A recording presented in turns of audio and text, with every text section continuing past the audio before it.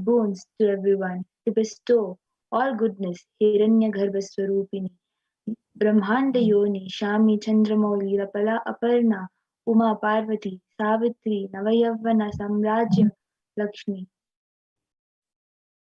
Shodasi, Meenakshi. You can go back to the previous slide, Ma.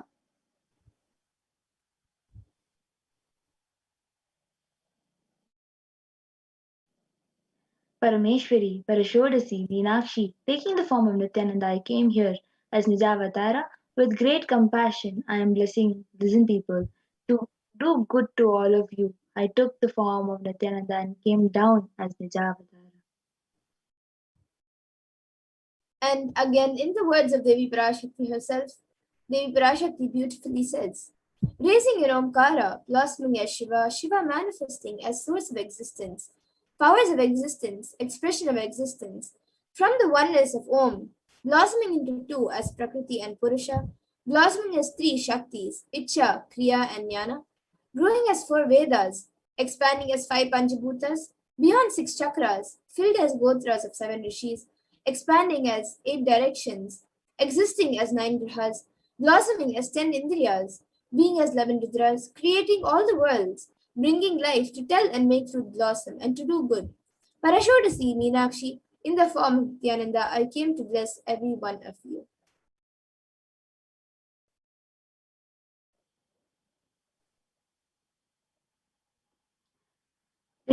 Literally, you are seeing Paramashiva and Parashakti at the moment. She is in the screen, there in the screen which you're watching in. So always receive her very traditional. Keep two betel leaves, one one banana, one betel nut, and one coin in front of the screen and watch Devi. So the coin is considered traditional dakshina. Lowest value. It can even be just 1 paisa. In US, it can just be 1 cent. I'm not trying to monetize. Keep even 1 cent. It is okay. So for 100 days, if you have darshan, it will add up to $1. In India, it is okay to keep even 1 paisa. It's okay.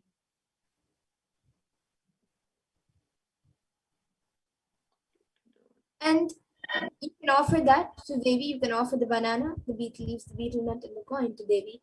And after the darshan is over, you can do namaskar and eat the banana, the betel leaf, and the betel nut, taking it as prasadam immediately. And the coins which you collect, you can send it to the LA temple.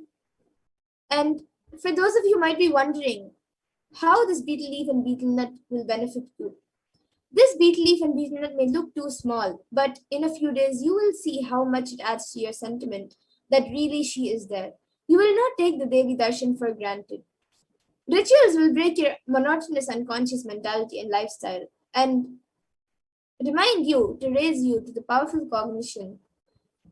It will break your unconscious behavior.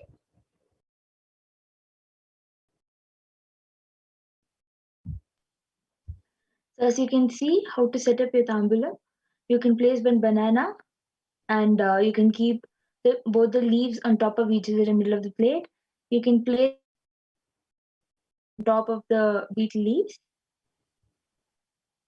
and place one coin on top of along with the betel nuts or just on the plate in the side. You can keep it all on top of a plate and set up your tambulam. Yes, and so these four items are the basic items kept in the tambulam, but if you would like, you can also keep a coconut, the kumkum, red bangles, and also a few flowers if you would like.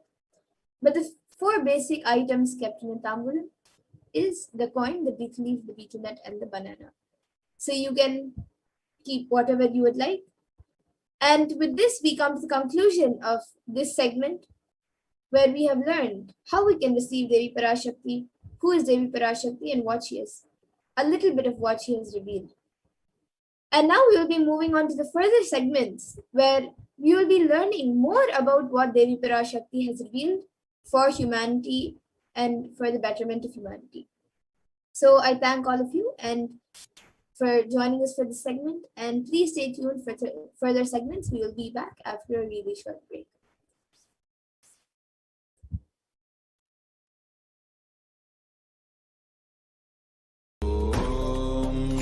Nithyananda Paramashivoham.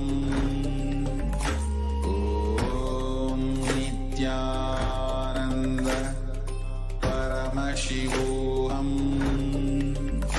Om Nithyananda Paramashivoham. Om Nithyananda Paramashivoham. Om Nithyananda Paramashivoham. Om Nithyananda Paramashivoham. Om Nithyananda Paramashivoham. Om Nithyananda Paramashivoham. Om Nithyananda, welcome back, dear viewers. Now we will be entering into the next segment where we will understand some of Devi Parashakti's revelations on the sacred secret of Hindu birth. And so if I could request the volunteer to share the slides on the secrets of Hindu birth, where Devi revealed that the purpose of the Hindu Yonijam.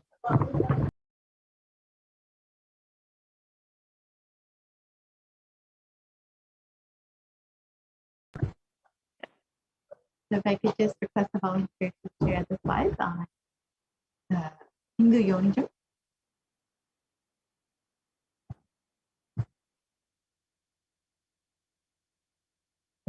We can just share the slides on Hindu Yonijam, the Hindu birth, the purpose of Hindu birth.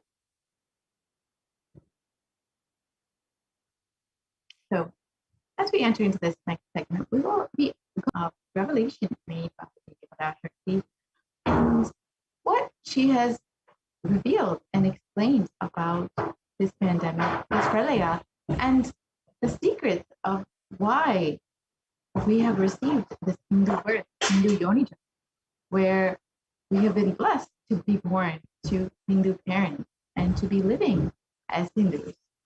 So we will be entering, and what is actually the responsibility of Hindus?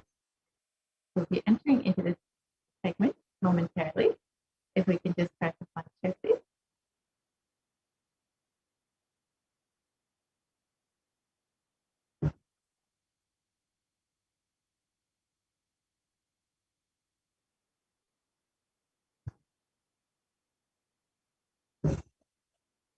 So Devi has revealed that the human birth is Uttama, the best of all the births that we can take, and that the Hindu birth, the Hindu Yonijam, is the Uttamottama, the best of the best.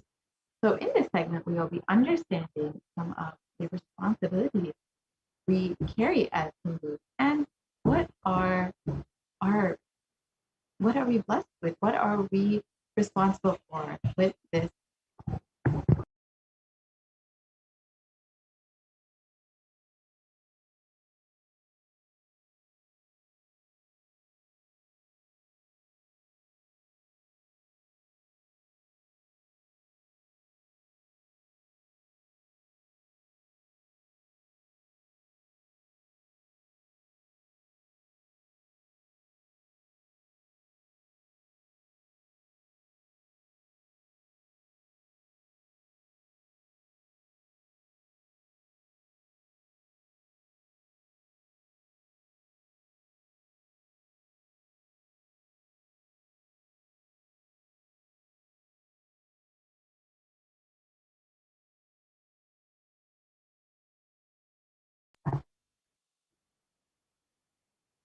So as we just wait for it to share the slides on that, I'll just be explaining how baby has been manifesting over the past few months and blessing humanity with the different revelations and guidance and blessings and various boons.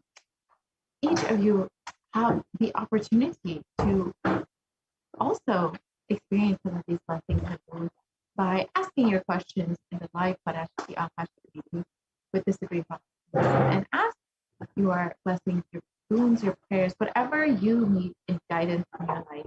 You have the opportunity to ask in every live baby Parashakti Akashic meeting.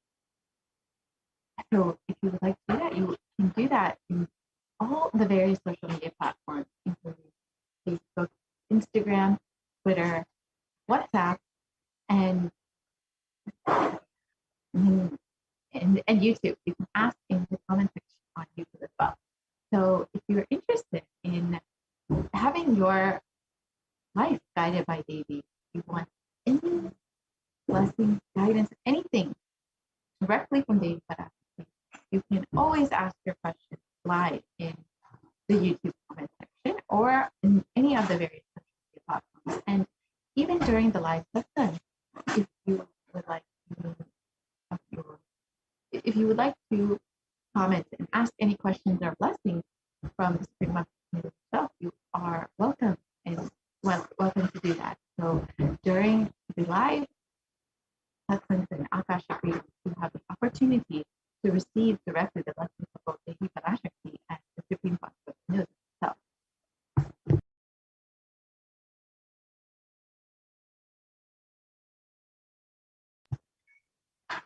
Yeah. So let us enter into the segment. Devi revealed on the 10th of May, 2021.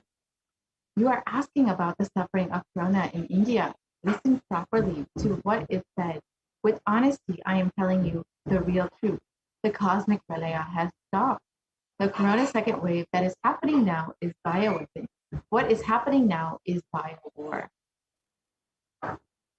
As Nityavatara, taking the form of Nithyananda Parashakti, I came in person to save Bharat, to save Sanatana Hindu Dharma in Bharat. Taking the form of Nithyananda, when I came as Nityavatara, the people who doesn't know how to live having me with them, what will I do for them? Worlds cannot be sacrificed for the sake of conspiracies done by some ignorant thieves who got stuck in Maya. Shrishti should not have loss. Cosmos should not have destruction. To save the cosmos from Pralaya, I made a huge ship. Its name is Adi Kailasa. Adi Kailasa is the ship that will gather all the enlightened powers of this cosmos and save the people from Pralaya. Through the tricks of traitors, rule of the enemy, without any other way out, time came for the sailor itself to leave. That is why the sky is boiling and moving towards this huge destruction. People, even if children do mistakes in ignorance by getting stuck in Maya, as it is Parashakti, Paramashakti, Parashakti, Manonmani. My responsibility is to save the cosmos from destruction. I am telling some of the truth. Listen properly. Within the next few months, not in thousands or lakhs, lives will be lost in crores. Crores of lives will be lost in India. I am telling you the truth. I am telling you the good. Search for protection for your life. So let us understand some of these revelations and how we should each take heed to what Devi has revealed. Devi revealed that within the next few months, not in thousands or lakhs, but lives will be lost in crores. Crores of lives will be lost in India. And as COVID-19 devastates India, deaths go completely uncountable. So we can explore this article and understand how Devi's revelations in manifestation. So on Saturday, officials reported that nearly 350,000 new infections and the deaths continue to rise. At one hospital in New Delhi, the capital doctors said that 20 patients in a critical care unit had died after oxygen pressure dropped, and the doctors blamed the deaths on the city's acute oxygen shortage. So this happened, sorry to correct myself, this happened on ago. So already that we are seeing how Devi's revelations are coming true, And more now, we are seeing that more and more people are dying. And India posts the highest death toll so far in this pandemic. And the death toll continues to rise well into this month in July, and you'll probably likely be seeing the same in August.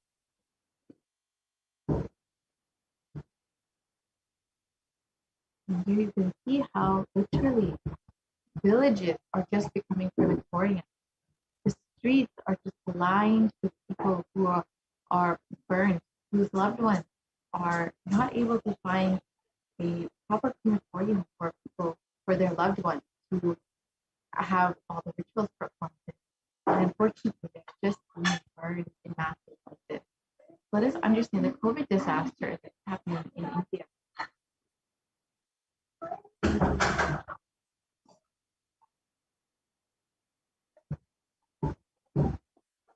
So, the Supreme Council of Hinduism revealed, all devotees and disciples, whoever listens to me, whom I don't need to convince, this is a personal message I'm giving to you all. Devi has very clearly revealed, Buddha August, September, there's going to be a worse third wave of corona. I saw in the vision dead bodies thickly floating on Ganga. Not just Ganga alone, there are 4 rivers coming from Kailasa, Ganga, Yamuna, Brahmaputra. In all these rivers, I saw dead bodies are floating. Dogs are eating those dead bodies and dying because they are grown-up people. And the poor people who don't have food eating those dogs' dead bodies, and they dying, as I saw this whole life.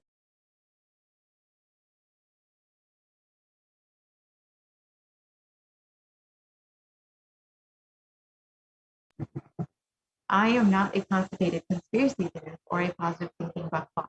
I see reality as it is and revealing it to you all as it is. So let us understand how the Supreme Council of Hinduism's revelations are manifesting today. So behind the bodies found on the riverbank, a COVID shadow. There have been several bodies found on the riverbank of Ganga and various rivers. And the bodies are coming up in fours and unclaimed, uncounted, and unidentified. And unfortunately, they are likely due to COVID-19 deaths.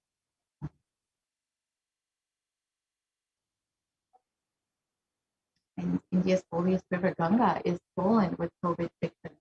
And exactly as they revealed, and Hinduism revealed, thousands of dead bodies will be floating on Ganga, and hundreds of corpses have been already found floating in the river or buried in the sand of the bank.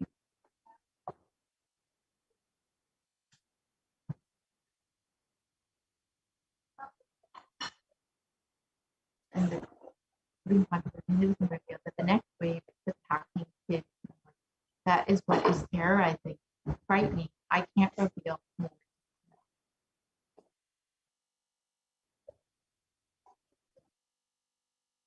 And let us understand this revelation. India's richest state was at the center of the second wave. Now it is preparing for a third wave. The western state of Maharashtra has so far reported more than 5.4 million cases of COVID-19, and this has included 82,000 deaths from COVID-19. Some predict a third wave could hit India potentially between September and October, and this is just in line with Devi Parashakti's revelation.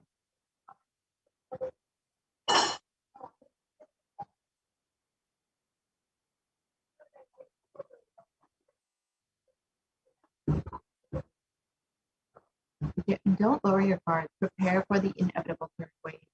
Reports have suggested that the third wave of COVID-19 is inevitable.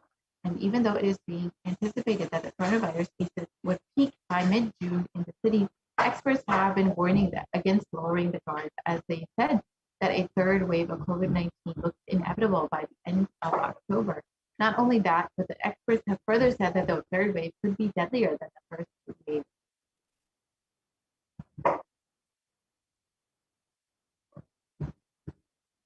And Maharashtra Maharashtra prepares for the third wave as COVID hit 8,000 children in one district, with more than 8,000 children catching the coronavirus in the month of May in Maharashtra.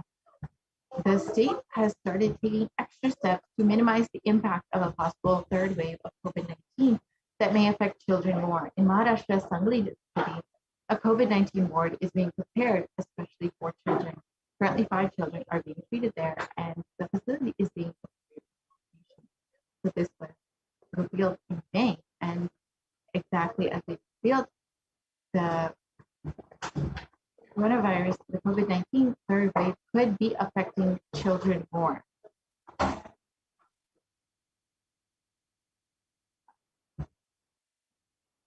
The third wave of COVID-19 impacts children. Over 9,000 children have tested positive in Maharashtra. And with the fears of the second wave of COVID-19 still lingering, the experts have suggested that the third wave will severely impact children. If the virus changes its course of nature, the children will largely be infected. And reports suggest that the virus has already impacted children.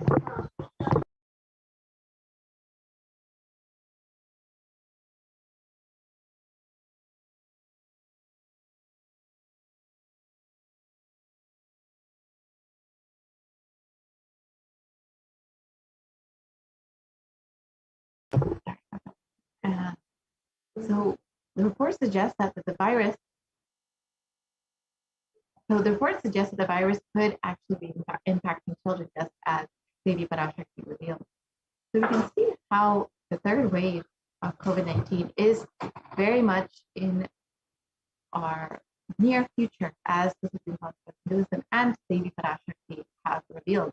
So it's really important for all of us to take heed to Devi Parashakti's revelation and guidance, as well as the Supreme Court of Hinduism's guidance, and protecting ourselves this year.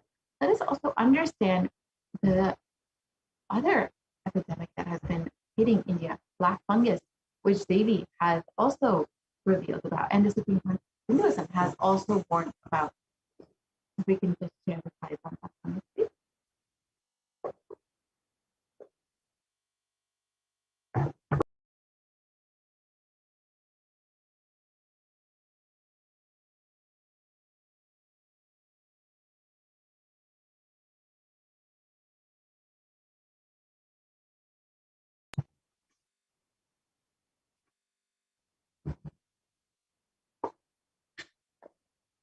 So if we can start this slide.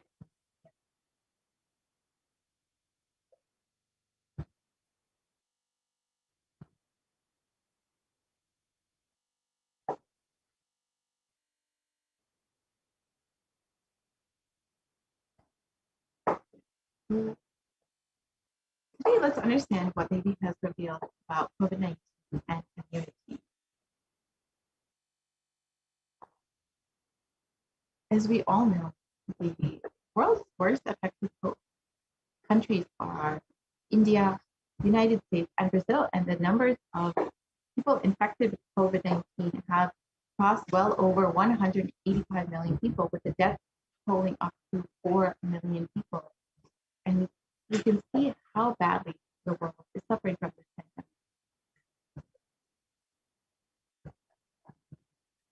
So let us understand what Devi has revealed about this pandemic and the immune strength of humans that will be affected during the infection of COVID-19. That's the first priority. Still, you are all not realizing the power of my words when I say Corona is very much out there with the support of decision makers, rulers, people who are supposed to protect all of you. Due to their irresponsibility, it is there and getting more and more strengthened.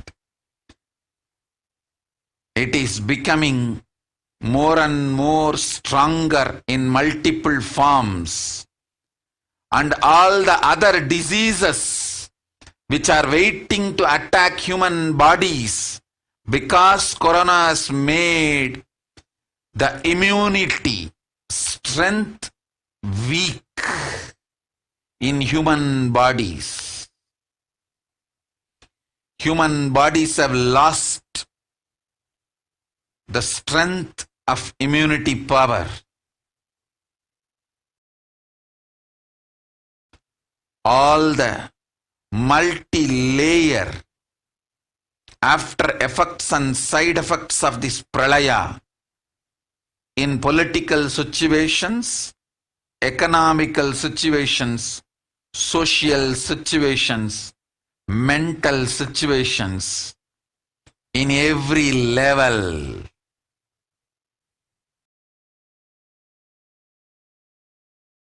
Cannot be described.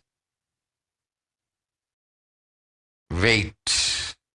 This year, focus on keeping yourself alive.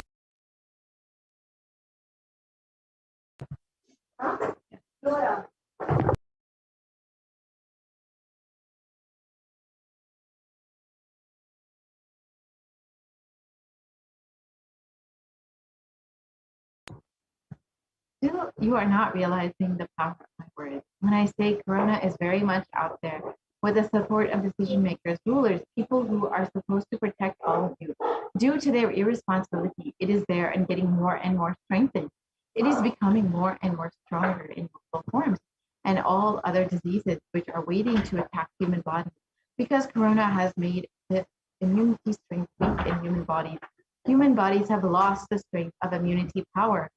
For all the multi-layer after effects and side effects of this pralaya in political situations, economic situations, social situations, mental situations, in every level cannot be described. Wait this year, focus on keeping yourself alive.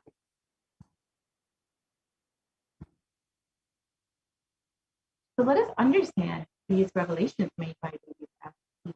The first revelation was that corona has made the immunity strength weak in human bodies. Let us look at this revelation more deeply. In Science Daily, it was reported that new research suggests that a coronavirus infection alters the biomechanical properties of red and white blood cells, and in some cases for months, a possible explanation for long COVID. And this was published in June 29, 2021, just 11 days after the Parashakti revelation. Let us look at this article a little bit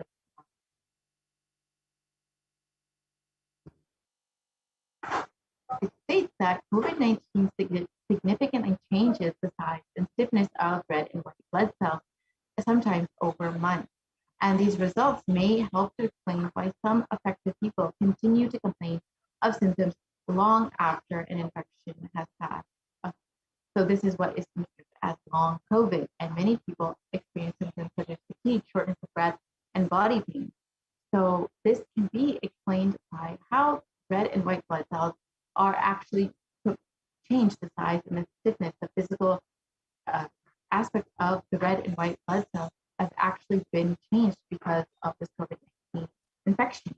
So this is exactly what they revealed, that COVID-19 actually affects your immunity power and the strength of immunity in human bodies.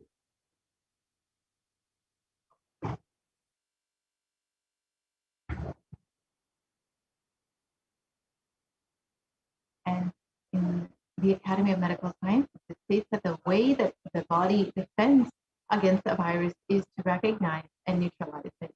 However, in Forbes, it was recently published that corona suppresses the immune system by disrupting the actions of the body's immune cells, and this immunosuppression allows for the 2-week incubation period, which gives COVID enough time to attack the body.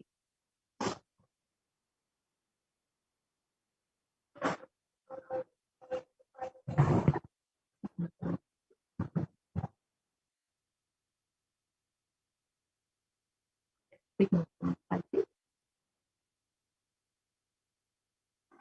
So if we look at the graph below, we can understand the typical timeline for for someone who has been infected with COVID-19, the initial period of incubation is between 0 to 5 days, and between 5 to 10 days, the prodromal period happens, and between 10 to 15 days is the acute infection, where usually the infection severes and many people end up in the ICU. And after this period, after this 2-week period, many times people are able to recover, but other times this infection can go much longer.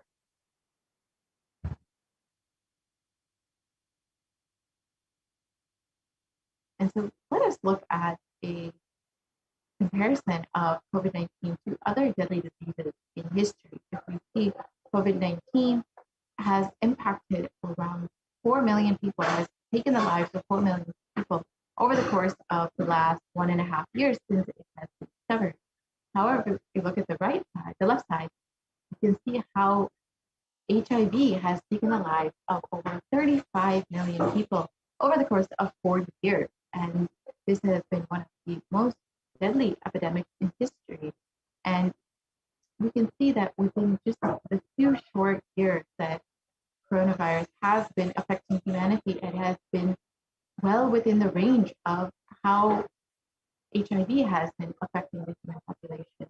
So we can understand that COVID is very much one of the worst pandemics that we have faced as a humanity.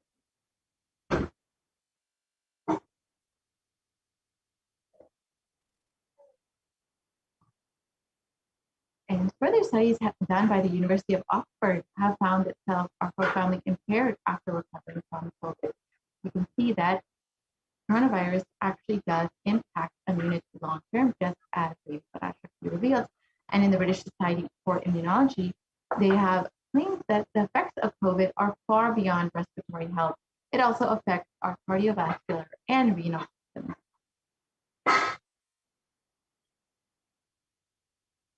And in this excerpt from a recent article published, it states that exposure to the disease COVID-19 causes symptoms in multiple organ systems, which across the body, and is not limited to the lungs and respiratory system as was originally thought.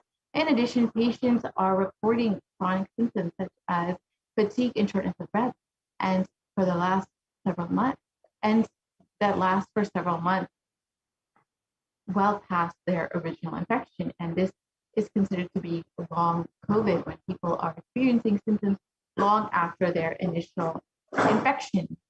So long COVID can affect the lungs, the cardiovascular system, the circulatory system, and it can cause fatigue and inflammation. And as we revealed, it affects the immune system. And because of this, can cause many other symptoms.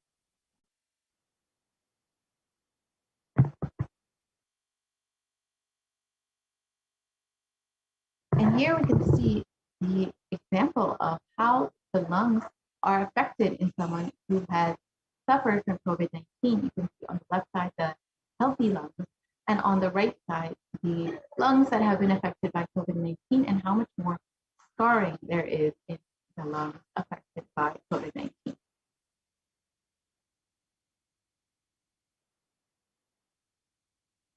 And the CDC reported that symptoms can last up to weeks after the first infection, and that it can affect multiple organs. And it is not just limited to the lungs, but it can affect the heart, the kidney, the skin, and the brain function. So just as they revealed, it is the coronavirus does weaken immunity and make you more susceptible to other diseases.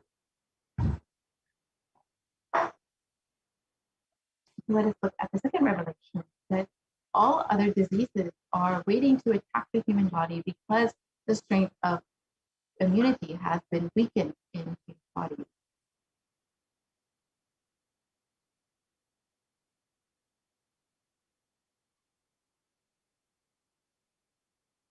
Next slide, please.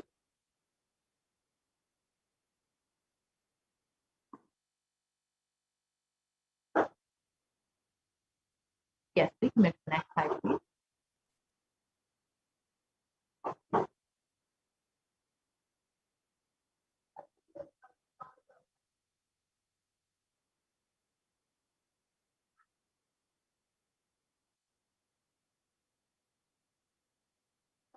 So baby revealed that the strength of immunity will be weakest in bodies because of COVID-19. And because of this, other diseases will be waiting to attack human bodies. So we've already seen this with black fungus, white fungus, and other fungal diseases which have been affecting the nation vastly after the COVID-19 pandemic. And we can see in the next few slides, we'll be able to see how many patients have been affected by COVID-19 and later have been infected with these various fungal diseases. If we can move to the next slide, please.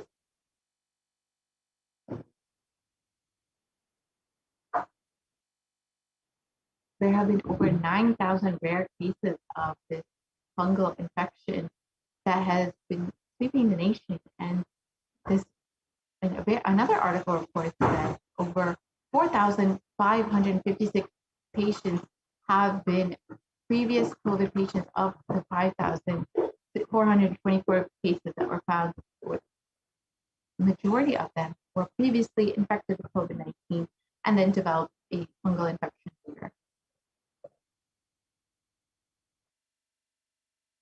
And here you can just see some of the photos of people who have been infected with these various fungal diseases and COVID-19.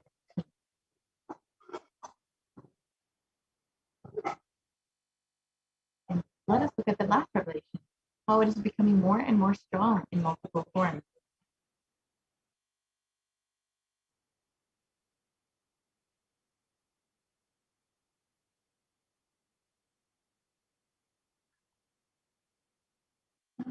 So we've already seen that there have been several variants coming out of different countries, including UK, South Africa, India, and Brazil, and they have been serious causes for concern and the cause for the multiple waves of COVID-19 that many places have been experiencing.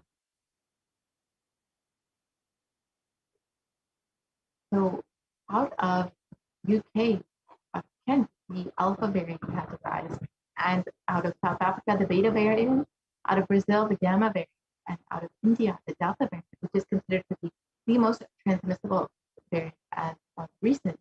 And viruses generally mutate, but in the case of COVID, we have seen that they have become more dominant. So as maybe revealed, there are COVID-19 will be becoming stronger in multiple forms.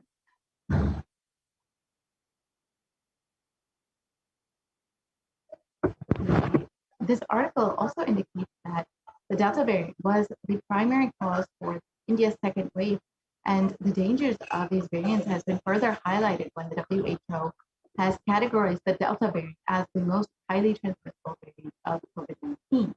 And this is the variant, again, coming out of India.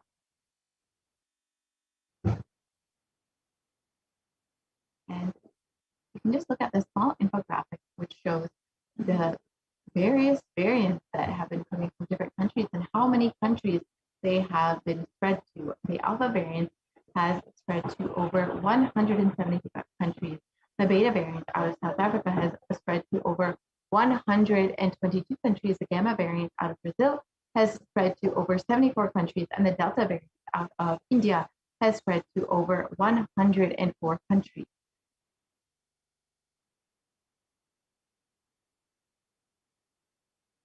And the variants of COVID-19 that have been recently discovered,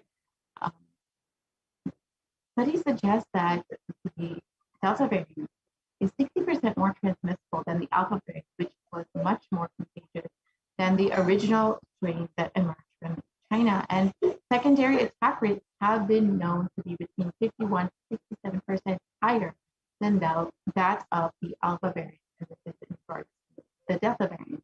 And unfortunately, there are other variants that we should be concerned about. The responsive immunism has already revealed about the Delta Plus variant and the Lambda variant, which will seriously affect the country in the coming months. So let us all take heed to babies' warnings and guidance that our only priority for this year is keeping ourselves alive. So let us listen to baby's reflections on the 14th of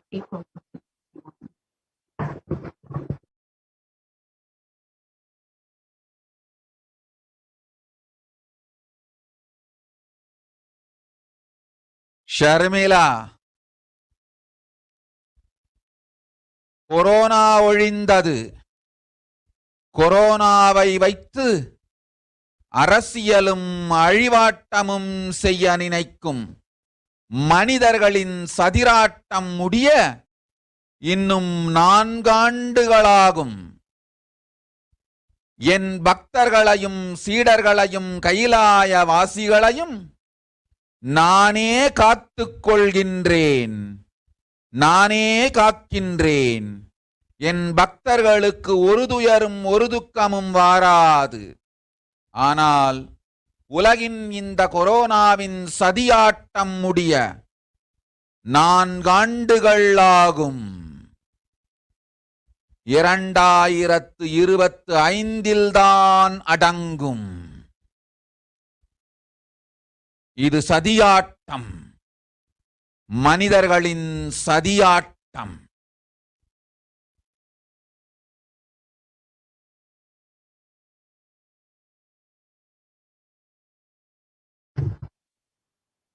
So let us understand the translation of Devi's revelation. Corona is destroyed, but it will take 4 years for the political conspiracies done by humans to end.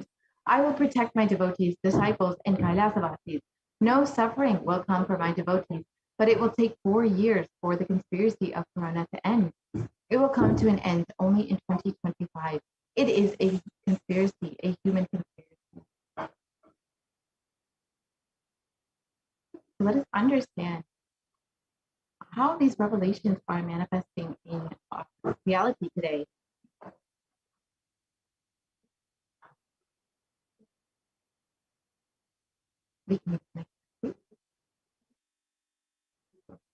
So as per Devi's revelations, we can see that there are going to be many more waves of COVID coming in the near future. And between October and November, we will see the peak of the possible 3rd wave. And in this article, it continues to say that if a new variant is discovered, it would spread faster during the 3rd wave. So we can see, as Devi revealed, there will be many more waves of COVID-19 and reasons to make sure that we are being very cautious with ourselves during this time. And with more waves of COVID-19 coming, what is the best way to protect ourselves? Does anybody have a solution?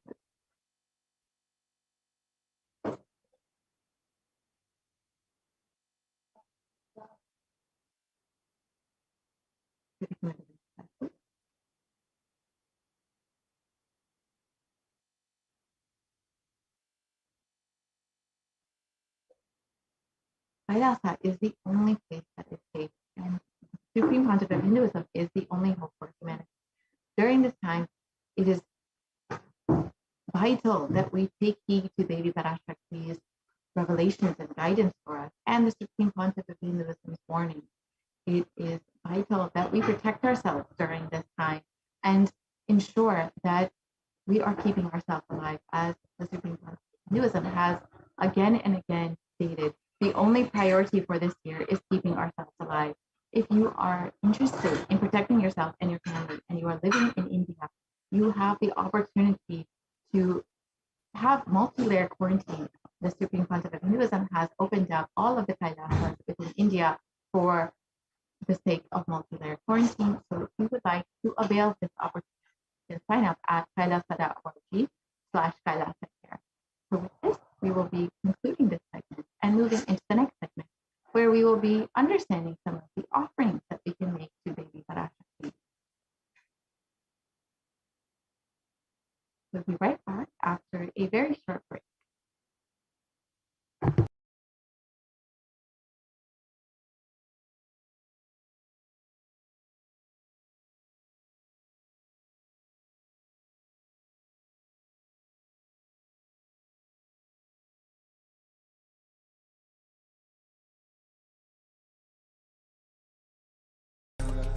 Paramashivoham. Om Nithyananda Paramashivoham. Om Nithyananda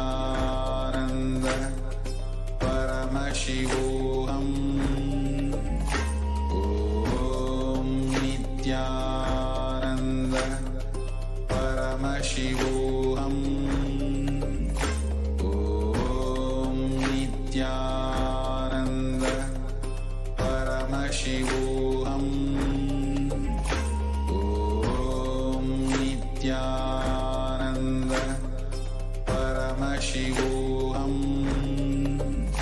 Om Nithyananda Paramashivoham.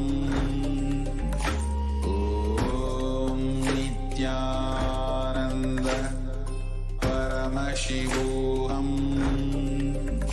Om Nithyananda Paramashivoham. Om Nithyananda Paramashivoham. Om Nithyananda Paramashivoham. Om Nithyananda Paramashivoham.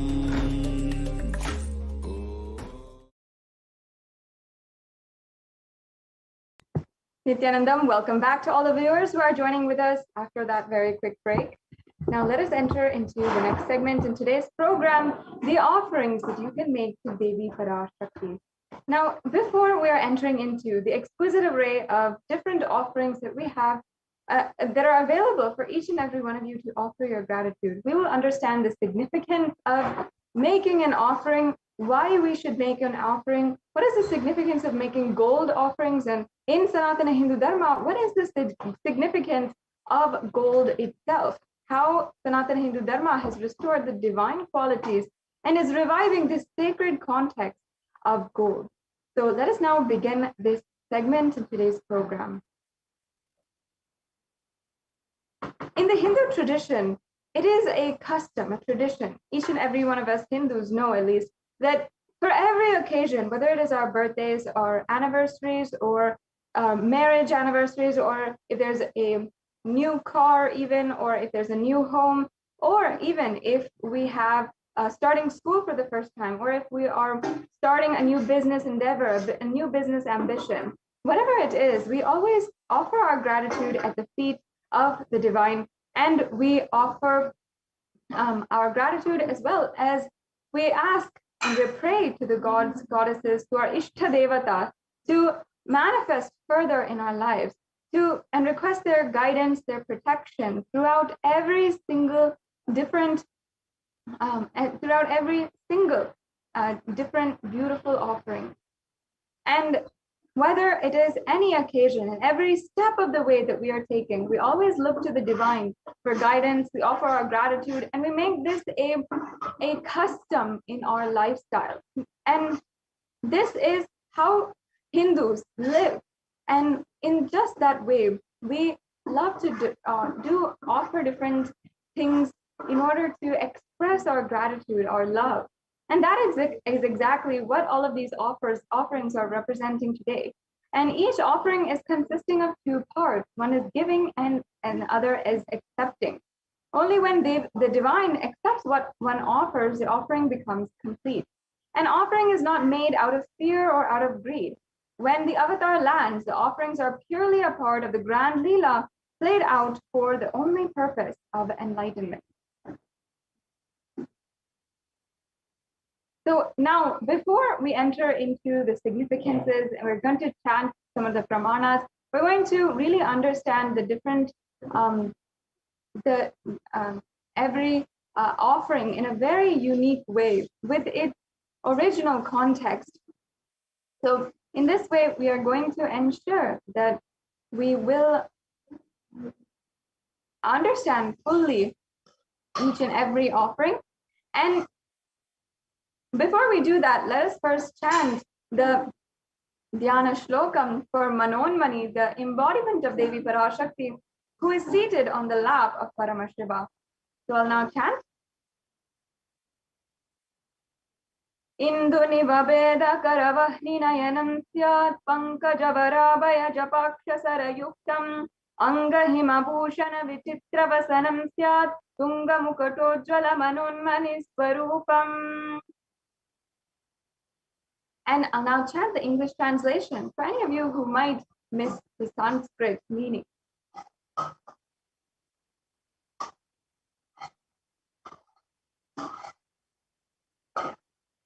Moonlight face holding the Vedas on hand and fire in eyes, with lotus flower gracing and blessing hands, and one hand with the Japamala, beautifully decorated with jeweled ornaments and wonderful clothes and shining bright crown. Her name is Manonmani. Yes, and now I'll chant the second Dhyana Shloka for Devi Parashakti before we enter into the real content of this segment. ध्याये देवीं त्रिनेत्रां शशिनिभवदनां वेदहस्तां ददानां सव्ये पद्मं वरदमपरे चाभयं चाक्षमालां दिव्यैराभरणे विभूषिततनुं ब्रह्मादिभिः पूजितां देवीमेव मनोन्मनीं प्रतिदिनं कामात्रदात्रीं शुभाम्. And the English translation now.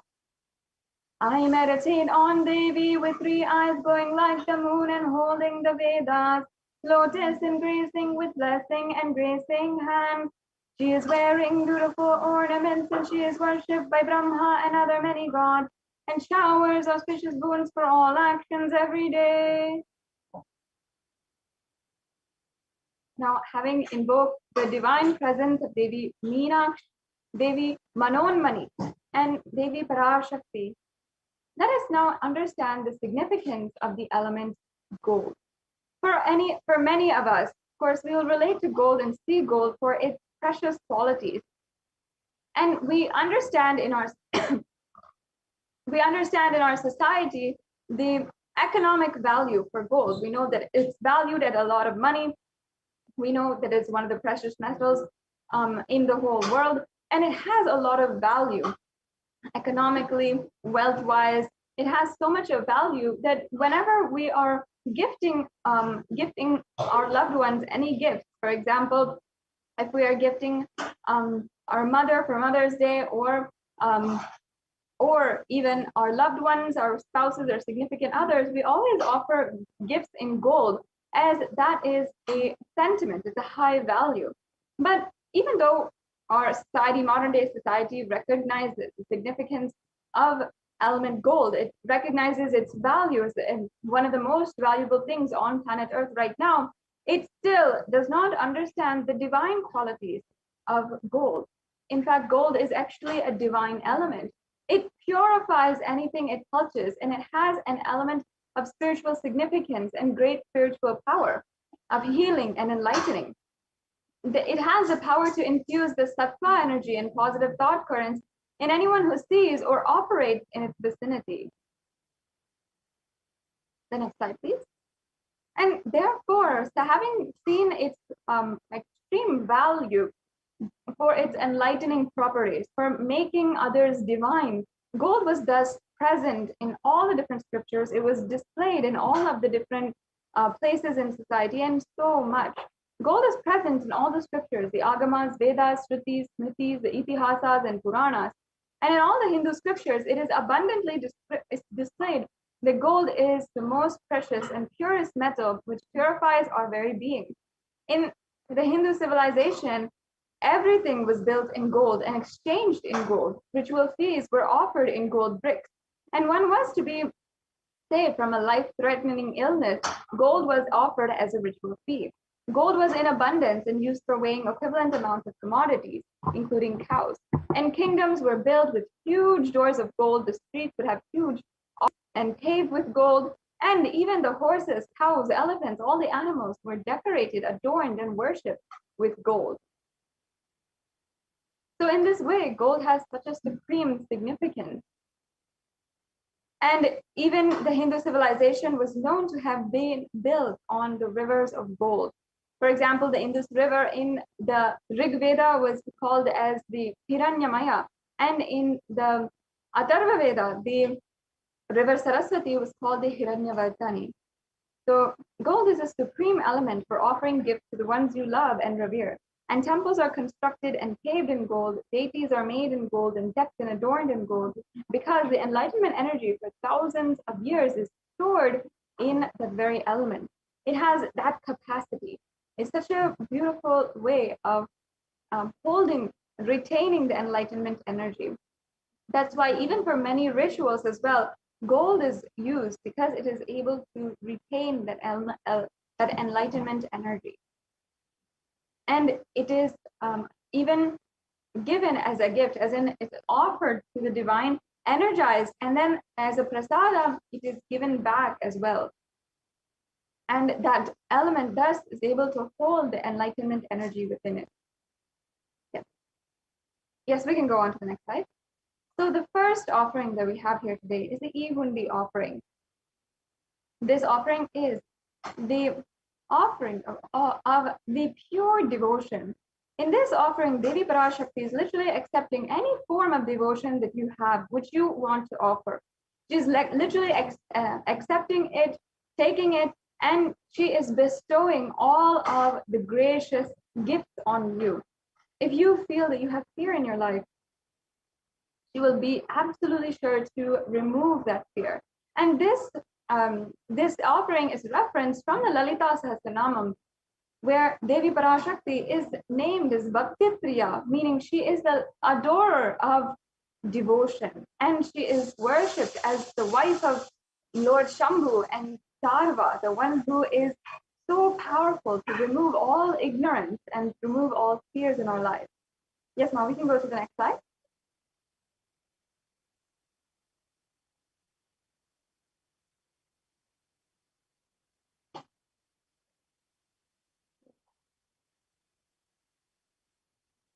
The next slide, please.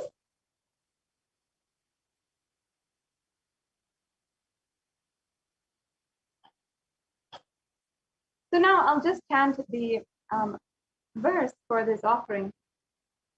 Bhakti Priya, Bhakti Gamya, Bhakti Vashya, Bhayapaha, Shambhavi Sharadaradya Sharvani Sharmadayini. And the translation is that Devi is fond of true devotion, and she gives herself to anyone who gives that true devotion, and she removes all fears. Yes, can we go to the next slide? So this offering you can do through the registration links, or you can do through the YouTube super chat. And the Ihundi offering has a very special significance as well, as it is for us Hindus. We always go to the temple and we'll offer whatever we want, a few coins and or into the plate of the pujari, or we'll offer it directly into the hundi. And it's just a custom, a beautiful part of the temple ritual process, and a part of the way that we go to the temple, the way that we are, that our temple practice and customs are actually built, and how we practice it from a young age. So for that sacred sentiment as well, we have revived this e-hundi offering on the digital platform, and you can offer this in any way. It's very easy payment that you can make for any amount, for $1 or any amount that you feel you want to offer today. So yes, let's go on to the next offering. The Sankalpa chanting. This is another beautiful offering. The Sankalpa is the conscious resolution. It is actually a mantra, very elaborate mantra or chant that is in Sanskrit, and embedded within the lines of the Sankalpa are prayers for the all different types of auspiciousness, including eternal celebration, eternal auspiciousness, the Nityotsava, Nitya Kalyana, all that is eternal celebration, which is chanted during the Sankalpa. And not only that, we are praying for different good qualities to be bestowed on us, and to remove all of the bad qualities, and to go beyond fear, lust, or greed, and to manifest in our life the ultimate knowledge, the different siddhis, the different shaktis. All of that is what we are requesting, are praying for. And that is what is the ultimate meaning of the Sankalpa. And it is a very powerful chant. And it's of course very much known that the sacred chants in Sanatana Hindu Dharma have the power to literally invoke that energy within inside of you. And there's so much of research as well that is going in behind the significance of the sacred chant. And we'll see that that very science is implemented in all of these offerings for each and every one of us to experience beautiful oneness in our life. And the reference here that we have is from the Devi Mahatyam, chapter 12, verse 34. In the Sankalpa, it says the goddess enchants this universe and she herself gives birth to this universe. That goddess, being prayed without any interest in anything, gives a knowledge that leads to salvation and gives wealth in the materialistic sense. So this is exactly what Devi will bestow on us. And without asking anything in return as well. So you can offer this sankalpa, the conscious resolution, this prayer, and it's a very simple offering, and you can have all the fruition of your desires and wishes in your life. And once again, you can follow the links for the payment. And if you have any questions about how you can offer today, or if you are wondering how you can offer, you can wait until the end of this segment. Stay tuned and we will go through the steps of how you can offer. Yes. And as you can see, this is the next offering, the Sahasranama Swarna Kasu. And in the Lalita Sahasranama, Devi Parashakti is described beautifully as Nama Parayana Prita, meaning the one who likes the repetition of her various names. And actually, during this puja, all the various names of Devi Parashakti are chanted during this Sahasranama.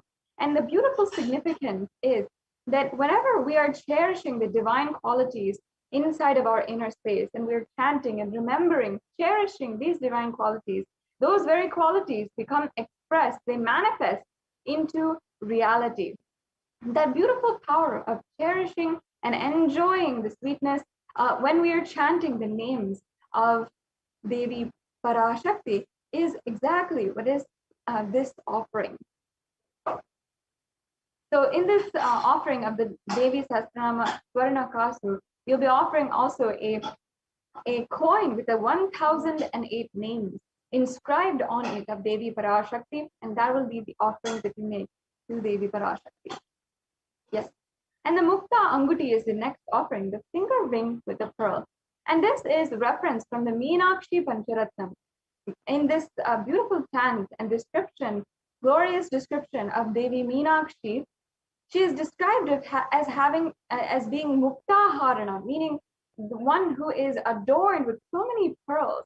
And pearl has a beautiful significance in Sanatana Hindu Dharma, and it is literally symbolic of compassion. So now let me just chant this beautiful verse from the Meenakshi Pancharatna. Muktaharanala satkiritaru shiram purnendu vatra prabham chinjannu purikinkini manidaram padma prabhabasuram sarvabhita palapradam girisutam vani ramasevitam Meenakshim pranatosmi santatamaham karunyavaram nidim. And now let me chant the English translation. I bow down to the goddess Meenakshi, whose crown has garlands of pearls and face shining like the full moon, who wears anklets that are studded with gemstones and has small bells, who is shining like the splendor of a lotus, who grants all wishes, the daughter of the mountain, and who is worshipped by goddess Vani and Rama. I remain ever bowing to the goddess Meenakshi, the ocean of compassion. Yes. So we can offer this beautiful pearl ring representing the compassion to Devi Meenakshi, the one who literally had in her ambition, in her powerful space, had created Kailasa on planet Earth. You can literally be bestowed with all of her blessings and manifest whatever you want. Manifest her compassion being bestowed on you as well, and manifest any business endeavor that you want in your life. Yes, we can go on to the next slide.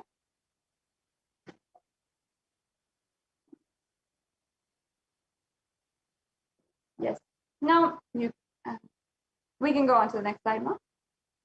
The next offering is the Swarna Padma Pushpa, the golden lotus.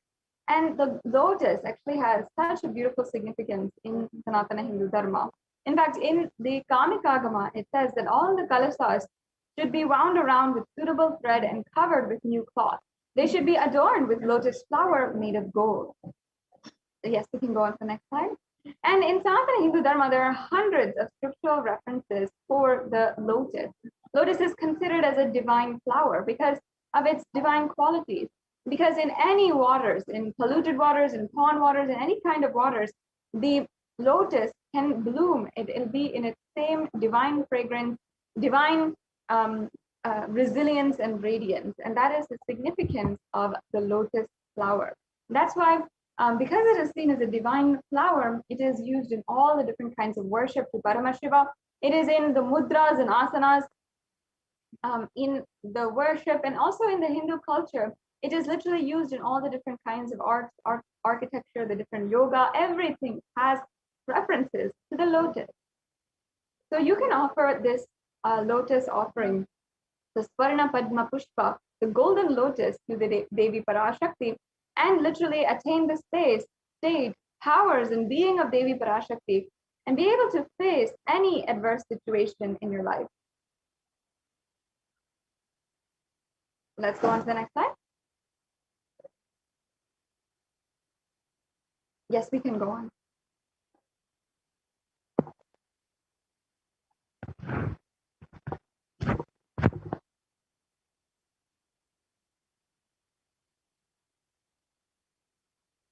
The next offering is the Swarna Meti. And the Swarna Meti actually has very beautiful significance. And we all know that the piece of jewelry is known as the toe ring. That is what exactly is the Meti. And the toe ring actually has its roots in Sanatana Hindu Dharma. Before popular culture took it up and started using it everywhere, Sanatana Hindu Dharma had seen it and literally used this beautiful ring for the toes in a very significant way. In fact, still now, in all of the Hindu marriages, the bride will be offered worship, will be invoked with the energy of Devi Parashakti, and she'll be worshipped as Devi Parashakti, and then her toes will be adorned with the toe ring. And that toe ring might be in silver, it might be in gold, it might be in metal, it might be in any way, but it'll be a beautiful toe ring that is put onto the bride during her marriage ceremony. And that verse, literally, that whole custom is actually from this very verse. And I'll just be chanting this verse, where it says beautifully, Nakhadiditi samchana namajjana tamoguna padadvaya prabhajala parakrita saroruha.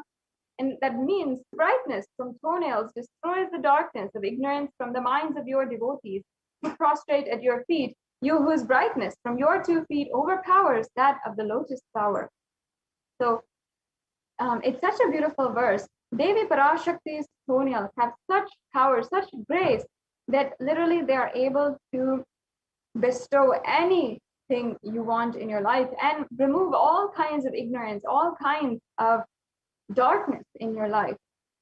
So it's such a beautiful way to contextualize the entire thing, the significance behind these beautiful offerings. If you offer this toe ring to Devi Parashakti, the golden toe ring, which is the most auspicious, you can be sure to have the constant gratitude for receiving her blessings, even in the most difficult aspects of our lives.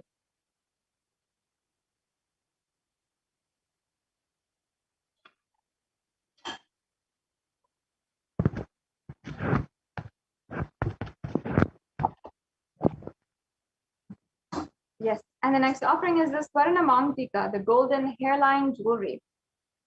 And the Mangtika actually represents the nectar flowing from the Sahasrara chakra, which is fully open. And this also has reference back to Devi Parashakti herself in descriptions of Devi Parashakti, where she is described as Shuddha Saravi Varshani, meaning she who makes the nectar flow in all of our nerves from Sahasrara, and she who gives a very pleasant experience of the ultimate. And in this very way, she opens the Sahasrara chakra and opens the 1,000-petaled lotus at the crown of our heads. And the nectar which is flowing from that is represented by the Mangtika. So you can receive Devi Parashakti's blessings to be in the blissful state of overflowing gratitude and the space of complete completion. Yes, we can go on. The next offering is the Pratyaksha Pada Puja. Once again, we have learned the significance of the very feet of Devi Parashakti. I'll just be repeating that pramana here once again for all of us to understand and deeply cognize this significance. Nakhadiditi samchana namajjana tamo guna padadvaya prabha jala parakruta saroruham. And the English translation says, the illumining splendor of Devi's toenails dispel the darkness of ignorance in the devotees of those prostrating at her feet. And her feet depute even the lotus in beauty. Yes, and as you can see, in the Saundarya Lahari, it actually has a beautiful significance of the offering at Devi Parashakti's feet. It says that the very feet of Devi Parashakti and her toenails are even sharpened by the celestial beings who prostrate before her feet continuously.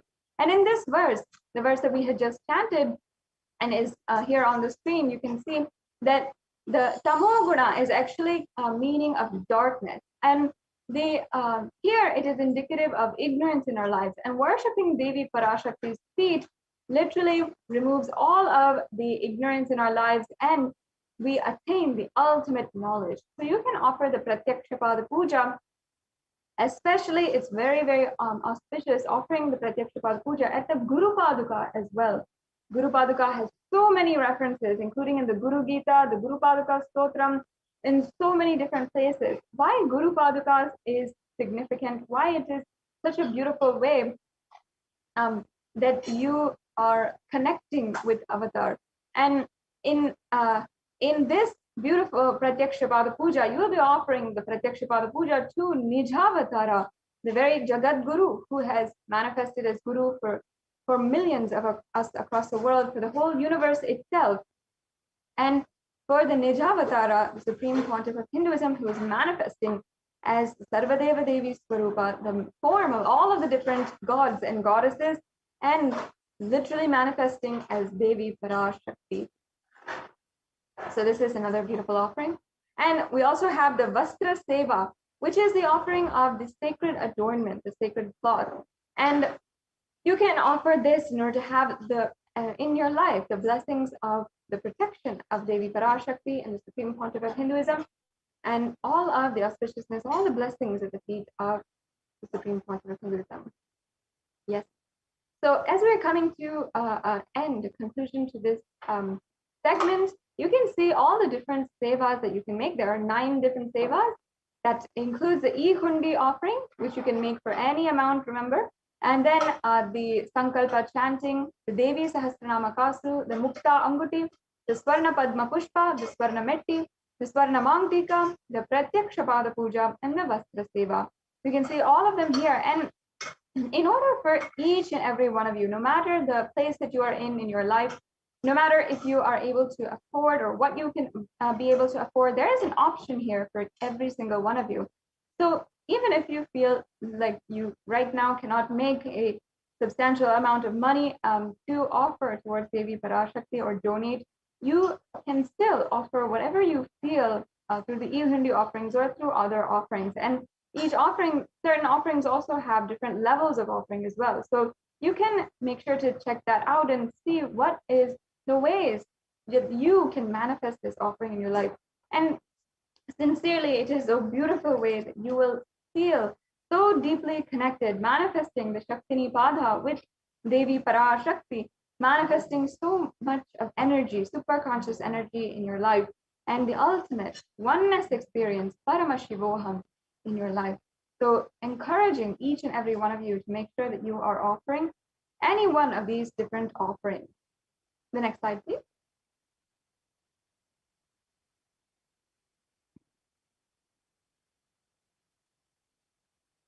Yes, and the next offering here brings us to a conclusion of all the different offerings that we have. And we're just going to go through now the different steps on how to make a payment. Now, there's a 3-stage process that we'll just briefly go over. One is the pre-payment, and before you are ready to pay for the for these offerings, then we'll go through the payment process, and then after the payment, what you need to do.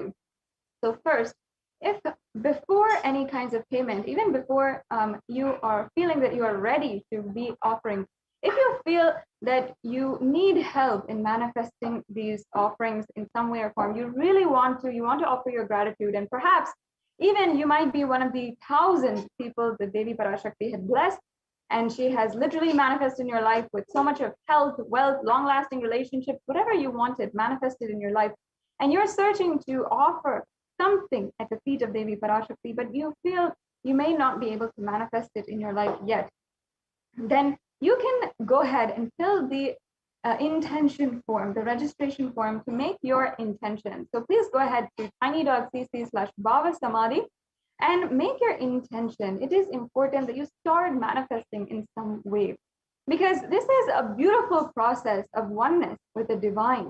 It is not some kind of low level. It's not a small ambition that we are talking about here. It is literally manifesting the very relationship with Devi Parashakti herself. And you can, in this way, manifest the ultimate oneness with Devi Parashakti. And you can start manifesting how you want to today, and manifest through the offerings to Devi Parashakti. So start by filling out the registration form. And then also, in just a few minutes, we'll also have projecting on the screen the link for the payment. So this is the second stage, the stage 2 of the process. If you are ready to make the payment, you can skip over. You don't need to make the intention form. You can go ahead and start and make the payment today. And you can go ahead to the link tiny.cc/Devi-offerings and make with a simple, very easy 3-step process. Yes, as you can see here, this is the Bhava Samadhi Darshan form. And here we have the donations link. So if you're ready to make a payment, you'll go to this link and it'll look like this. You'll select in the drop-down menu the offering that you want to make. You'll select whatever you want, perhaps the Pratyaksha Pada Puja, perhaps the Swarna Padam Pushpam. There's a huge different array of options that you have. And after you are doing the very hard decision of what kind of offering that you want to make, then you will add that to your cart and go ahead and proceed to checkout. So you can review your items in your cart and proceed to checkout.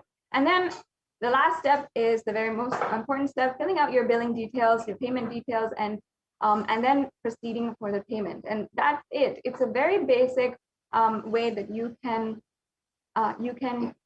offer today. And if you're used to online shopping, you can simply do this, and simply you can do this 3-step process to make a payment.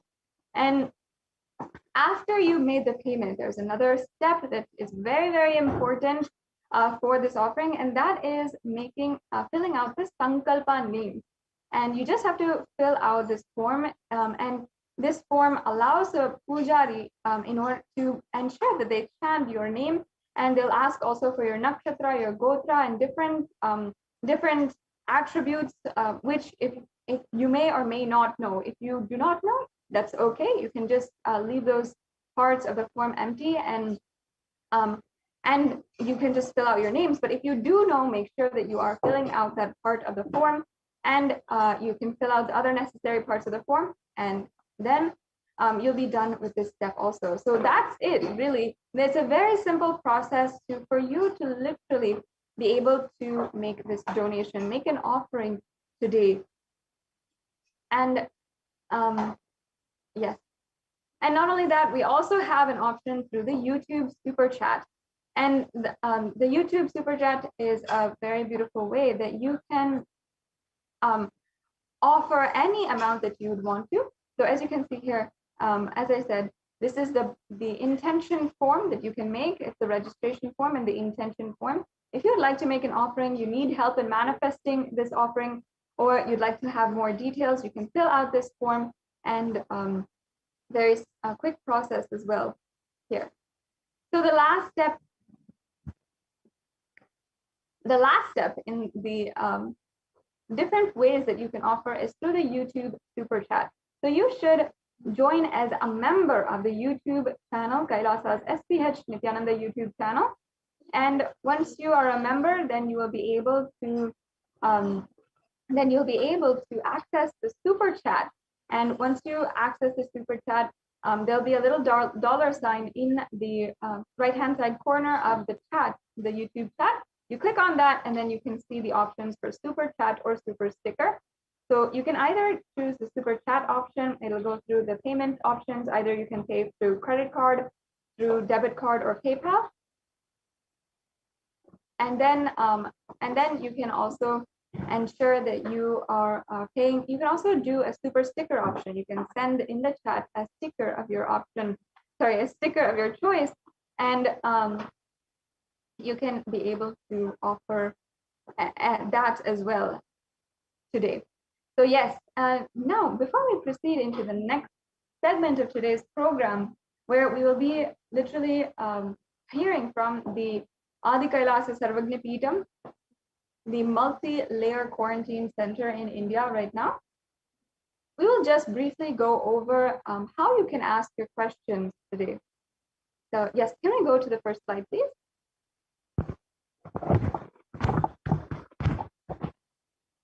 Yes. So as you can see here, you can comment your questions on the YouTube live video. And again, you should make sure that you are a member of the YouTube channel. And for membership, you can just click the join button. Once you become a member, then you can ask your questions on the live chat in YouTube. And then you'll also have access to donate through the super chat or the super sticker options as well. The next slide, please. The next option that we have today is the Facebook, the live Facebook video. So I highly recommend for each and every one of you to ensure that you are following and liking the official page of the Supreme Pontiff of Hinduism. And as you can see here, you can go ahead and search in Facebook, Kailasa's HDH Nithyananda Paramashivam. And you can like and follow this page, and you will be able to get all the notifications of any satsangs, of any of the different posts, the announcements, and the satsangs, the live darshans of the Supreme Pontiff of Hinduism.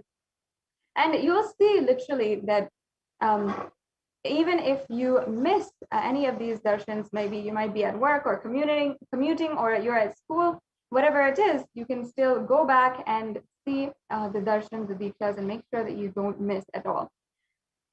So, so also again, you can in the Facebook, in the live video, during the live Bhava Samadhi Darshan, or during the satsang as well, you can ask your questions.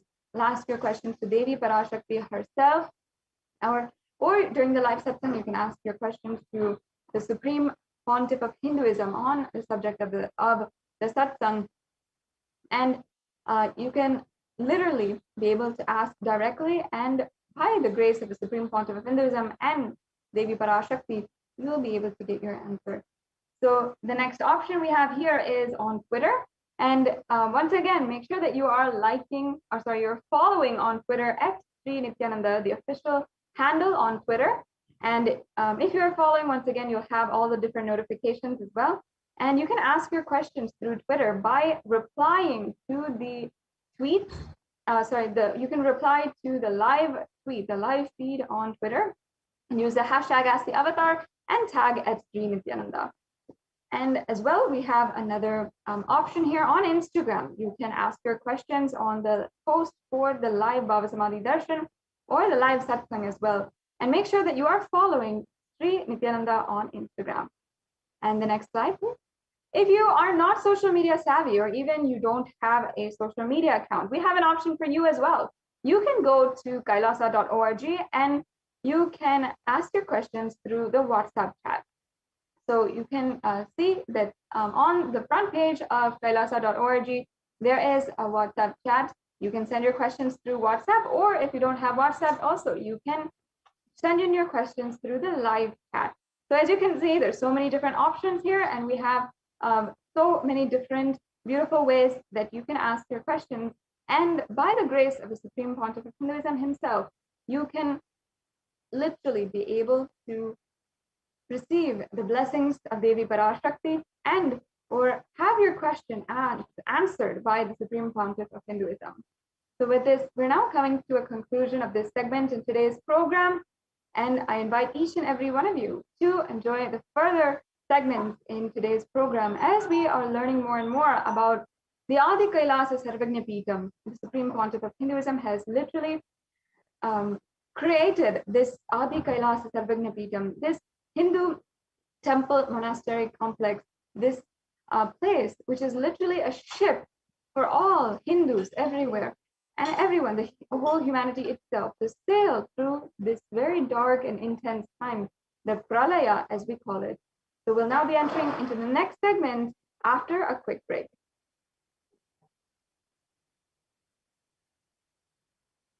Paramashivoham. Om Nithyananda Paramashivoham. What I mean by the word e-Kailasa, listen intensely. Enlightenment ecosystem, literally enlightenment itself, in your own home, wherever you are. If you cannot come to Kailasa, it's okay. Kailasa can come to you. Kailasa coming to you is e-Kailasa.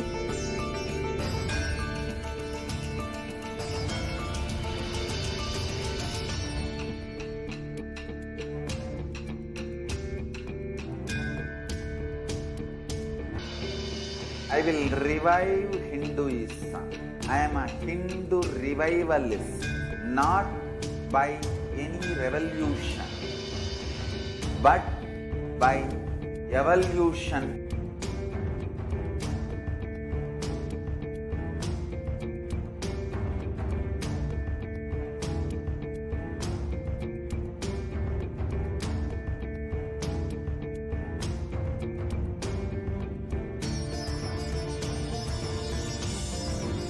And setting model community.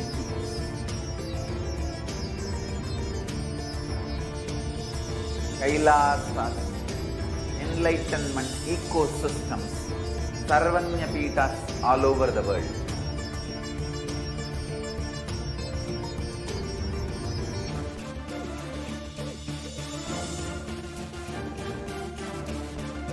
All powerful cognition, knowledge, only when you live, power manifestation and possibilities manifestation happens. It's a fundamental truth.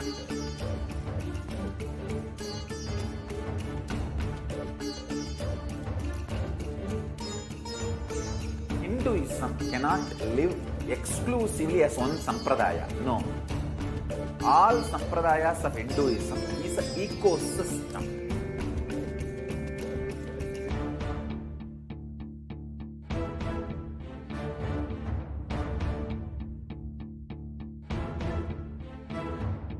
So don't keep quiet thinking that if one sampradaya is attacked, only that sampradaya is going to be affected.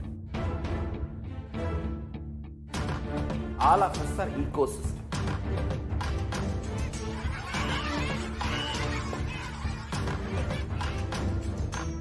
All of you get involved and enjoy Hinduism by the principle of Dharmo Rakshati Rakshitaha. When you protect Dharma, Dharma protects you. We will make the whole planet flourish spiritually. The spiritual prosperity will happen to the whole planet. We all have to coexist together.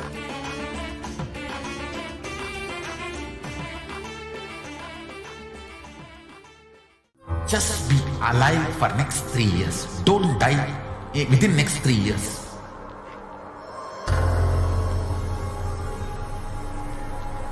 Just don't die within next 3 years. Be alive. Somehow be alive. I'm working sincerely. I will reach you somehow. Somehow I will reach you. It's my commitment to humanity.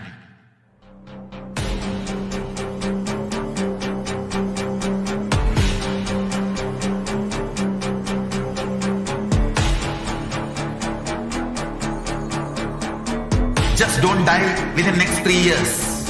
I will reach you wherever you are, whichever corner of the world you may be. I will reach you with enlightenment. You manifesting the space, state, powers, being Paramashivoham.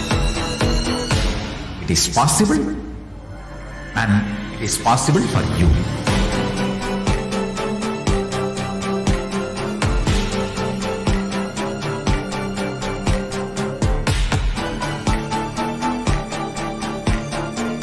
Paramashiva will reach you with enlightenment science. I know he is going to do the job.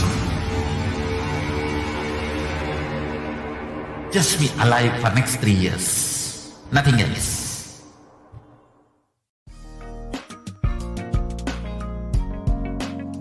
We get you health. We get you ability to build beautiful relationships in your life. We get you direct spiritual support and become wealthy.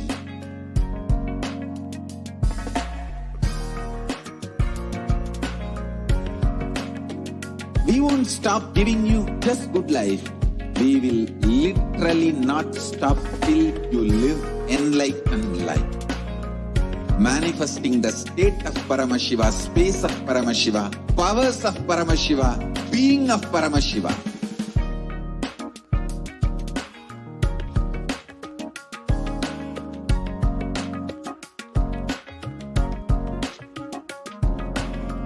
Whole world should become Kailashians. I want the whole world to know Hindus have something great to contribute to the world.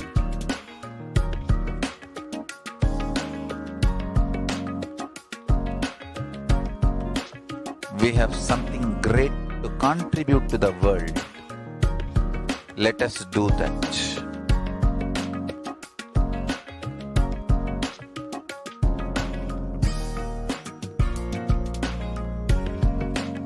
Kailasa is proper customized spiritual service helping you to identify your root patterns of suffering.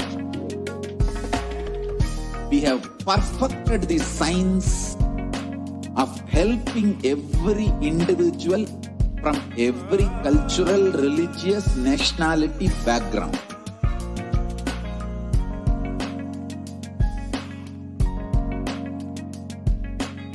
You will have lowest reactionary assumptions, highest awakened response, alive response for life continuously.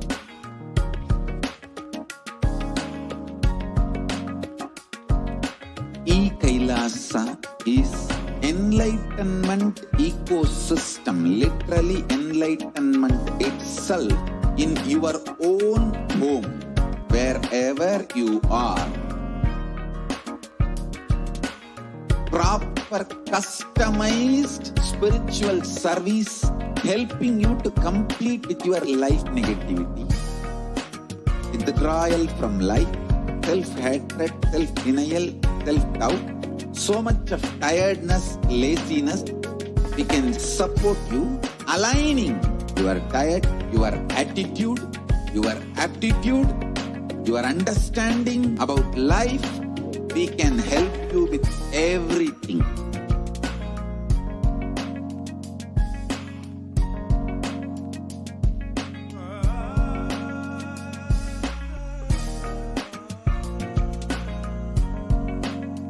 If you are interested in enlightenment, we will immediately bring this to you.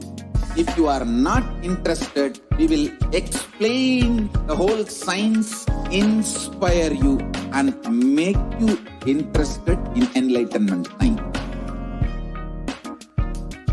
We need to cater this enlightenment science to the whole world wherever they are.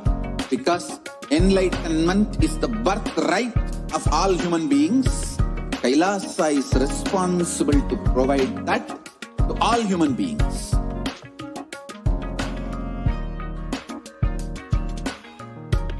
Kailasa is the totality of the knowledge I received from my gurus and practice manifested in my life, perfected by teaching millions of people from all cultures, time zones, backgrounds, genders, nationality, race, from every creed.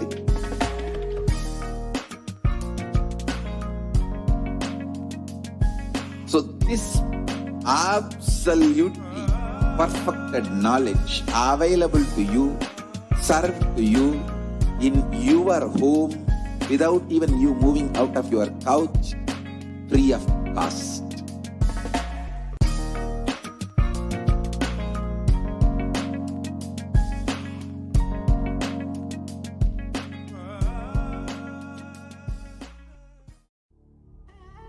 What I mean by the word e-Kailasa, listen intensely. Enlightenment ecosystem, literally enlightenment itself, in your own home, wherever you are.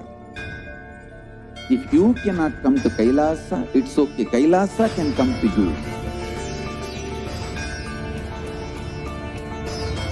Kailasa coming to you is e-Kailasa.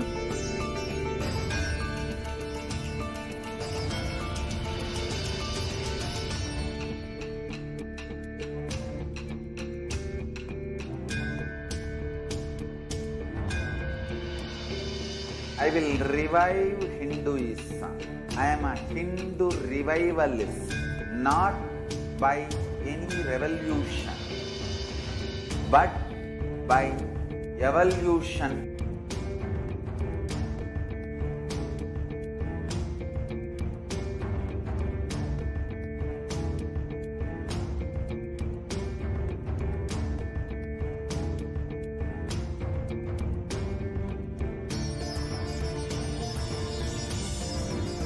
And setting model communities.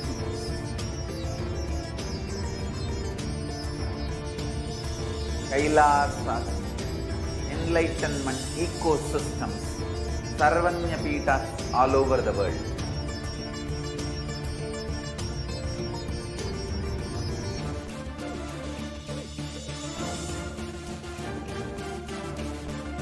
All powerful cognition, knowledge, only when you live power manifestation and possibilities manifestation happens.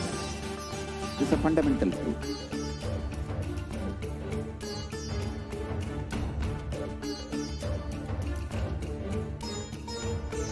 Hinduism cannot live exclusively as one sampradaya. No.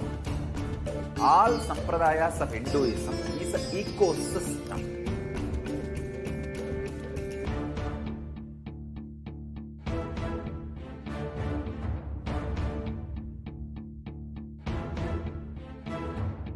So don't keep quiet thinking that if one sampradaya is attacked, only that sampradaya is.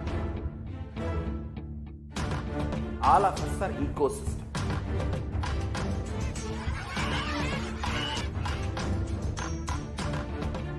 I invite all of you to get involved and enjoy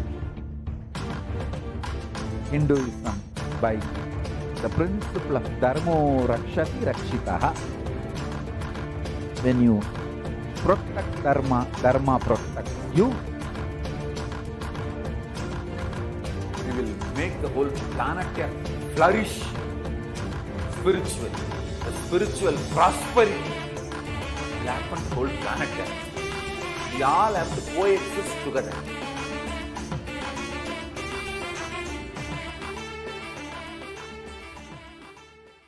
Just be alive for next 3 years. Don't die within next 3 years.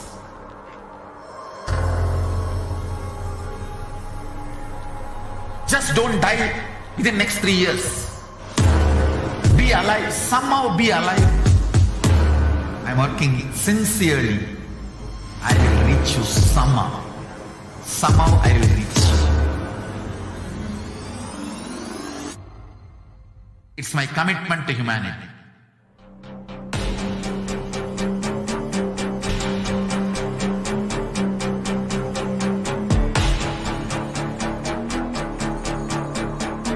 Just don't die within next 3 years. I will reach you wherever you are, whichever corner of the world you may be. I will reach you with enlightenment. You manifesting the space, state, powers, being Paramashivoham. It is possible, and it is possible for you.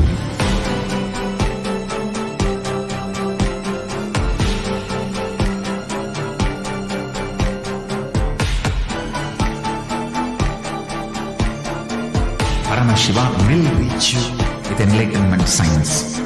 I know he is going to do the job.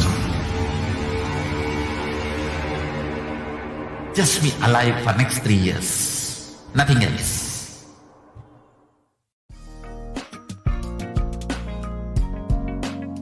We get you health. We get you ability to build beautiful relationships in your life. We get you direct spiritual support, and we make sure you become wealthy.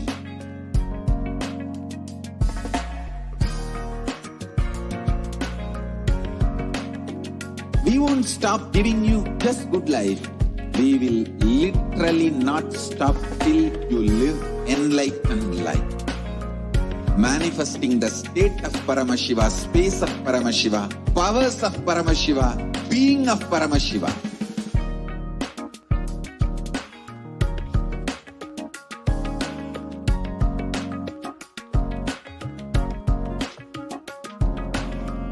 Whole world should become e-Kailashians.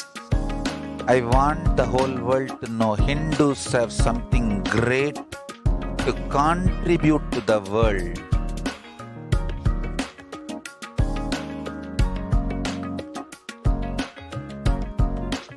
We have something great to contribute to the world.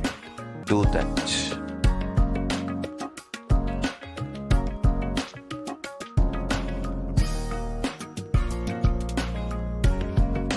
E-Kailasa is proper customized.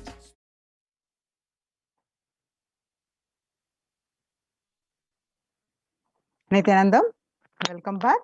So let's start our next segment with this Supreme Pontiff of Hinduism, Jagat Guru Mahasannidhanam, His Divine Holiness Bhagavan Nithyananda Paramashivam blessings. So we are going to learn the Kailasa's multi-layered quarantine opportunity for India during the COVID-19 as a practical solution resulting in health, joy, and bliss. With the blessings of this Department of Enlightened Civilization, with the blessings of the Supreme Pontiff of Hinduism, the Kailasa Department of Enlightened Civilization present. Let's start with the Sadguru Vandanam. Nithyanandam Paramasugadam Kevalam Jnanamurtim Dvandvatitam Gagana Sadrisham Tattvamasya Dilaksham Ekam Nityam Vimalamachalam Sarvadi Sakshibhutam Bhavatitam Trigunarahitam Sadgurum Tam Namami.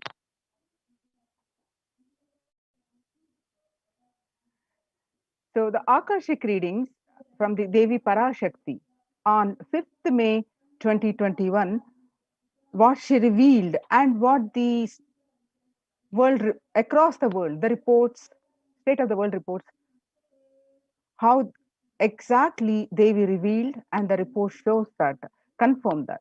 So let us see little understanding of that. According to the 5th June 2021, revelations to the world by the Devi Parashakti, not only people dying in crores, financial and mental retardedness, you will also see minds getting collapsed. Freedom from all the suffering is the life of living enlightenment. First, prevent yourself from this deadly corona. Oh, people, do the job of saving your life as first priority. Listen properly, people. The only way to protect yourself from this overflowing cosmic pralaya and from the demonic people who search for destruction for themselves and for others because of pralaya, go to Adi Kailasa, getting shelter at the feet of Paramashiva.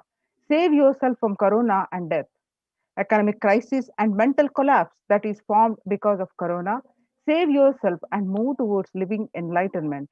Move towards Paramashiva Paramparul, doing yoga and tapas, doing seva to all the devotees of Paramashiva, live a good life. Just for that, I have opened the doors of Adi Kailasa. For all those in the universe, not only human beings, as even Siddhas, Jnanis, and Yogis have come and are doing penance in Adi Kailasa. For everyone who come, goodness, prosperity, jnanam, and yogam will overflow. Do not have fear. Bliss is there. Do not have worry. I will protect with goodness.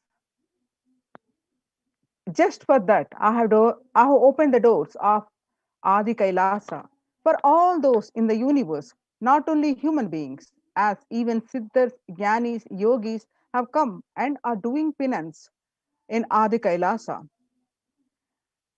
For everyone who come, goodness, prosperity, jnanam, and yogam will overflow. Do not have fear, bliss is there. Do not have worry, I will protect with goodness. Happiness is there, enlightenment is there. Do not have fear, bliss is there. I am solving sufferings. I am the Samayapuratu Kannattal who comes and helps at the right time. Now, revelations about the mental health issues by the Devi on 5th June 2021, we just heard. And now, the media articles confirming the same on 6th June 2021. Psychiatric symptoms like depression, anxiety exhibited by the COVID 19 patient study. According to new study, neurological symptoms like depression and anxiety are also showing to be common in those who have contacted COVID 19, even in more mild cases. Revelations about the mental health issues by the Devi on 5th June 2021 and media articles confirming the same on 8th June 2021. The BMC Psychology published online on 8th June 2021 the impact of COVID 19 on the mental health of US college students. The results indicate that the students closer to graduating faced increases in anxiety, that is 60.8%, feeling of loneliness 54.1%, and depression 59.8%. Many reported worries for the health of loved ones, most impacted their mental health status about 20%, and the need to take care of family most affected current and future plans about 31.8%. Almost one half of students took to exercising and other mental practices. Revelations about mental health issues by Devi on 5th June 2021 and research confirming the same on 10th June 2021. The rates of anxiety and depression among college students continue to soar, researchers say. Researchers at the Dartmouth College, who have tracked the moods and the behaviors of about 200 college students for 4 years, say stress levels are at their highest. This report is by on June 10th on Lauren Lumpkin. Revelations about the mental health issues by the Devi on 5th June 2021 and research confirming the same on 10th June 2021. The Dartmouth College researchers began 217 students when they entered the school as freshmen in 2017 in the hopes of understanding how they behave, they have seen students' stress levels rise and fall, usually in tandem with midterm and final exams. But since the onset of the coronavirus pandemic, the rates of depression and anxiety have soared and have showed no signs of coming down, said the Andrew Campbell, a researcher and computer science professor. The psychology today, the coronavirus, the psychological trauma and PTSD event. According to this report, much has been said about the mental health crisis that is occurring related to the coronavirus. Much of this information has focused on this all consuming anxiety, panic, and fear that many are experiencing. While this is important and needs to be at the forefront of discussions, something that has not been discussed is the psychologically, psychologically traumatic nature of what our nation and our world is experiencing. Revelations to the world by the Devi Parashakti, the increased and the articles confirming that the increased prevalence of post traumatic stress disorder is expected to emerge as a primary factor driving the growth of the global post traumatic stress disorder therapeutics market over the period of assessment. The global post traumatic stress disorder PTSD therapeutic market, say from 2020 to 2027, the growth of 11.1%.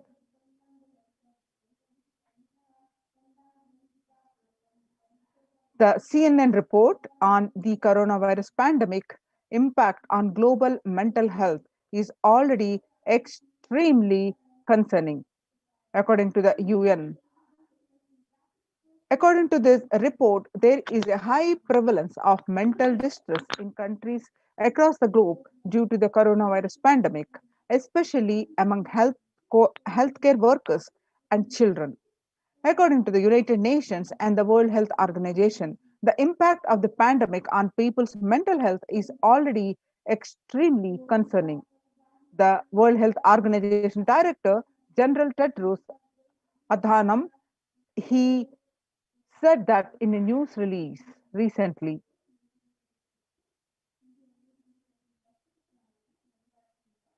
CNN Health reports that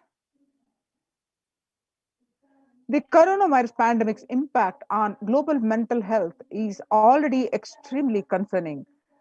It is now crystal clear that mental health needs must be treated as a core element of our response to and recovery from the COVID-19 pandemic, Tedros said.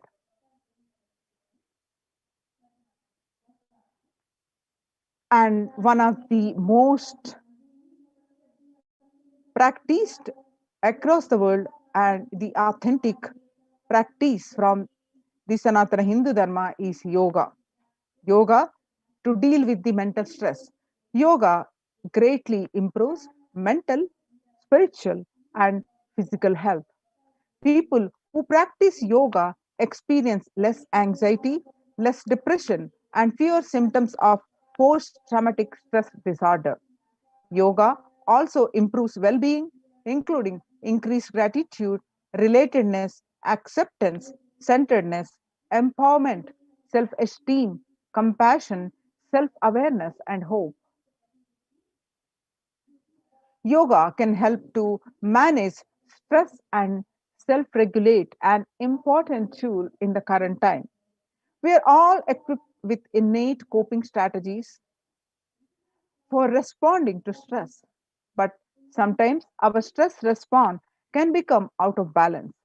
We are living in a world that regularly activates our sympathetic response, the body's way of responding to stress, sometimes called fight or flight. This is balanced by our parasympathetic response, the way our body helps us to rest and relax. Yoga can help bring our parasympathetic response back online and allow us to find balance. Activating our parasympathetic response brings us into a more restful space and allows us to find calmness, connection, compassion.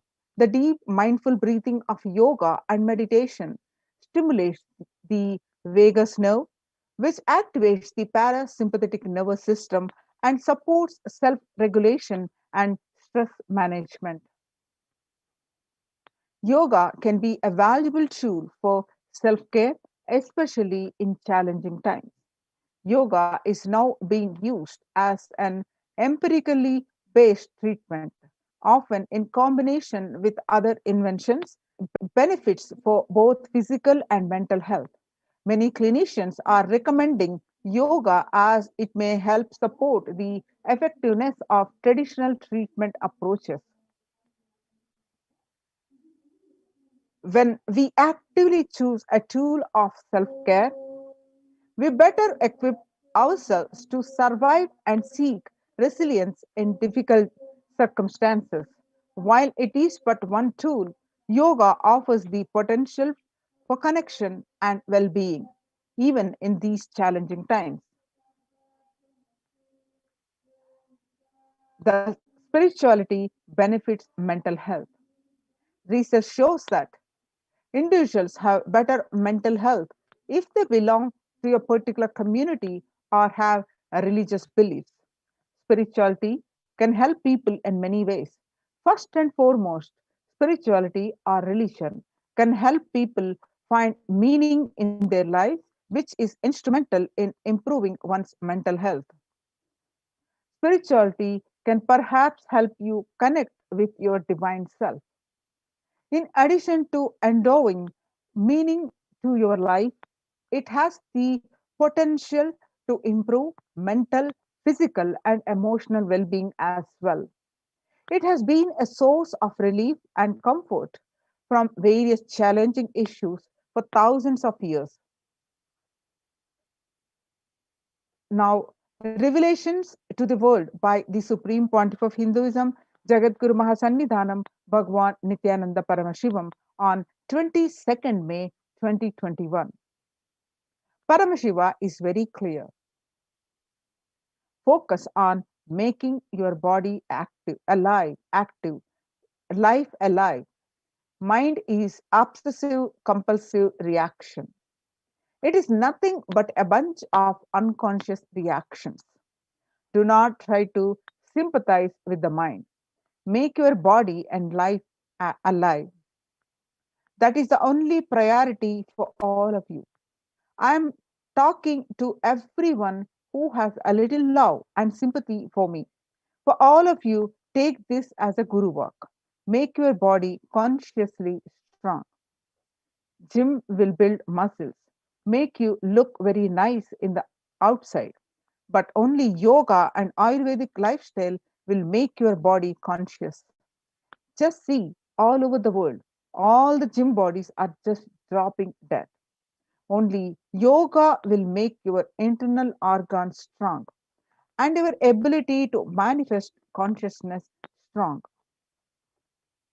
Let me give you the solution from Paramashiva to protect yourself from this whole pralaya, not just from corona. The amount of depression, mental suffering, the way the whole world's suffering, the kind of poverty happening, people losing their jobs, income, having insecurity, comforts being lost, so much. Just make your life extremely strong. 3 years back, I said, keep yourself alive for next 3 years. I have enough evidence that 3 years back, I trained the whole Kailasa, the devotees in their own homes. The Kailasa was inside the Sangha physically, mentally, psychologically, or consciously for um, quarantine lifestyle. For being active without getting mentally broken by being in one place,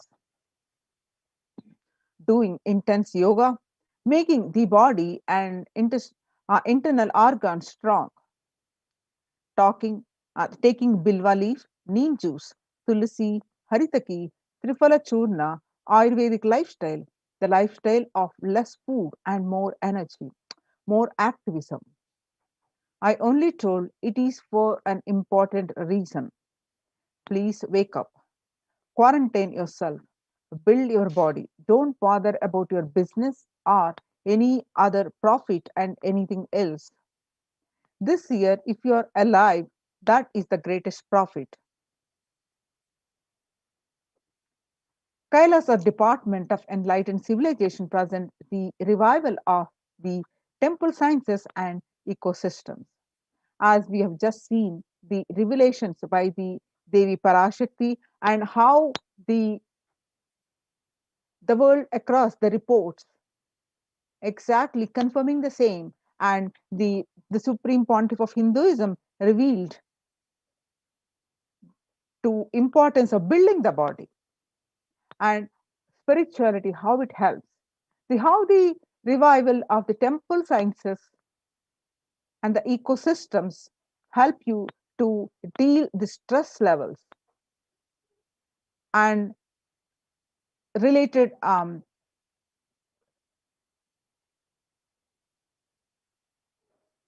stress and psychological issues to deal how an ecosystem helps to handle this pandemic times.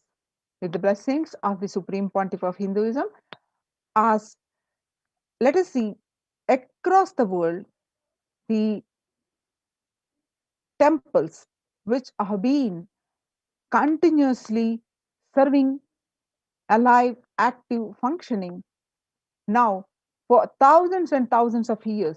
Now they are shut down due to the pandemic. How the Supreme Pontiff of Hinduism, when across the world the temples are shutting down, especially in India, the Kailasas ecosystems, the temple ecosystems are open to serve one and all. Let us see some of the examples across India in different states, how the famous temples are are shut down already. Amid rising the COVID-19 cases in Maharashtra, the Shirdi Sai Baba and Mumbai Siddhivinayak temple will remain shut for devotees from Monday till further orders. The Sai Baba temple will remain closed for devotees till further orders, said the Ravindra Thakare, the officiating chief executive officer, the Sai Baba Samsthan Trust.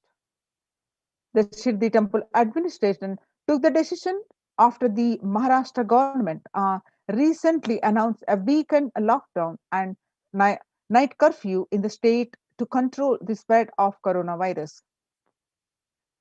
The famous Puri Jagannath temple to remain closed for public, keeping in view the surge of COVID-19 cases in Odisha and also in Puri, the authorities of the temple of Lord Jagannath temple in Pilgrim town on Sunday. The famous temple is closed for devotees since May 5th as a statewide lockdown was imposed by the Odisha government. All religious places closed for public in Bhubaneswar as the city records the highest daily COVID surge, with the Odisha capital Bhubaneswar registering the highest ever single day spike of 581 new COVID 19 cases. The local municipal authorities Tuesday declared the closure of all religious places like temples, mosques, gurudwaras, and churches for devotees from last Wednesday till further orders. In Uttar Pradesh, the major Mathura temples ban entry of devotees amidst the COVID 19 surge. Two major temples of Sapta Devalaya, the cluster of 7 temples in Vrindavan, recently banned the entry of devotees in view of the rising COVID-19 cases. On the Gujarat, the Somnath temple closed for darshan amidst the COVID-19 surge.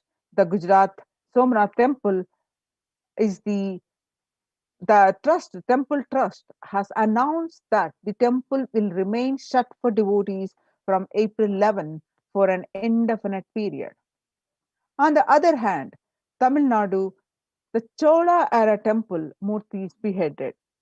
Murtis of the Chola era temple have been vandalized in Pudukkottai, Tamil Nadu. A devotee who went to temple was shocked to find all the murtis in the temple as a beheaded state. He lodged a complaint with the local police later. In Kailasanatha, the Kailasanatha temple in a village in Pudukkottai is said to belong to the era of Kulichunga Chola too. With Shiva as the presiding deity, the temple houses other deities such as Ganesha, Parvati, Murugan, Krishna, and Nandi. All of these murtis were discovered in a beheaded state few days ago. Now, in the times when COVID-19 is rampant and the ancient temples are in a lockdown because of the risk of the widespread corona disease, the devotees of these temples were visiting and having a darshan of their gods and goddesses for thousands of years. At these ancient sacred sentiments have come to a harming halt after the lockdown have taken place. The religious fervor of the devotees is being lost due to the pandemic. The Supreme Pontiff of Hinduism is reviving the e-Kailasa ecosystem and bringing all the ancient traditions of the online platforms on Kailasa TV, YouTube, and Facebook. Now, with the blessings of the Supreme Pontiff of Hinduism, let us understand why deity worship. Why deity worship? Please understand, deities are not mere idols. They are embodiment of ideals. We do not worship the idols. We worship the ideals represented through the idols. When the divine is present before him in a form he can see, touch, and relate to, the transmutation becomes an easy and joyful process. Second, deities in a real kshetra are always carved in the form of ancient masters and enlightened beings. Even though no longer in the body, they can be invoked through the name or form they used while in the physical plane. When we pray to the deity or chant its name, the corresponding divine vibration is automatically awakened and becomes available on the energy plane to guide and bless us. The Supreme Pontiff of Hinduism says that we mastered the science of bringing the divine to the deities and expressing the divine through the deities. The whole science has been mastered in the Vedic tradition. The revival of temples will be the revival of the world peace and world bliss. Revival of temple culture, the deity worship, where people are made to look in. That is where the revival of Sanatana Hindu Dharma, the Advaita Satya, the truth of oneness, is going to happen. The deity, the divine, has infinite, has specious qualities. When upon the call of the devotees and to save the world from its destruction, divine manifest in various forms of their auspicious forms and qualities that become an independent intelligence. For example, Shiva saved Markandeya from death. Markandeya was destined to die at the young age of 16, but he intensely connected with Paramashiva and prayed to him. And Paramashiva, on the day of his departure, where the Lord Yama came to take his life away, Lord Yama, the also called Kala. So when the Markandeya prayed intensely, Paramashiva manifested himself as the Kala and become an independent deity. Same way, Paramashiva danced in ecstasy, and that action become Nataraja. Paramashiva, the cosmic dancer, with so casually he dances and performs the Panchakritya, the five actions of creation, sustenance, destruction or rejuvenation, and pulling out of delusion and finally giving us the liberation. All this he performs as a cosmic dancer, and we call him Nataraja, the king of the dancers. The Vishnu's very action of showering blessings on the world becomes Lakshmi. Brahma's very action of constantly sharing the wisdom becomes Saraswati. So each of the actions of the ultimate becomes the independent intelligence and energy. When you connect with those independent intelligences, those deities, whatever you want immediately happens. Whatever results you want, worship with rites those divine energies who are the personification of those specific actions. Immediate results are achieved by connecting with those deities. In this world, this can be a powerful method through which you can achieve whatsoever you want in your life.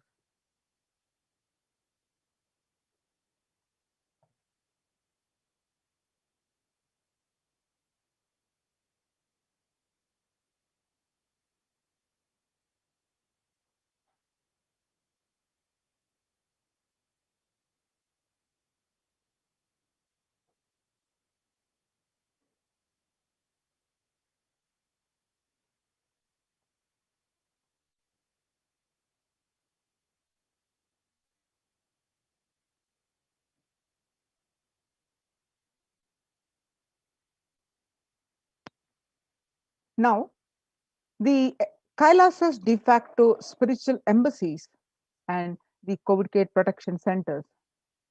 We have seen the how the supreme pontiff of Hinduism reviving the temple ecosystems and how these ecosystems, the temple ecosystems, as the Kailasa de facto spiritual embassies and protecting the one and all for this from this corona pandemic. With the blessings of the Supreme Pontiff of Hinduism, Jagat Guru Mahasannidhanam, His Divine Holiness Bhagavan Nithyananda Paramashivan's blessings. Let's understand some more statistics across the world.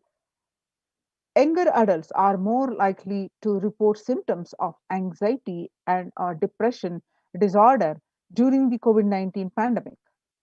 From ages 18 to 24, it is 56.2, and ages 25 to 49, it is 48.9, and ages 50 to 64, it is 39.1, and ages 65 plus, it is 29.3.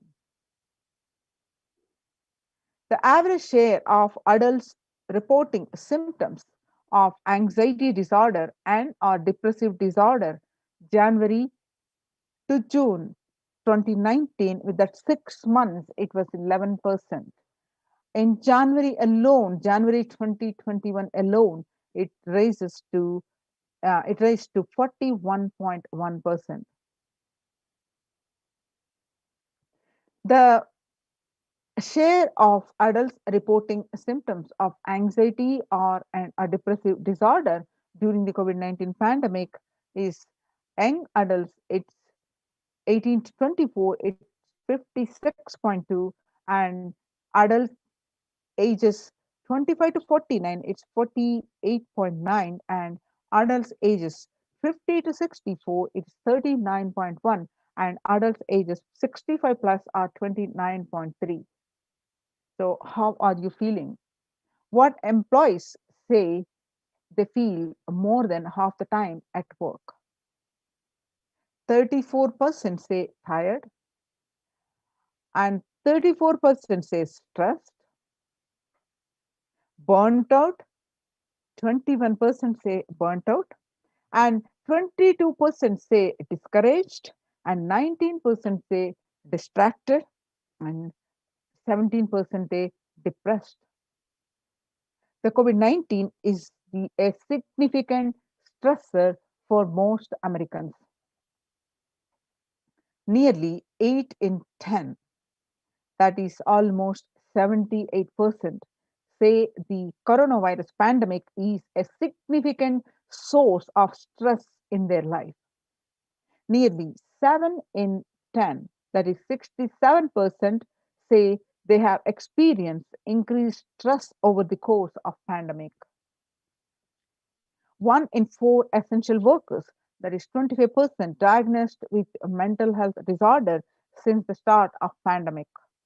The COVID-19 could exacerbate the doctors' existing mental health burden. More than 60,000 US healthcare workers have contracted the COVID 19 and 300 have died. Of the health workers who treated patients during the China's COVID 19 outbreak, 50% showed signs of depression and 45% showed signs of anxiety. An estimated 300 to 400 physicians die by suicide every year.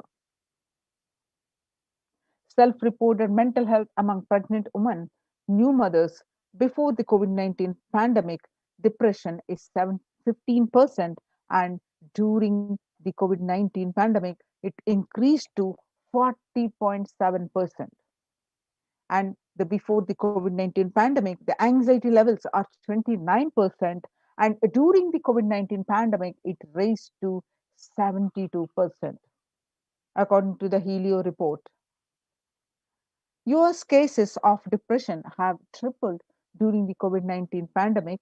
A large study finds a dramatic increase in the number of adults in the United States reporting symptoms of depression during the COVID 19 pandemic.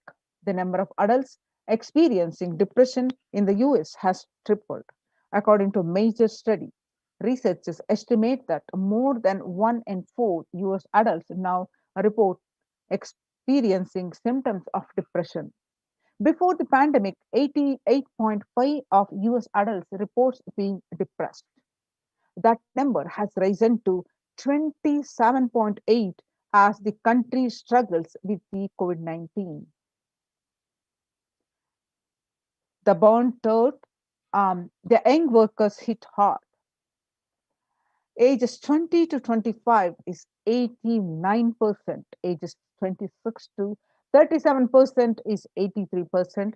And ages 38 to 54 is 73%. And ages 55 to 74 is 62%. Now, let us see the contributions from Kailasa's Department of Human Services with the Supreme Pontiff of Hinduism. Blessings. Kailasa's Department of Religion and Worship, the Department of Human Services, and each of Kailasa's temple ecosystems consider the right of happiness to be the highest fundamental right of all human beings, in fact, all beings. The ultimate goal for Hinduism and Kailasa, led by the Supreme Pontiff of Hinduism, Jagadguru Mahasannidhanam, His Divine Holiness Bhagavan Nithyananda Paramashivam, is the material and spiritual well-being and prosperity of humanity. Kailasa is a place where everything related to superconsciousness is revived. All the sampradayas, all the spiritual ecosystems created for enlightenment will be revived and established in such a way it never gets lost again. They're forever serving the humanity. Now let us see the pictures from how the Supreme Pontiff of Hinduism tirelessly worked to revive, establish, and revive the Kailasa's ecosystems across the globe. These pictures, the glimpses are you're seeing from the Kailasa's ecosystems, the Adi Kailasa Sarvajna Peetham, taken on 21st October 2006, following a meditation under the sacred banyan tree in Adi Kailasa. The peacekeepers of Kailasa, along with the children of Nithyananda Gurukul, celebrate the auspicious occasion of Deepavali. Peacekeepers of Kailasa and practitioners of the Paramashivoham meditation workshop take part in the celebrations of a traditional flag hoisting ceremony. The picture is taken on 22nd December 2018 at Adi Kailasa Sarvajna Peetham, Bidadi, Bangalore. The pictures that you're seeing, where you find the Supreme Pontiff of Hinduism conducting the Nithyananda Convention, which is also called a Life Bliss Program Level 2, a meditation workshop in Chennai, India on 14th December 2006.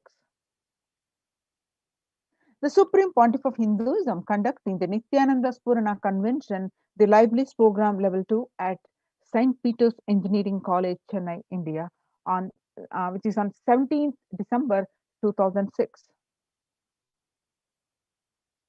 The peacekeepers of Kailasa and the Supreme Pontiff of Hinduism embark on the Himalayan Yatra. The pictures that you're seeing are taken on 26th May 2006. The traditional sacred pilgrimage to the Himalayan mountains and up the river Ganga. The temple ecosystem of Tiruvannamalai serves as the driving factor in manifesting the lifestyle of health, wealth, and well-being for the citizens of Tiruvannamalai, one of the remaining living temple ecosystems in Tiruvannamalai. This picture that you're seeing, where you find the Supreme Pontiff of Hinduism waving the flag to the thousands and thousands, in fact, lakhs who are on the procession, which are in Tiruvannamalai as part of the temple rituals on 20th December 2011. The peacekeepers of Kailasa and participants of the Nithyananda Paramashivoham program take part in the morning meditation and the traditional puja or ritualistic worship. The picture is taken on 31st December 2018 at Adi Kailasa, Bidadi, India. The peacekeepers of Kailasa, led by the Supreme Pontiff of Hinduism, take part in Karaseva. The picture that you're seeing, where the Supreme Pontiff of Hinduism himself demonstrating the Karaseva.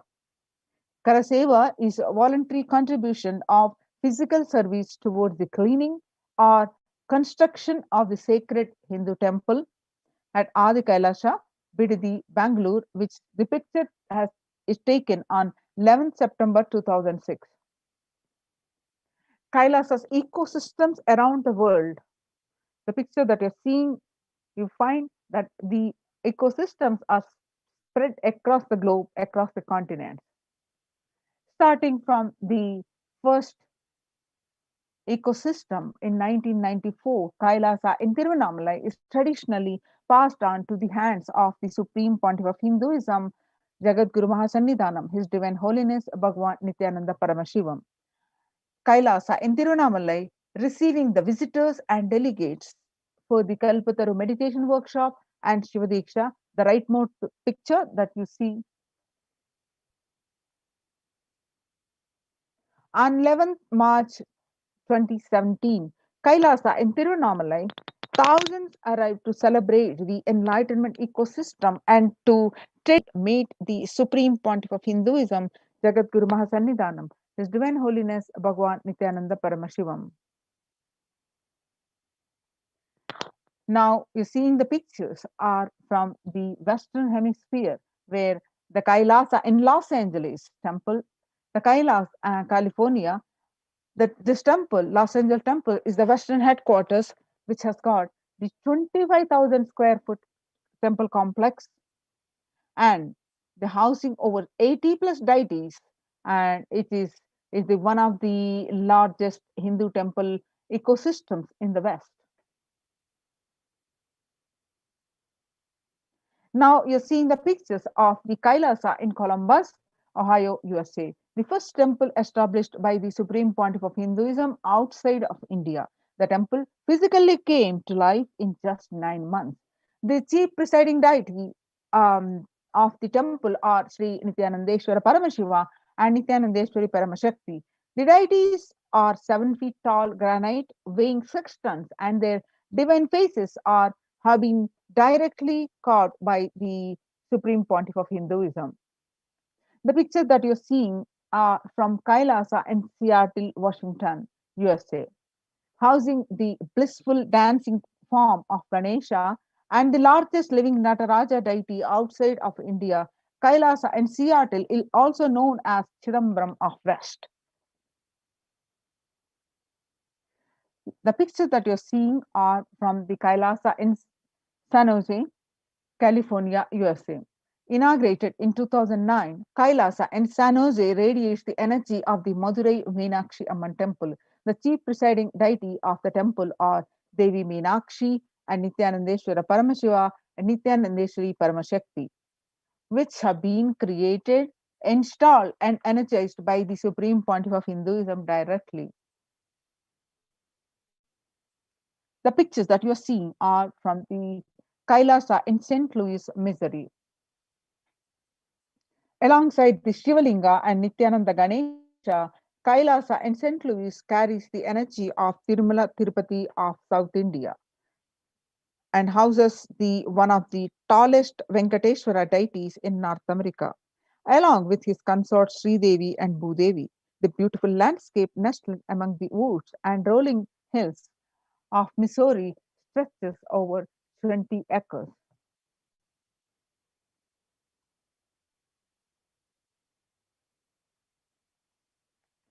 The pictures that you're seeing are from Kailasa in Phoenix, Arizona, the home to over 21 deities, and with the temple structure of 2,500 square feet, Kailasa in Phoenix has been directly established by the Supreme Pontiff of Hinduism, Jagadguru Mahasannidhanam, His Divine Holiness Bhagwan Nithyananda Paramashivam, serving as an energy field of worship, meditation, and celebration for over 7 years.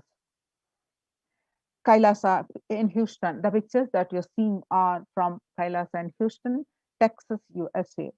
Formally inaugurated in 2017, the Supreme Pontiff of Hinduism has declared the Kailasa in Houston as the Parihara Sthala for all the Navagraha doshas. The pictures that you're seeing are from Kailasa in Toronto, California, inaugurated on the July 11th. Kailasa in Toronto is the only Hindu temple in the West with all the 63 Navanas and 18 Siddhas residing as deities. The temple deities here are seated exactly as they existentially preside in Kailasa around Paramashiva, the primordial deity of Hinduism. The Kailasa in Toronto, Canada is active and alive from 2011 onwards. Kailasa in Toronto has been blessed to radiate the superconsciousness energy of Kailasa, goes on providing various temple services to the community such as Annadan and traditional Hindu ceremonies. Now let us see how the morning spiritual routine and helps and how the enlightened ecosystems of Kailasa are working, helping each individual to practicing or being part of this morning spiritual routine. Revelations to the World by Devi Parashakti on 12th May 2021. Devi says, I came as Nija Avatar. I am blessing you. Listen, people, listen. To do good to all of you, I have taken the form of Nityananda and came down as the Nija Avatar. People of India, listen. Carefully listen. Time after time, Bharatam is Jnana Bhumi, where enlightened beings came. And we cannot make Jnana Bhumi as infertile. Enlightenment beings have to come. They have to live and it has to flower. Few hypocrites, because they are stuck in delusion, we cannot sacrifice the world. Cosmos cannot be destroyed. The ship I did to save the cosmos from being destroyed, that is called Adi Kailasa. The ship I did to protect beings from Pralaya is Adi Kailasa. Because of conspiracy of Drohis and enemies rule, the captain has to leave the ship.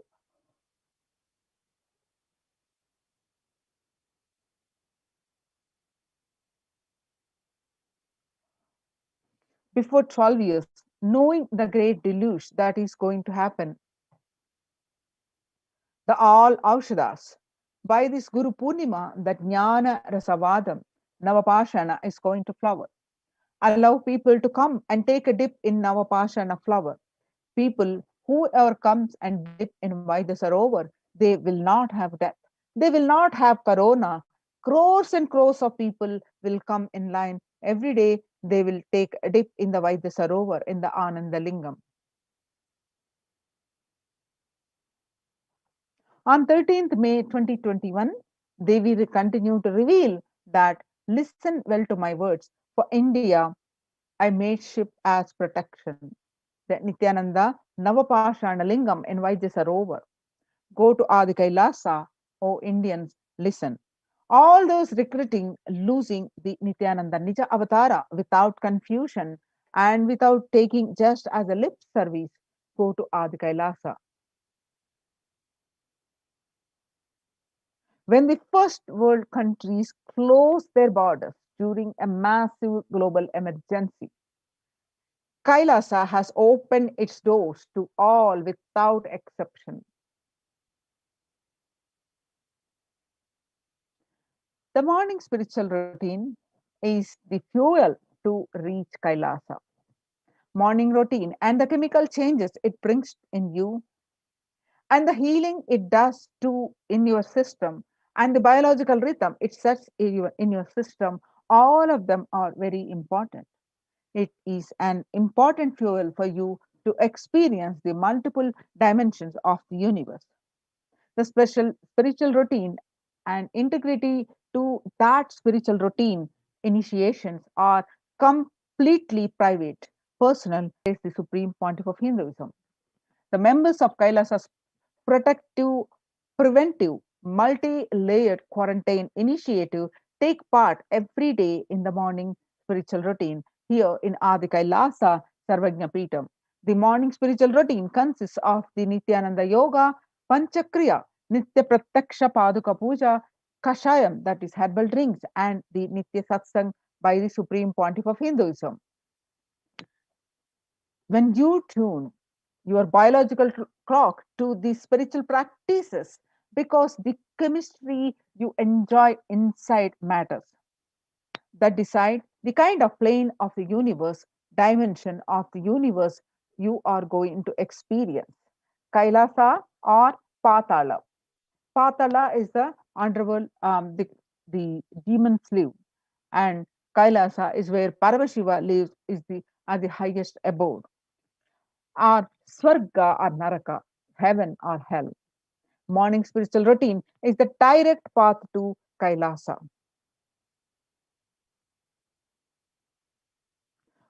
Supreme Pontiff of Hinduism says the person who is in love with will wait to spend time with the beloved.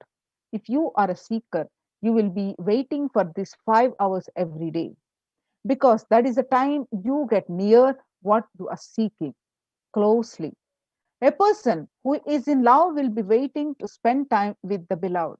A person who is seeking will be waiting to spend these 4 hours, because this is the time you get closest to what you are seeking. Your seeking takes shape into the system. When your beloved comes near you, if you are tired and love is gone, dead.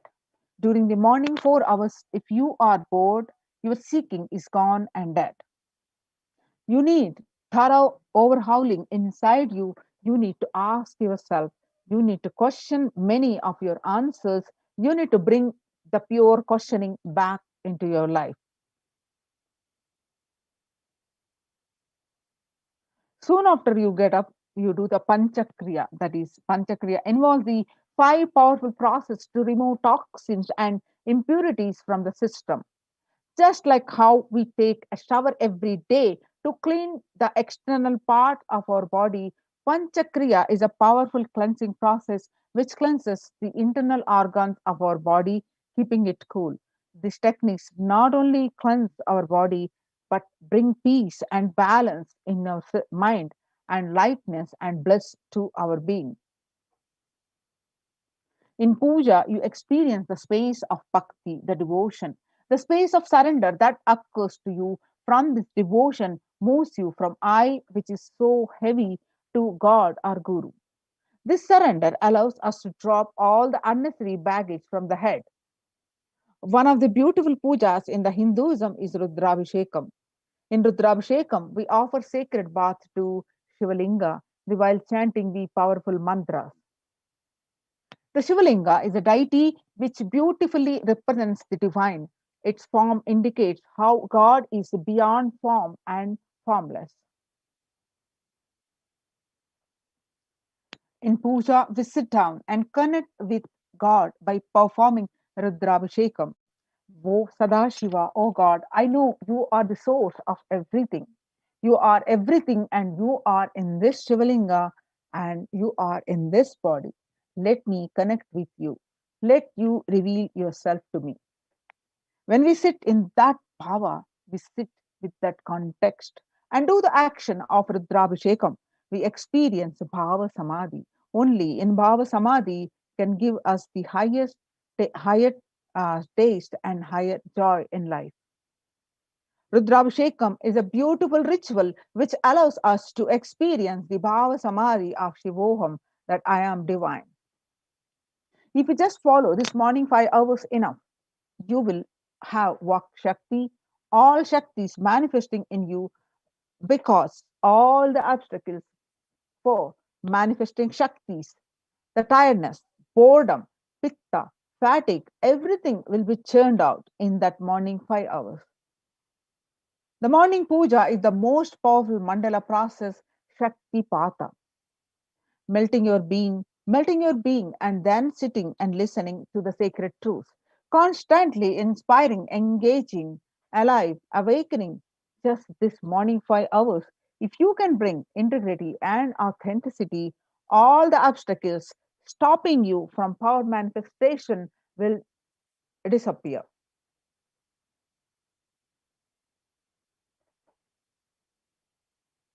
You can perform all the spiritual practices by yourself, like the morning yoga and Nitya Puja. But there will be always be of risk of losing your initial inspiration and excitement after a few days or after a few weeks. Living in the enlightenment ecosystem, even if your boredom or tiredness try to pull you down, the Sangha will support you, help your help you by giving the wake up call and supporting you to complete your incompletions. In Sanatana Hindu Dharma, we had at least 10,000 sampradayas, religions, spiritual traditions keeping this enlightenment science alive.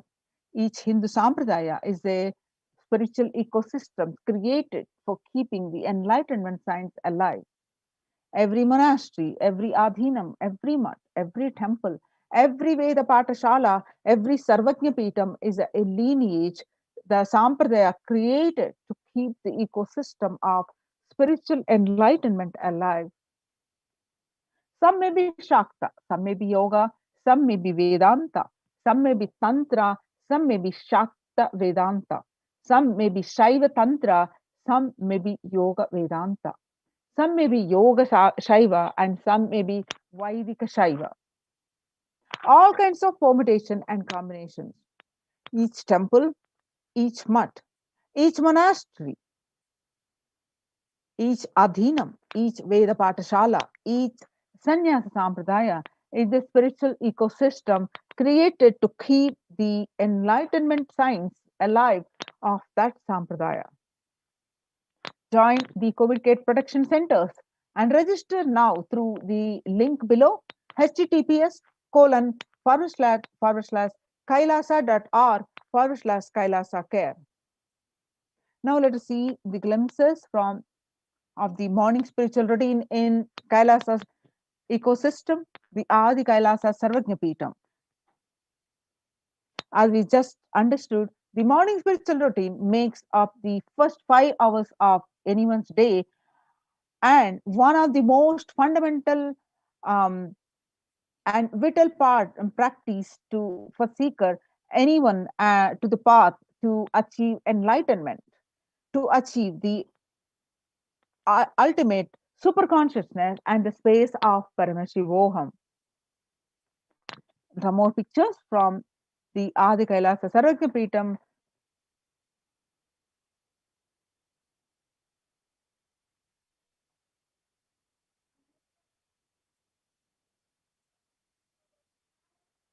Some more pictures that people, participants are doing the puja and morning ritual routine.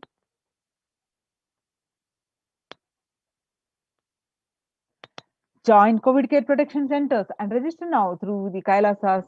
Um, Register now through the link below, https://kailasa.org/kailasa care. We'll be right back with you after a short break.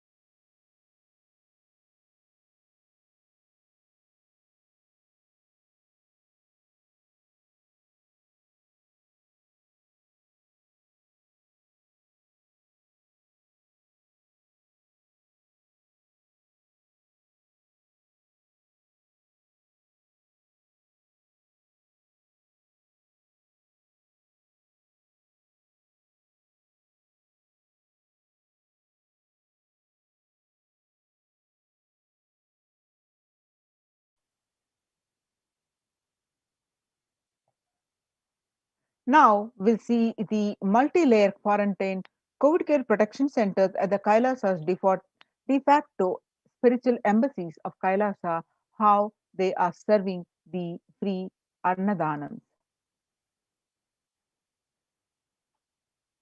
What is the need for the Annadan? Across the world today, the COVID-19 is creating a hunger catastrophe in India. The pandemic has led to increase in global food insecurity affecting vulnerable households in almost every country. It has exacerbated the existing inequalities, pushing millions of people into the vicious cycles of economic stagnation, loss of livelihood, and worsening food insecurity. The World Bank estimates that 71 million people will be pushed into extreme poverty across the globe as a result of the pandemic. The World Food Programme estimates that an additional 130 million people could fall into the category of food insecure over and above the 820 billion who were classified as such by the 2019 State of the Food Insecurity in the World report. Hunger in plain sight. COVID 19 worsens the plight of food insecurity.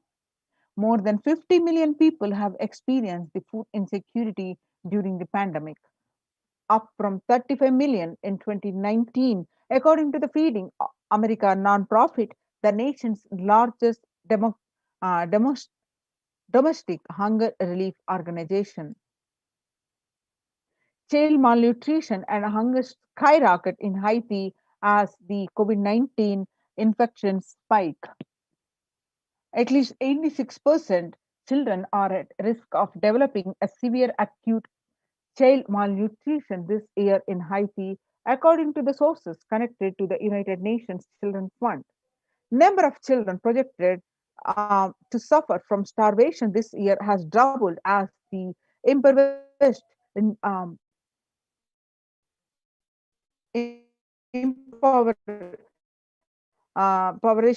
the extraordinary political and social crisis exacerbated by the pandemic.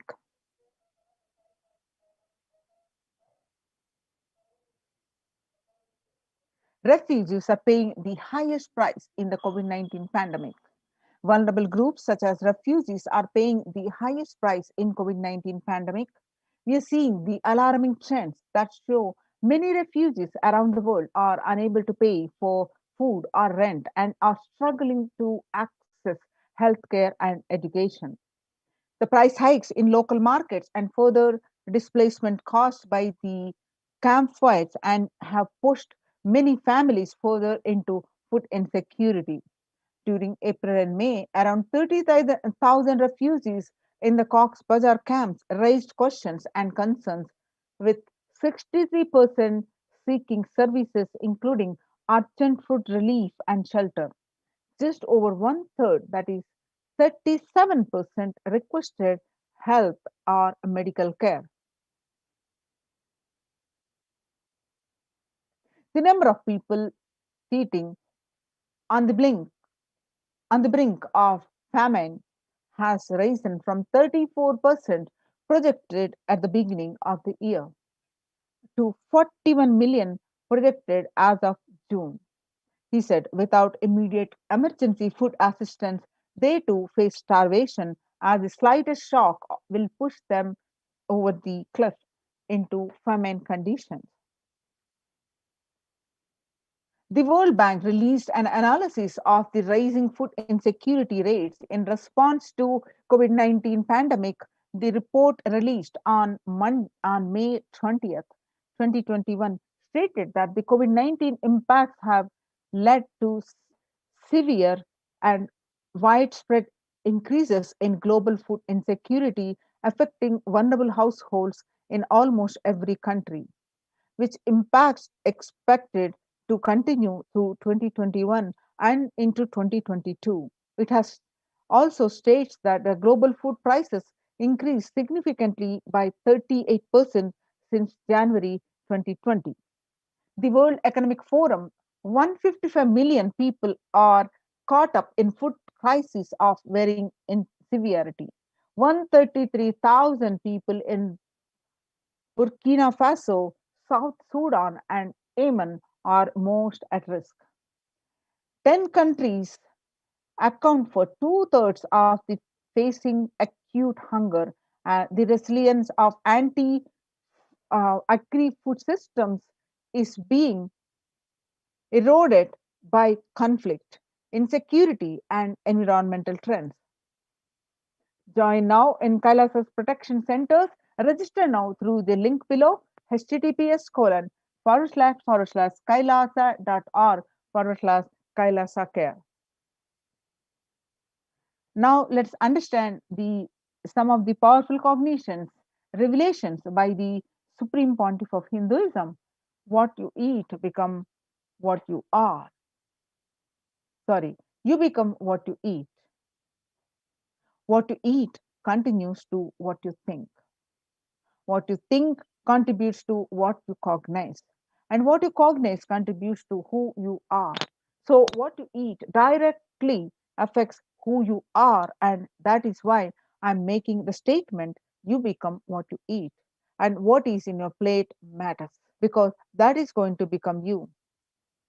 Violence based food derived from killing animals and life negative chemical based toxic food both harm the system equally.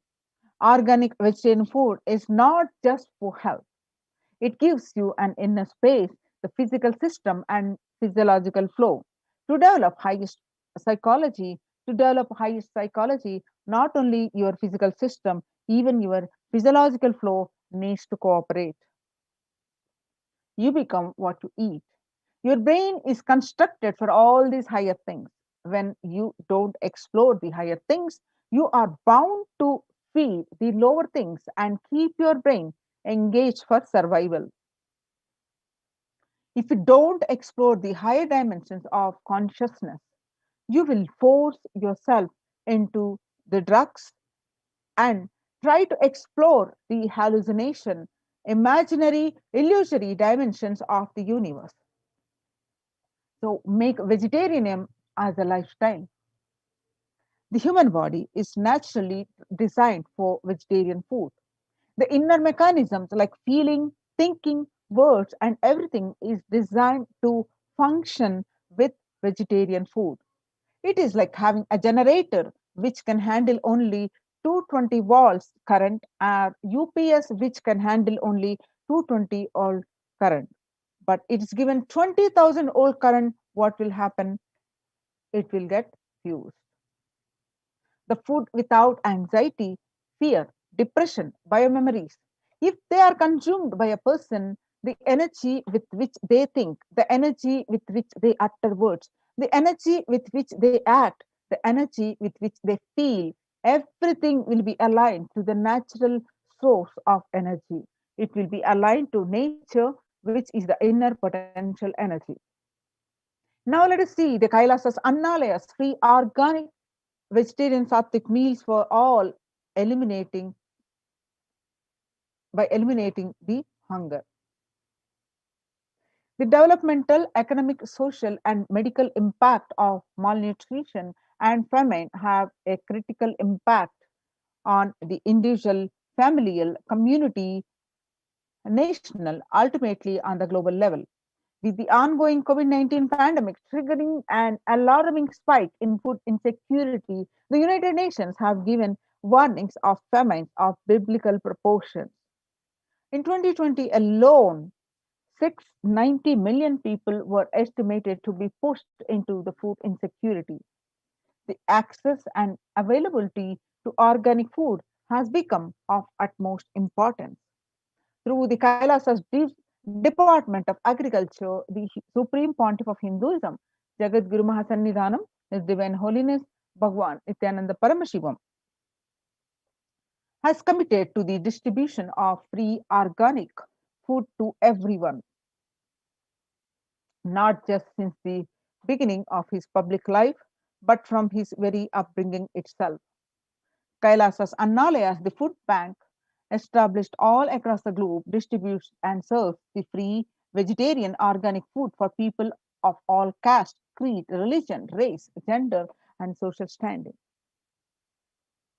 Now see the global services under the Red Home providing relief work for natural and man-made calamities, working to eliminate the world hunger.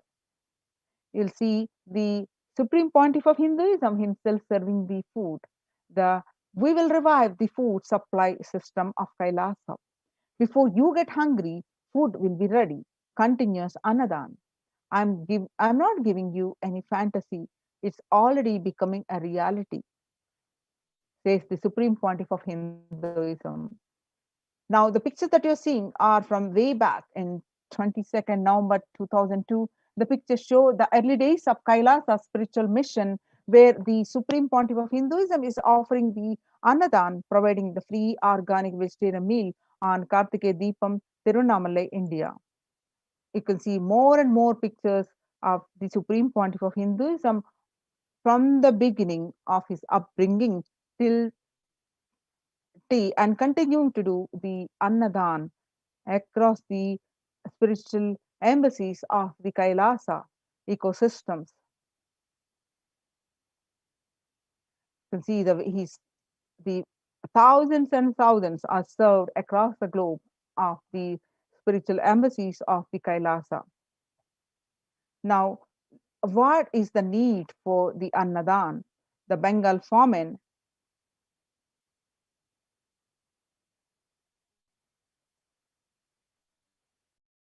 what I found in researching the Bengal famine was that Churchill did several things that greatly aggravated the death toll. India was being used extensively for the war effort. Indian resources, Indian soldiers, and Churchill repeatedly refused to acknowledge the fact that the extent to which India was used could lead to famine. Viceroy to India, Archibald Wavell, called the Bengal famine one of the greatest disasters to have befallen people under British rule, and said the reputational damage was incalculable. During one government discussion about famine relief, Secretary of State for India Leopold Amery recorded Mr. Churchill saying that any aid sent would be insufficient because Indians bred like rabbits.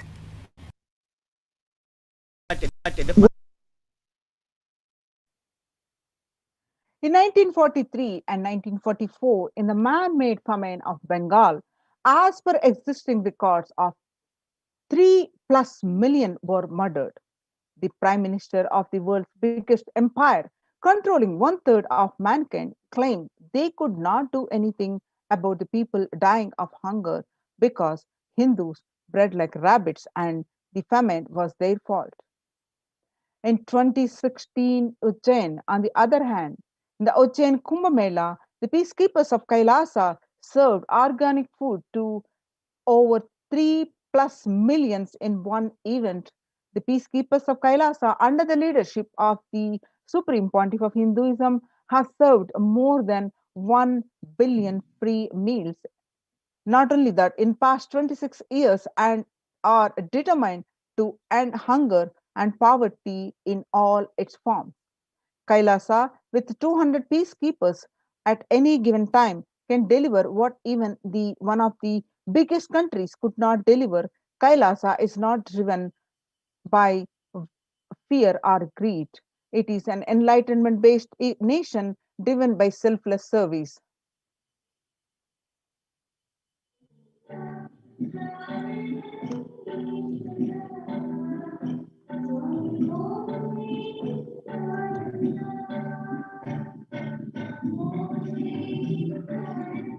So join now.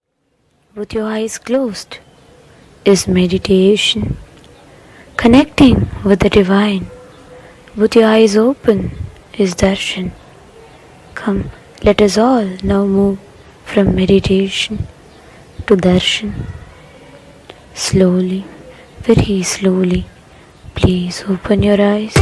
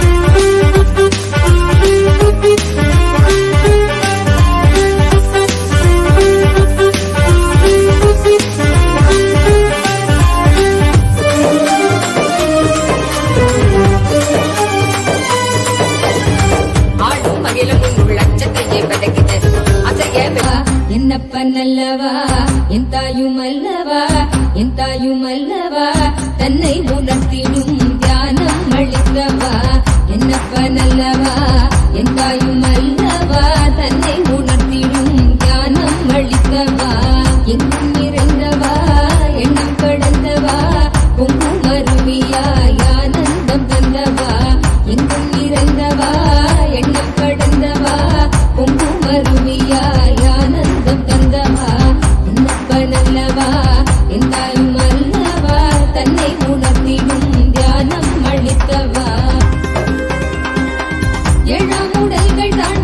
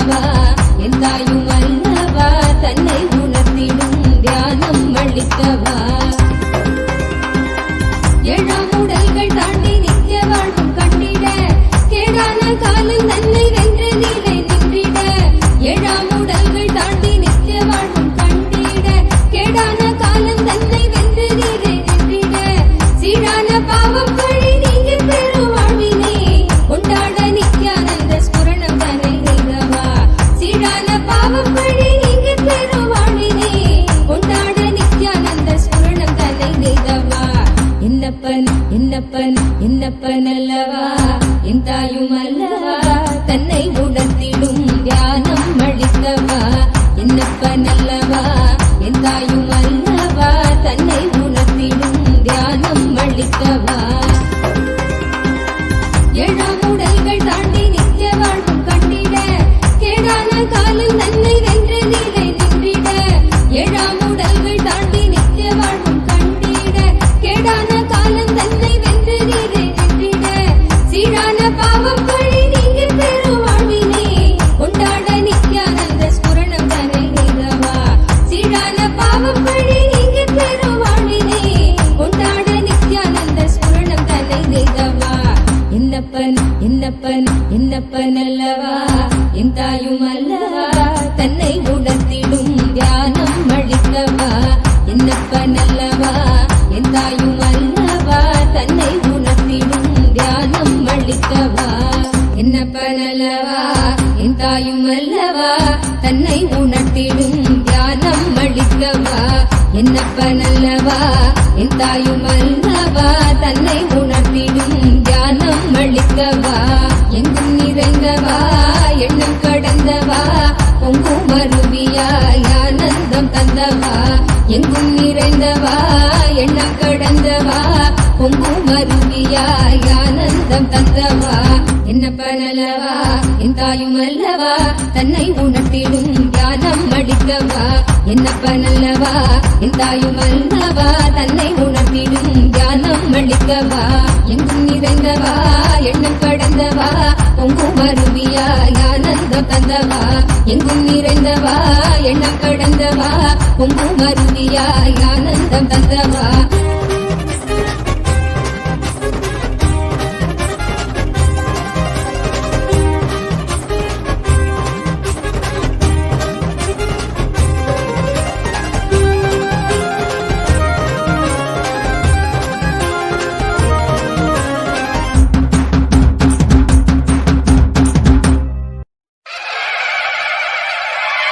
என்னப்பனே என்னையனே Nityananda நித்யகாருண்யனே என்னப்பனே என்னையனே Nityananda நித்யகாருண்யனே Nithya Nithya Nithya Nithya நித்யானந்தனே Nithya Nithya Nithya Nithya Nithya நித்யானந்தனே Nityananda நித்ய ரூப நித்ய காருண்யனே நித்யானந்த நித்ய ரூப நித்ய காருண்யனே என்னப்பனே என்னையனே நித்யானந்த நித்ய காருண்யனே நித்யானந்த நித்ய காருண்யனே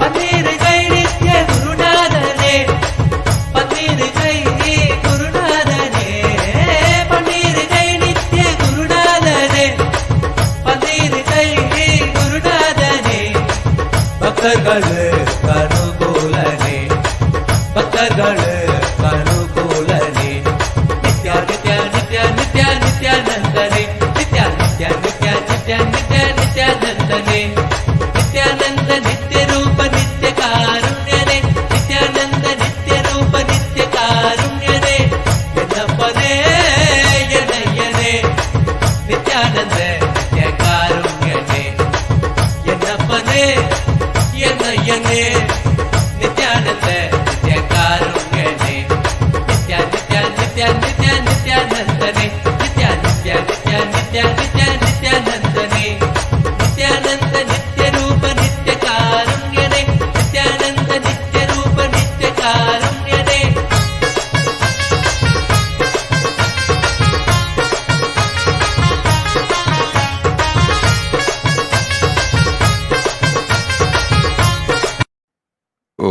ॐ नित्यानन्देश्वर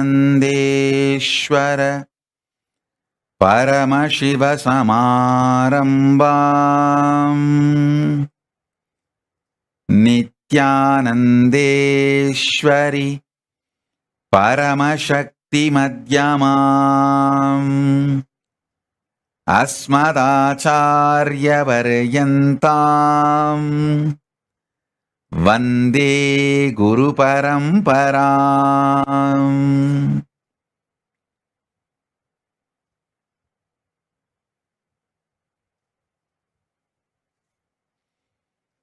I welcome you all with my love and respect. I welcome all the devotees, disciples, Samajis, Satsangis, Shri Mahants, Mahants, Mantreshwara, Vidyeshwaras, Ganeshwaras, Lokeshwaras, Astreshwaras, ambassadors, diplomats, e-diplomats, citizens, consulate generals. I welcome all of you with my love and respect. Paramashiva's message directly from Kailasa. Listen. Listen intensely.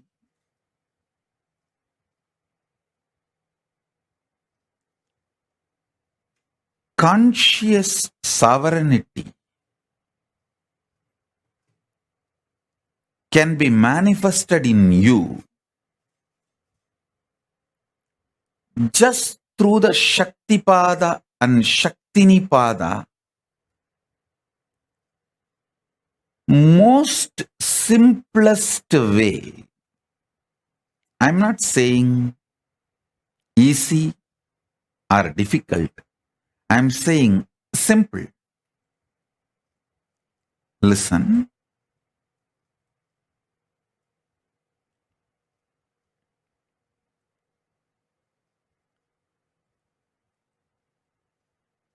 Mind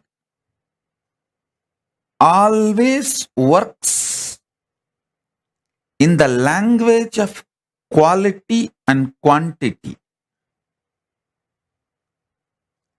If your mind, which can relax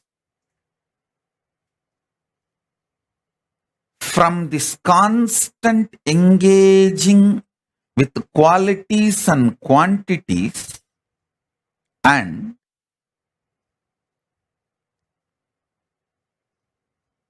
Shaktipada, initiation, happens from the Guru, immediately your being starts experiencing quantum experience. Listen. Because you are constantly engaged in the activities related to quality and quantity, you miss your existence, which can be experienced only in the quantum space. I tell you,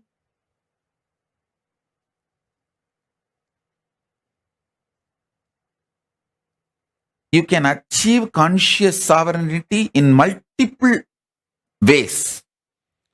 Through powerful yoga, you can achieve. Through kriyas, you can achieve. Through bhakti, you can achieve. Through yoga Vedanta, yoga and Vedanta together. By practicing, you can achieve. You can achieve with Veda and Agama. Making Veda and Agama as your lifestyle, Charyapada, you can achieve. There are multiple paths. You can achieve conscious sovereignty. I'll explain the most simplest way I achieved and transmit that same to all of you, because I committed to all of you by this Guru Purnima. I want to give this great gift of conscious sovereignty to all of you.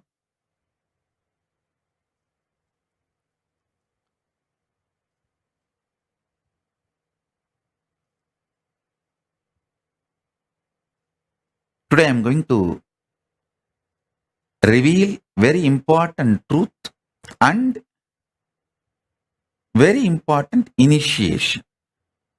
So listen.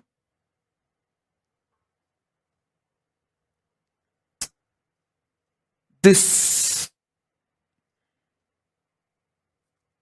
quantum experience of initiation, Shaktipada and Shaktinipada, happens in a very sweet, relaxed sitting with the Guru.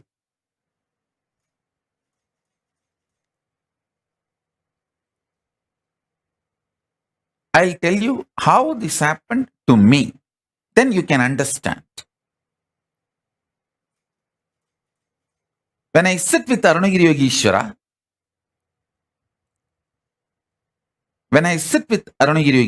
my Guru,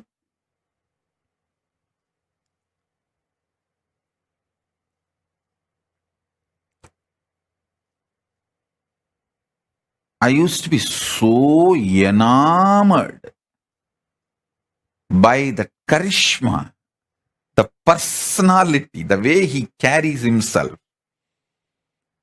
I just used to be lost in him. I used to be so attentive, so much into his eyes.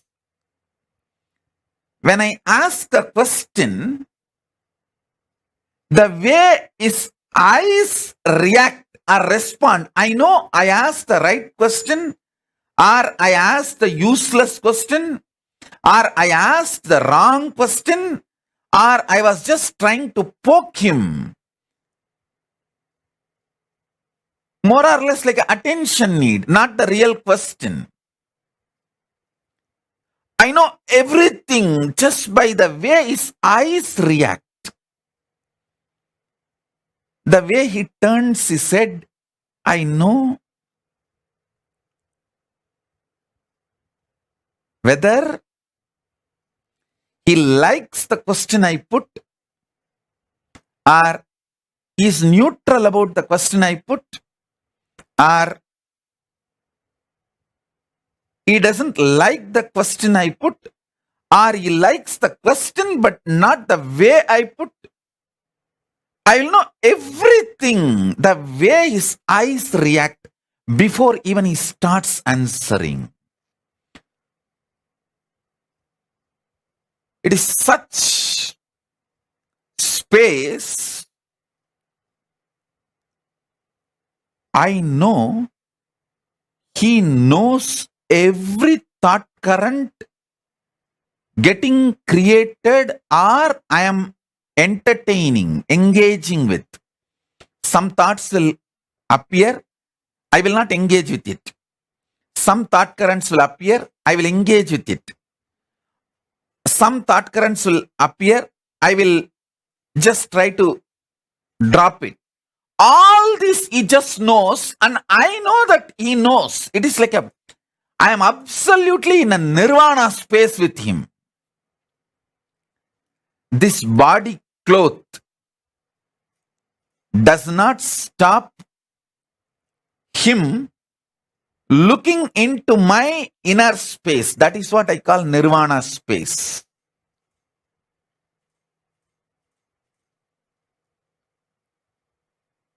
Don't try to misunderstand purposely the word nirvana as a nudity. No.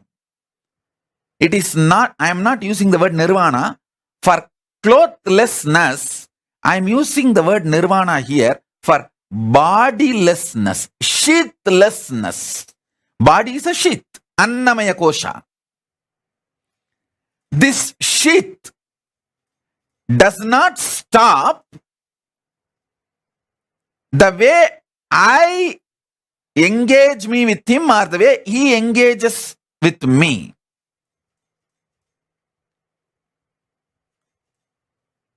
It is extremely sweet,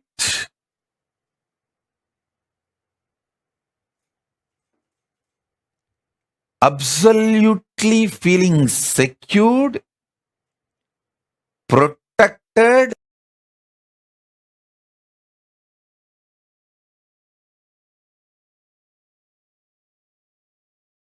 even if you have to go through death, you will not bother, because somebody who is very trustworthy and right person who loves you and your interest, you are going through that death in his lap, under his control, monitor and space. It's extremely feeling protected, sweet. Understand, whenever you feel secure, you are ready to go through any change at any level.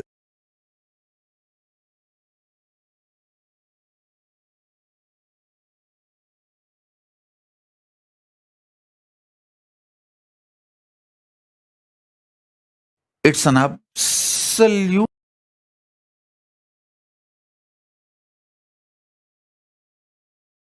feeling connection and absolutely sweet, boundarylessness.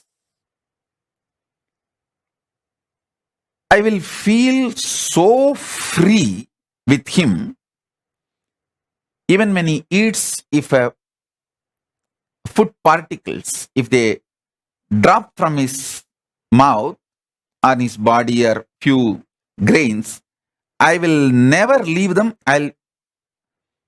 Without missing a single grain, I'll pick up and eat it away. Even if it falls on his body, some sambar or little curd, I'll make sure I'll take it and eat it away. Because Guru Uchishta, the Guru's prasada, is so sweet.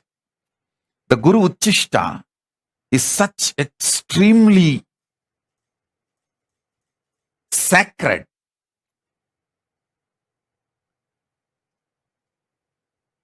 Listen,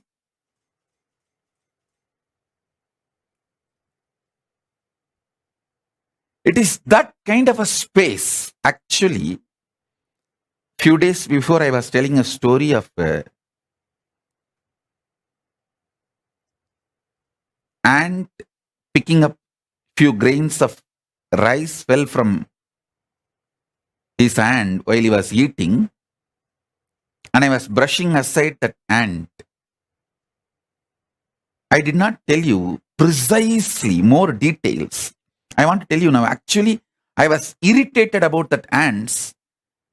First, I felt is, how did I miss that few grains? Because anything falls from his mouth, I'll first pick it up and eat. First thing I felt, how did I miss it? And second, before I can find and pick it up, the ants came and picked it. It was more like that irritation. Guru Uchishta is sacred, sweet. That is the space in which this initiation happened to me, where this constant engagement with quantity and quality dropped, where I relaxed from the engaging myself with the quantity and quality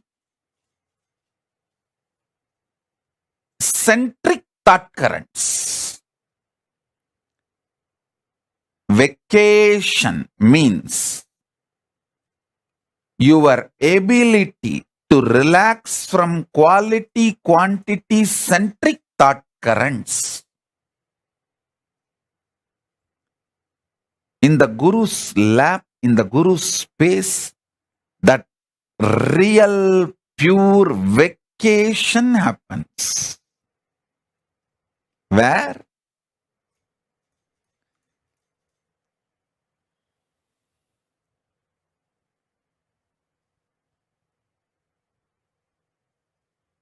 the constant grinding of that quality quantity centric thought currents are dropped, where the quantum start manifesting. Listen.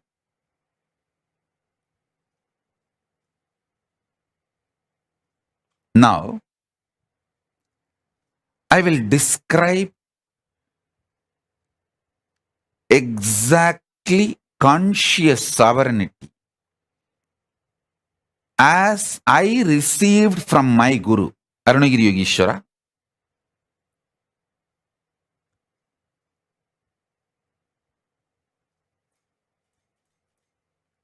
Listen intensely.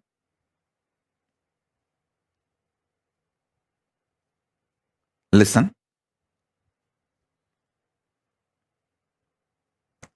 Paramashiva,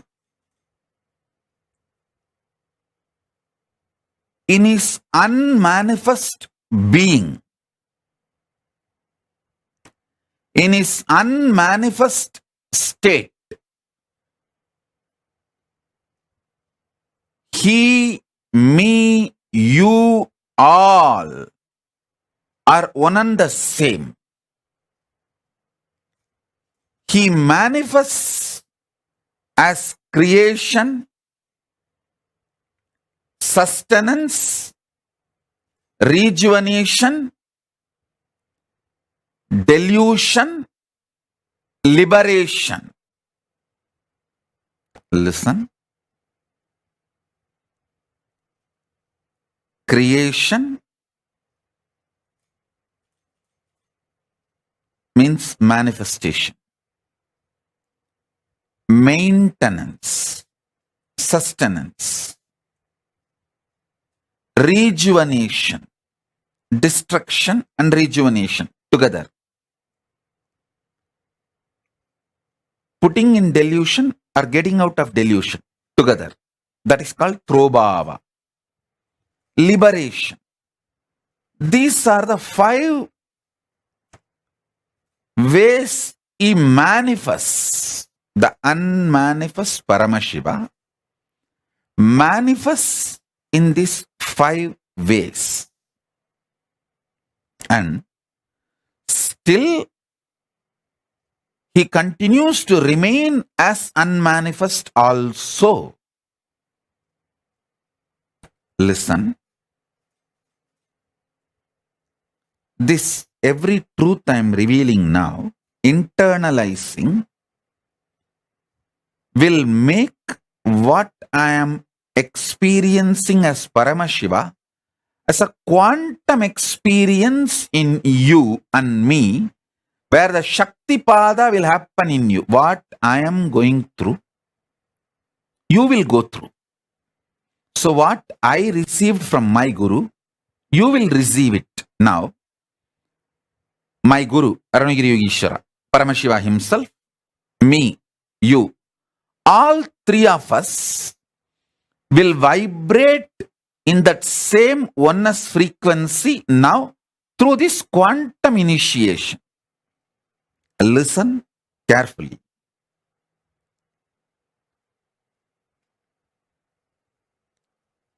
All your ideas about the quality and quantity will pass. It will not be eternal. Today, when you are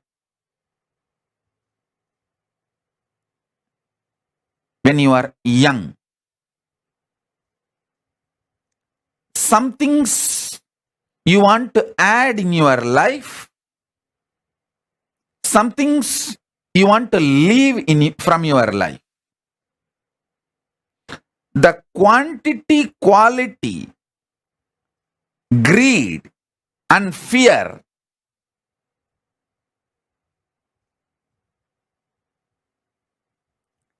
the same quantity, quality, fear and greed will change as you grow, mature or older. Listen. So I'm giving you one example. All things related to quantity and quality changes. They are not eternal. They are ephemeral.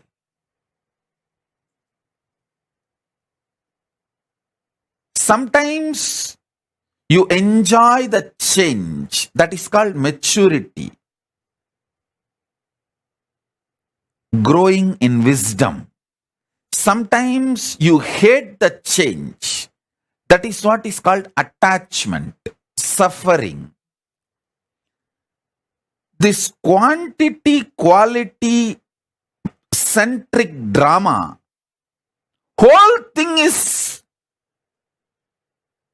only superficial life. Even the maturity which comes when you understand this quantity and quality changes is not complete enlightenment. That is more like a dharma. You get matured, but that's not ultimate. Ultimate is understanding some things which you create, some things which you maintain, some things which you destroy, some things which you put yourself in delusion. Sometimes you pull yourself out of delusion. Sometimes you liberate yourself. All this is fundamentally you who is doing this drama. You, the consciousness in you is doing this whole drama. Waking up to that is conscious sovereignty. Listen.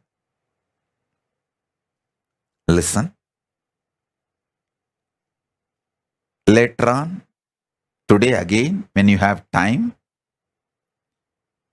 sit with a cup of coffee, hot chocolate or tea, relaxed way, listen to this satsang again, sipping cup of coffee. Remember, you are sitting with me on the foothills of Arunachala alone. Only you and me and Arunachala. Nobody else is there. Cup of coffee for you. Keep a cup of coffee for me. We both sit and sip cup of coffee. And I am giving you this quantum initiation. Listen with this relaxed mood. You will understand.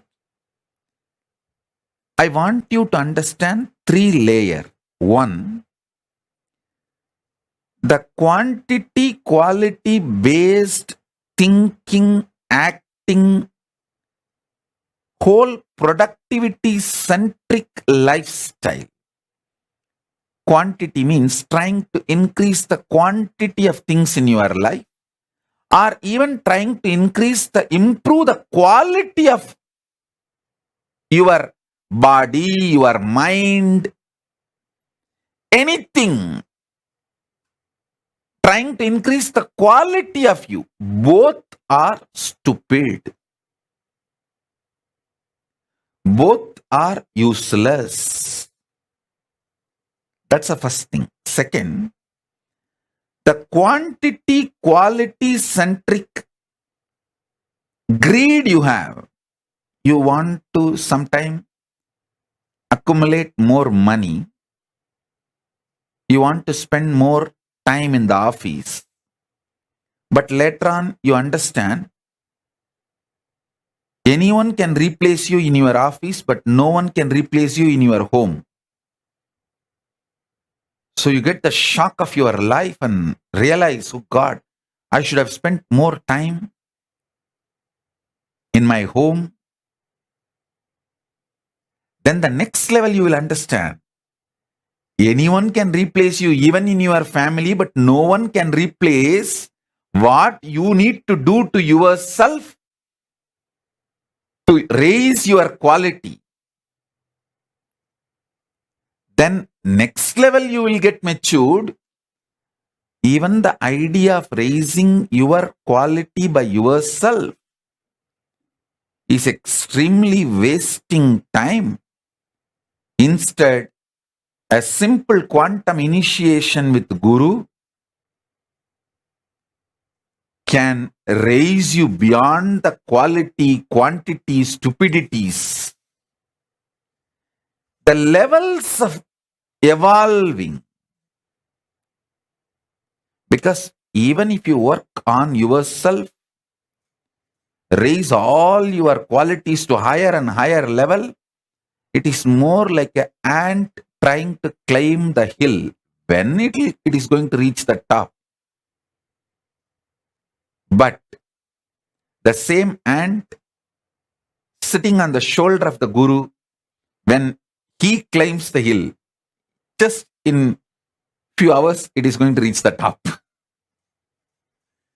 So, now, what I am doing is I am just taking you on my shoulder and raising you to the Kailasa top, offering you at the feet of Paramashiva so that quantum initiation can happen. Listen.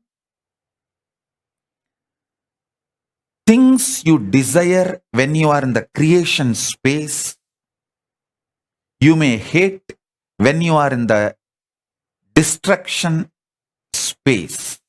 And you should know, all the destruction in your life is your conscious choice. Things you like very much when you are in a maintenance mode, you may hate when you are in delusion.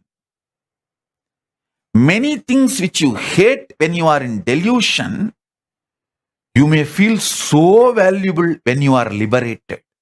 Listen, when you are in delusion, you will feel suffocated by Guru. You just want to escape from him. You don't even want to see him. You don't even want to remember. Even if you see his photographs in some shop, you will feel irritated and leave that shop when you are in delusion. But when you are moving towards liberation, you just wait for him to appear here and there. Even in the car sticker, if you see him, your face becomes white with a smile. Listen, things you like when you are in delusion, you will hate when you are in liberation. Things you hate when you are in delusion, you will love it when you are in liberation. So the quality, quantity based ideas constantly change. And this change also changes. That's the beauty.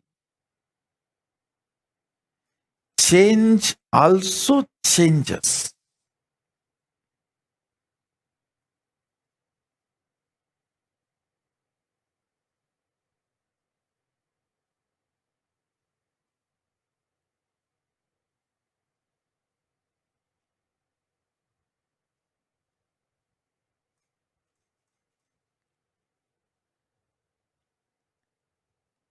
I will reveal statement by statement. You just listen. That is more than enough, because now all of you, I can see, have got into that space of that quantum initiation. When I see only hearts, smiles, and no questions in the social media, YouTube, Facebook, everywhere. I know everyone who is listening has dropped from this quantity quality centric thought current and ready for quantum initiation. So I'll just make statements. Asudosha, call and tell your mother to get your dad also for initiation. Always your dad comes for initiation. Today I am not seeing him. I don't know whether he is there or if he is not there. Call him for initiation. And Ma Bhaktivashyananda, Hari, get your pet. He sincerely listened to my satsang and gets initiated. I don't want him to miss the initiation. Call him. Get him and make him sit. Sobi, tell Raghu to watch from the wherever he is. I want him to have the initiation. Listen. Shiv Pandit, sit straight.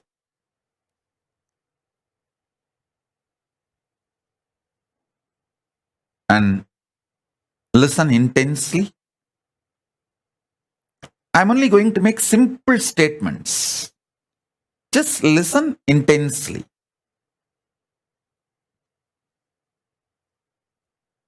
That is enough. Shiv Pandit, if you are able to see me, hear me, wave your hands.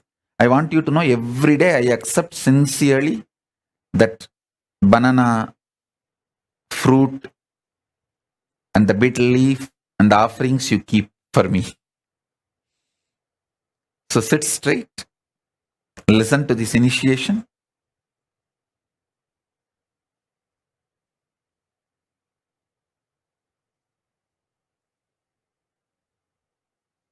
First, listen to the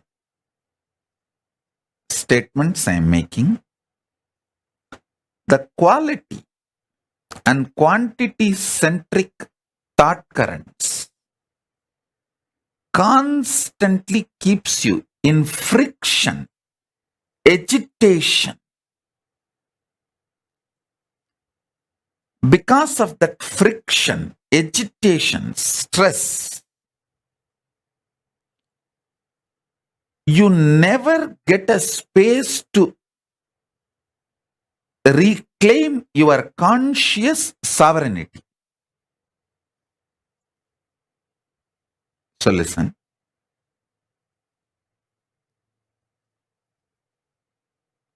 Vinayaka Shrikanta, settle down. Listen to the initiation. You can attend to work later on.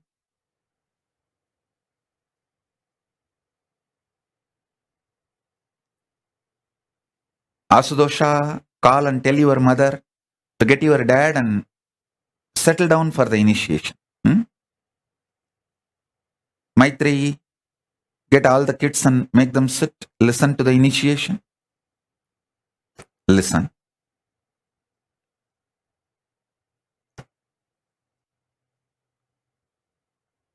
If you want to call your friends, family, whoever you want,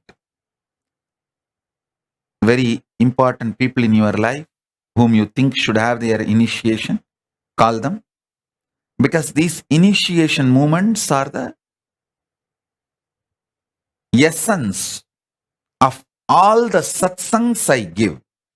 Satsangs are fundamentally to prepare you to come to this nirvana space where you just know everything happening in my inner space and I know what is happening in your inner space and we both are happy about it. I am so happy. You know what is happening in my inner space and you are so happy. I know what's happening in your inner space. This intimacy is called the space of nirvana, not clothlessness, but sheathlessness. Lata, get Harish, make him sit. Hima, get Valli.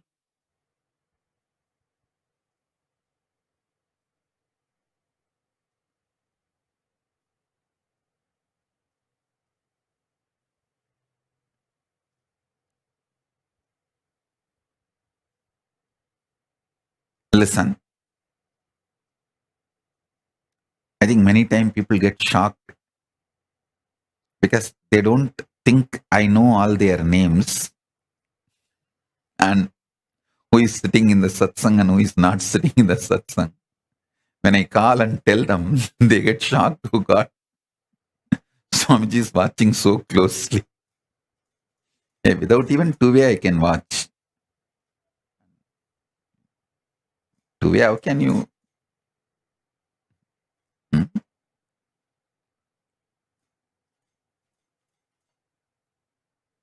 Sadantra Priya, I think Asudosha is not able to reach your mom. You call and tell your mom, still your dad has not come for initiation. If he is not in home, let him log wherever he is and get him to initiation. Listen. Now I'll make the next statement.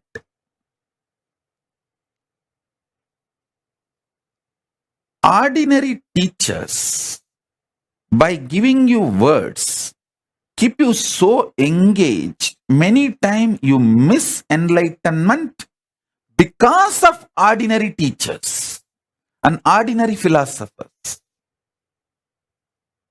Like how your quantity quality centric thought currents irritate, keeps you in friction, engages you in stupidity, and makes you miss the conscious sovereignty.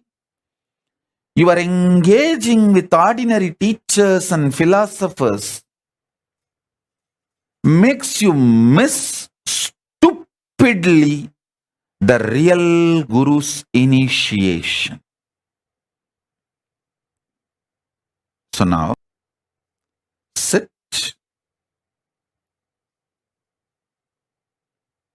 I'll bring the initiation to you. Nirvana Diksha. Again, I wanted to repeat, Nirvana is not clothlessness, it is sheathlessness. You sitting with me without your body,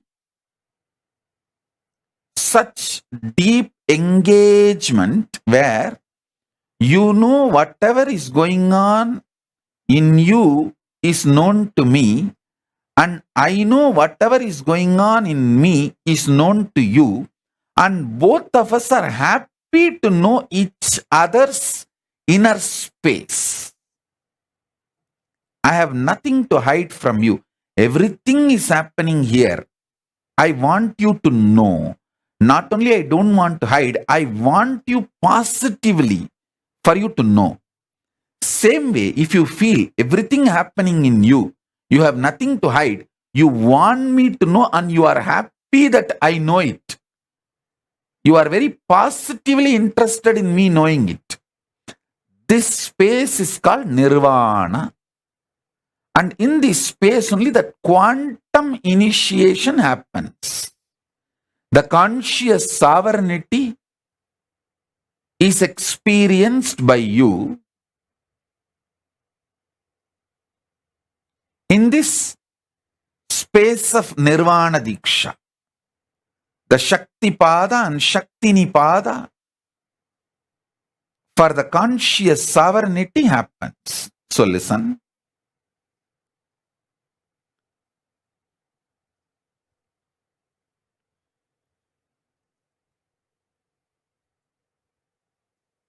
What all you like quantity wise and quality wise when you are young in the creation zone of your life, you may not like them, you may not want them when you move to a different phase of your life. Sometimes you may even hate them. I have seen many people feeling that they spent too much time on money making instead of living the life they always wanted. I always feel more stamps on my passport makes me rich than the zeros in the bank account. Of course, by the grace of Paramashiva, I don't have a bank account. Throughout my life, I living without any bank account, the idea of bank account.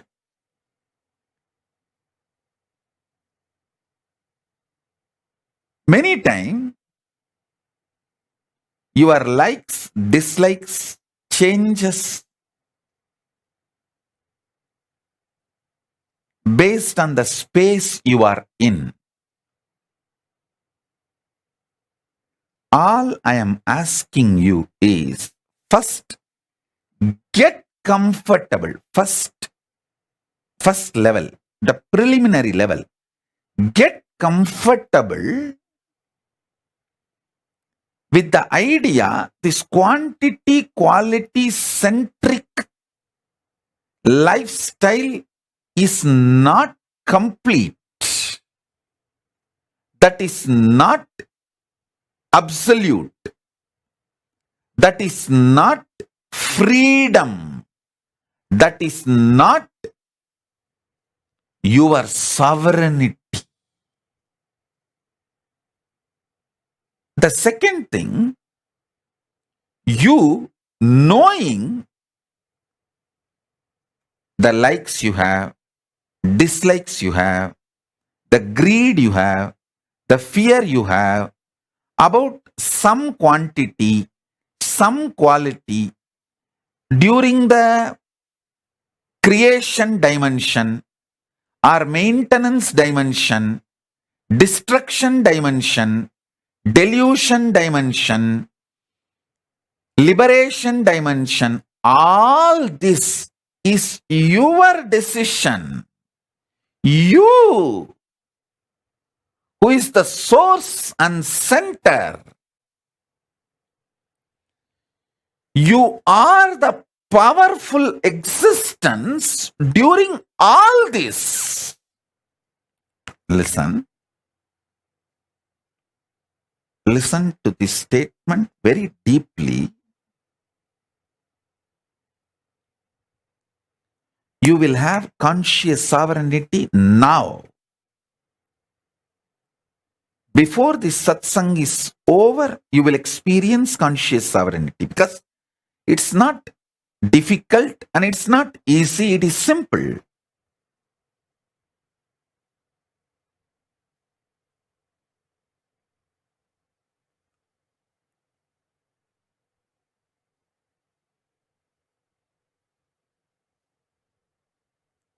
There are some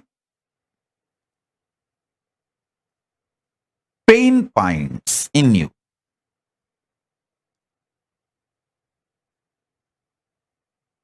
Like you feel, yes, I know change is inevitable, so I have to accept change. Okay, as long as this money is there in my life, I will enjoy. This person is there in my life, I will enjoy. When I am not able to handle the pain I have to go through to keep this money or keep this person, when it becomes high maintenance, I will drop. All this kind of a very vague strategies, thought currents. Take all this into consideration in front of you. What you firmly like, what you firmly hate, what firm greed. Come what may, I am not going to leave this person. I am not going to leave this luxury. I am not going to leave this habit. That kind of a firm attachment or some firm hatred. Come what may, I will never see this fellow again. Come what may, I will never go to that place again. Firm hatred, firm attachments are strategic hatred and strategic attachments. As long as he is good to me, I will be attached to him. When I feel he is not good to me and to my interest, I will throw him. I may even want to kill him.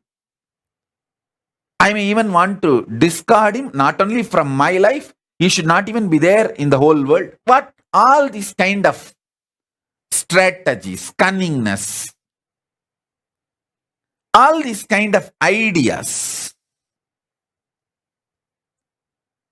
take everything into consideration in front of you. This whole thing is not compulsion on you, and you don't need to feel they are all binds you or chains you. You, conscious sovereign being, is above all this. Listen. You, conscious sovereign being, is above all this. Good, bad, self-doubt, self-hatred, self-denial, virtues of enlightenment, tyaga, love, selfishness, different things, sometimes extreme opposite, paradoxical. Even those qualities, those kind of people, those kind of experiences, all that can coexist in you.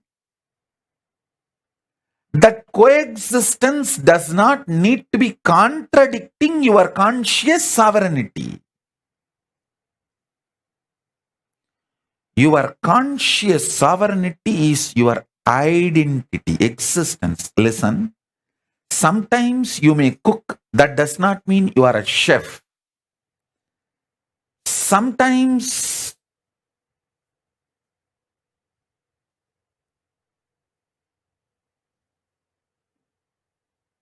you may speak, that does not mean you are a speaker. Sometimes you may administer, that does not mean you are an administrator. Sometimes you may manage, that does not mean you are a manager. All this is periphery existence of you. The quantum existence, the actual existence of you is conscious sovereign being who plays with creation, maintenance, destruction, delusion, liberation. It is you who is playing all this.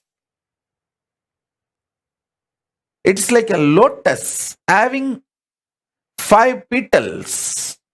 The core lotus is unmanifest Paramashiva, and these 5 petals are the manifest Paramashiva. My Guru has given me the Paramashiva mandala. It has that 5-star symbol. The center one linga and 5 stars, 5 lingas are drawn.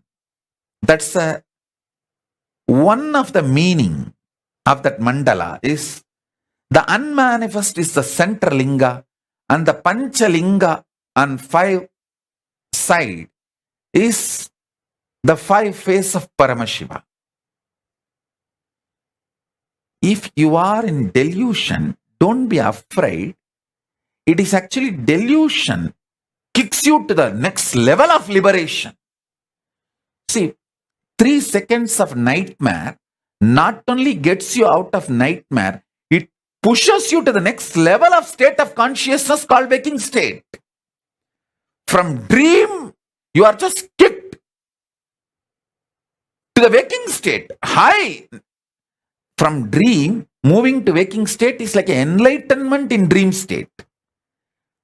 So, if you had a very sweet dream, normal dream in your dream state, you would have just gone again back to dream state or deep sleep state. But if you had a nightmare, you can neither go back to dream state or deep sleep state. You have to be kicked to waking state. So, delusion in the delusion in the dream state is nightmare. But ultimately that nightmare does a great good thing that you are enlightened, pushed out of the dream state to the waking state. From waking state, if you are pushed to the Turiya, that is enlightenment. Same way, from dream, if you are pushed to waking, that is enlightenment in this level. Understand? Enlightenment means getting pushed to the next higher state of consciousness. From deep sleep, if you are pushed to the dream state, that's one level enlightenment. From dream state, if you are pushed to the waking state, that is one level of enlightenment. From waking state, if you are pushed to the Turiya, that is next level of enlightenment. From Turiya, if you are pushed to Turiyatita, that's the next level of enlightenment. So understand, the nightmare in your dream state is not as bad as you always think, because just the 3-second nightmare, and you need to know, no nightmare can be longer than 3 seconds. It's a law of life. In the dream, it may look like a long time, but actually, in chronological waking state time, it is only 3 seconds. So,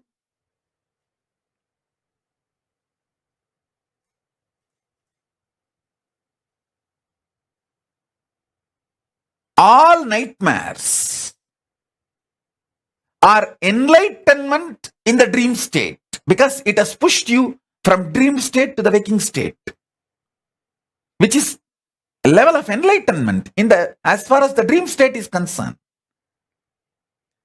I should call there are 4 levels of enlightenment. From deep sleep, when you are pushed to the dream state, it's called dream enlightenment. From dream state, if you are pushed to the waking state, it's called waking enlightenment. From waking state, if you are pushed to Turiya, it's called awakened enlightenment. From Turiya, when you are pushed to Turiyatita, it's called living enlightenment. So, even the nightmare, which is delusion, is not bad as you always think. So, all delusions are not bad, because many times your delusions push you to the next level enlightenment, liberation.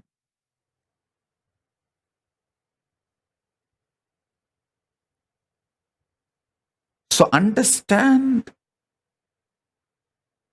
this truth, powerful cognition.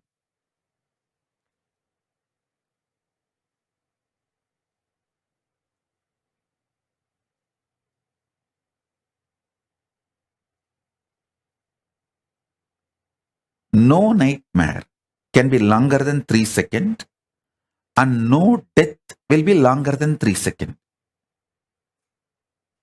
Because during the death, you go through the nightmare, the worst nightmare of your whole life.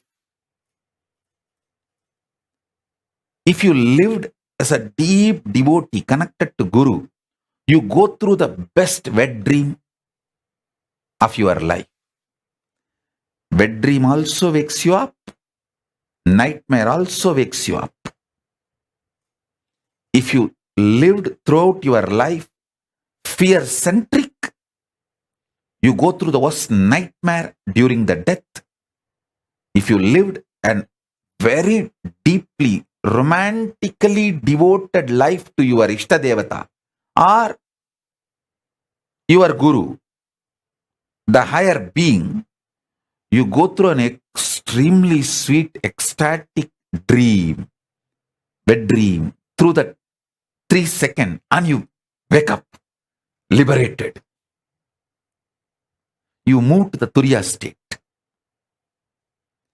If you neither go through nightmare nor go through wet dream, like a mediocre, then you again fall back into the same next birth and go through this birth and death, this rut.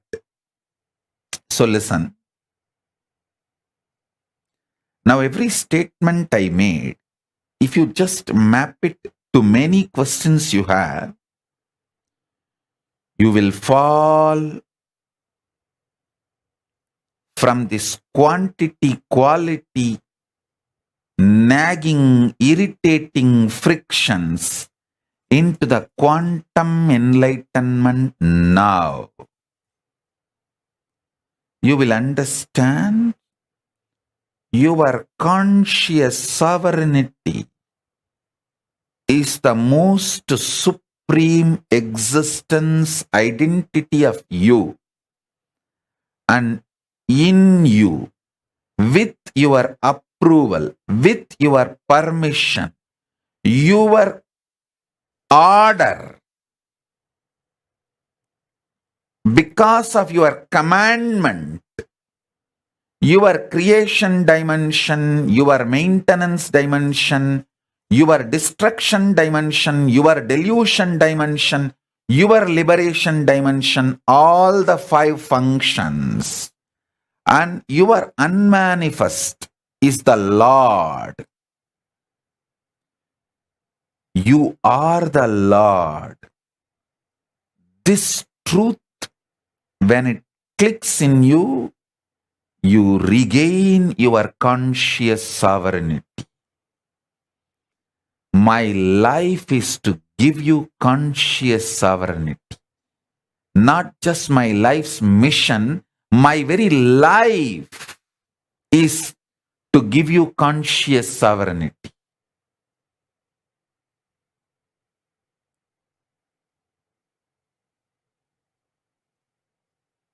My Guru gave me this. I am here to give you this.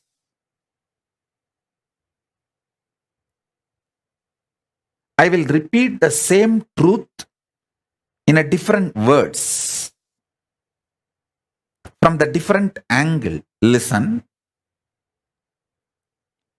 Gauri Bharata, tell Anusha to come and sit for initiation. Get Anusha. Shilpa, get Shaktidhara for initiation. I'm not seeing him. I think the lighting.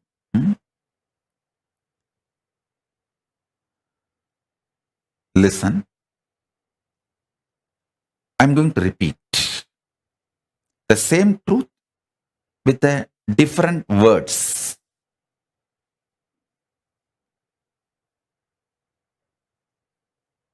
Because from the multiple angles, when I explain, many of your pain points will break, melt down. The arrogance with which you stick to your ideas, if it melts down, you can achieve the conscious sovereignty now. My goal is you experiencing conscious sovereignty now.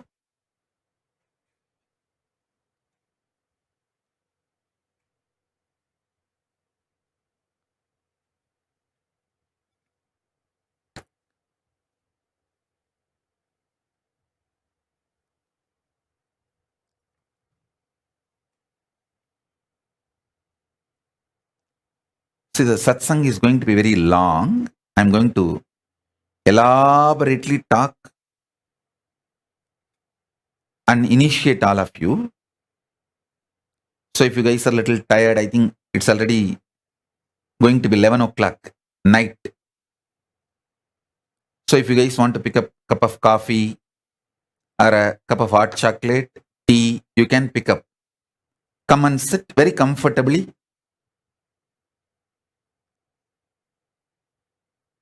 All I want is you being in a very relaxed, sweet, fresh mood.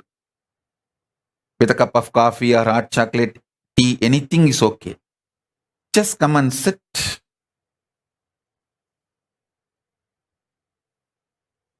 Enjoy. You don't need to be tensed actually. Because I will take your stress. Where all you have pain points, where all you are locked, where all you are caught, I know it. I will crack them. You don't need to worry. You sip cup of coffee, you sip cup of tea, and keep a cup of coffee for me also. I'll bless that and give it to you as a prasadam. You just enjoy what I am talking and trying to drink my words along with your cup of coffee. Then initiation will happen. That quantum initiation will happen. Nothing serious. You don't need to be very serious. You don't just be awake, but nothing to be serious or worried. Ma Pragnya, tell your brother also to come for initiation. Call him.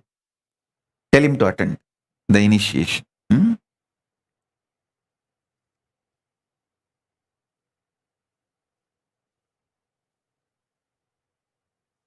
Vinesh, can you get all your pets? Not only kids, pets also. Let them all have initiation.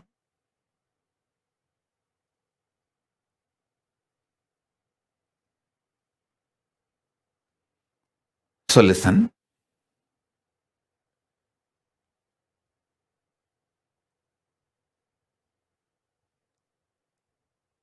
Conscious sovereignty means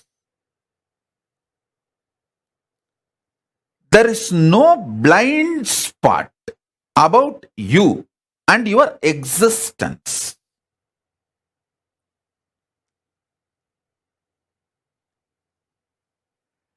There is nothing called shocking. Everything is sweetly surprising. See, sweetly surprising is not wrong. But there is nothing called shocking.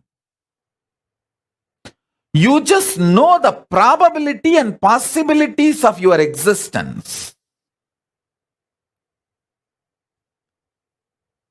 Because you are consciously manifesting it.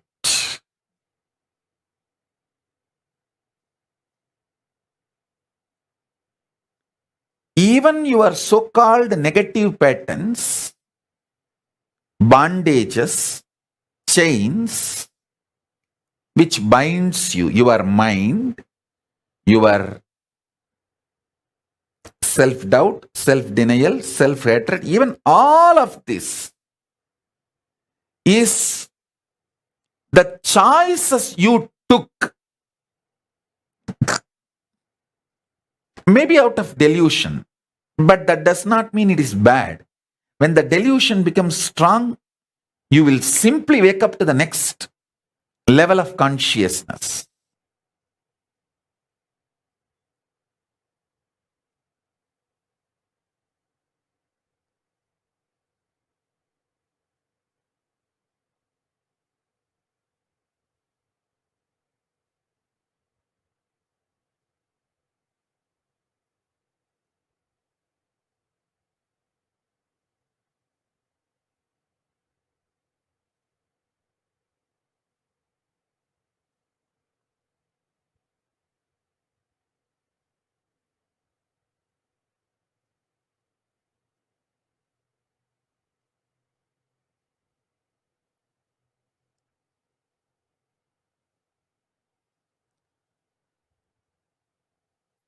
One funny thing with human beings, all the things they like, they feel as good, They take the responsibility. Yes, I manifested this. I am the conscious sovereign authority for this because it is such a good thing.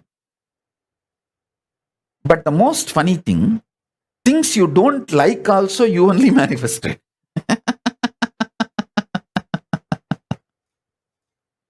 You manifested it for different reason. Maybe after manifesting you forgot. You liked it and you wanted it. You called for it. So listen. Tripura, call Vedaswarupa to attend. Nice. Vedaswarupa, call Bhagavan Reddy also to come and attend. Bhagavan Reddy and his daughter and wife, the whole family. Listen. I'll repeat now. Even if you missed the whole satsang last, I think 1 hour I am speaking. Even if you missed the whole 1 hour, don't worry. I'm going to be elaborately repeating in various words. Because it's the initiation, the words I am uttering are like a mantra. Initiation. It is not discourse or a teaching. It's a mantra. So it'll just go inside you and it'll start working inside you and manifesting the conscious sovereignty. It's like a conscious seed, powerful seed gone into your, going in. You take responsibility for all the good things in your life. That's great. Nothing wrong with it. Understand, even the bad things you think, you only called for it. And if you don't want to take the responsibility for the bad things, that irresponsibility is also okay. Because that irresponsibility is delusion. Irresponsibility, not wanting to take responsibility for the bad things you invited in your life is delusion. That delusion is also going to wake you up and lead you to liberation. So it is not that that delusion is something bad.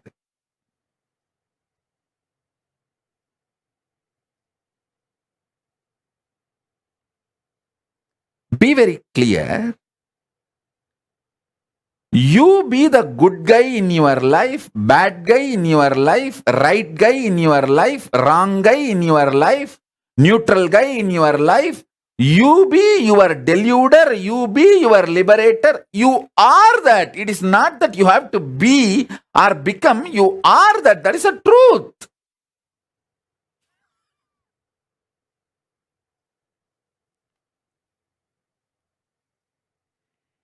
Get comfortable with this. And if you don't want to get comfortable, also is okay. Because you are that. See, even if you don't get comfortable with the truth, you invited your headache by having a head. You deciding to have a head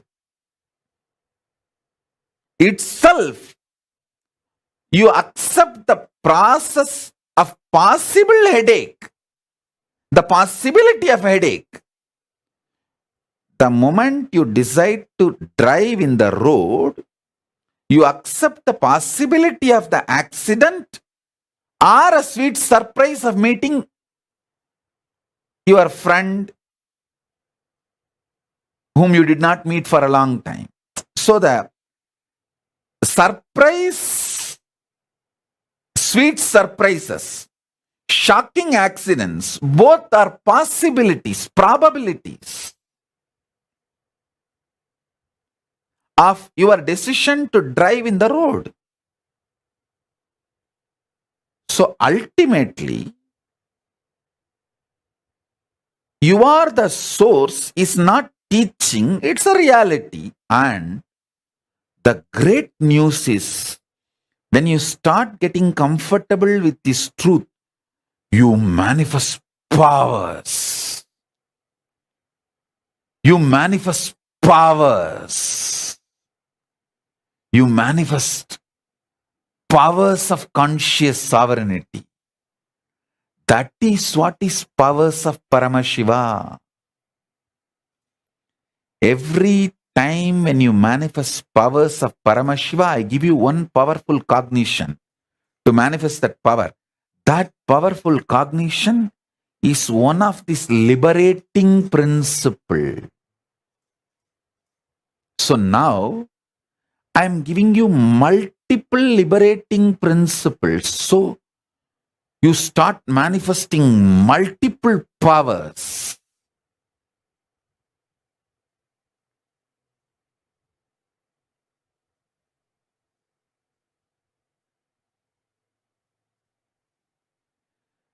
Do not let others play bad guy role in your life. And even if you let them play the bad guy role, it's okay. This paradox, the other you choose, you want as a bad guy, is also part of your conscious sovereign decision.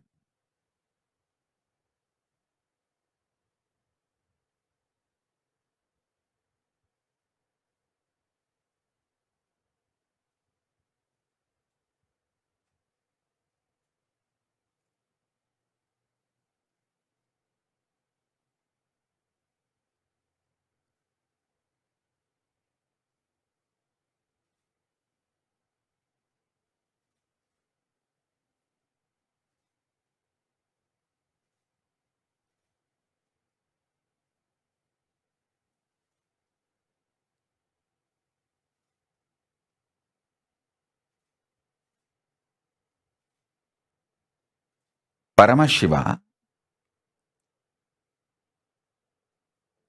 creation of sustenance, creation of destruction, creation of delusion, creation of liberation, maintenance dimension getting created, maintenance of maintenance, maintenance of destruction dimension, maintenance of delusion dimension, maintenance dimension, then destructive dimension getting created, the destructive dimension getting maintained, the destructive dimension getting destroyed, the destructive dimension getting deluded, the destructive dimension getting liberated, then the delusion dimension getting created, the delusion dimension getting maintained, the delusion dimension getting destroyed, the delusion dimension getting deluded, and the delusion dimension getting liberated, and liberation dimension getting created, the liberation dimension getting maintained, the liberation dimension getting destroyed, the liberation dimension getting deluded, the liberation dimension getting liberated. These 25 heads of Paramashiva. Contemplate how in each of these dimension you are manifesting your life. How you yourself enjoy many times your own delusions knowing it is delusion. Multiple times you enjoy your delusion knowing it is delusion.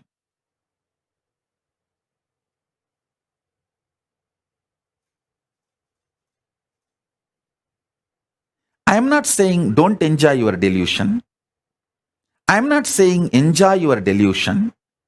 I am only saying know it that it is you. so that your conscious sovereignty is not damaged by your actions. Your existence should not be damaged by your actions.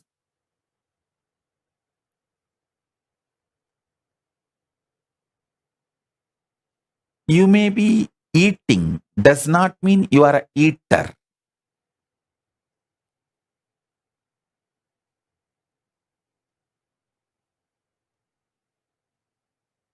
You may not be eating, does not mean you are a nirahari. You may be having sex, maybe sometimes even with different persons. That does not mean you are a womanizer or a nymphomaniac. I am not saying go and be a womanizer. I am not saying do this or don't do this. All I am trying to tell you is the actions does not damage your existence. Your conscious sovereignty is independent of all your delusions put together.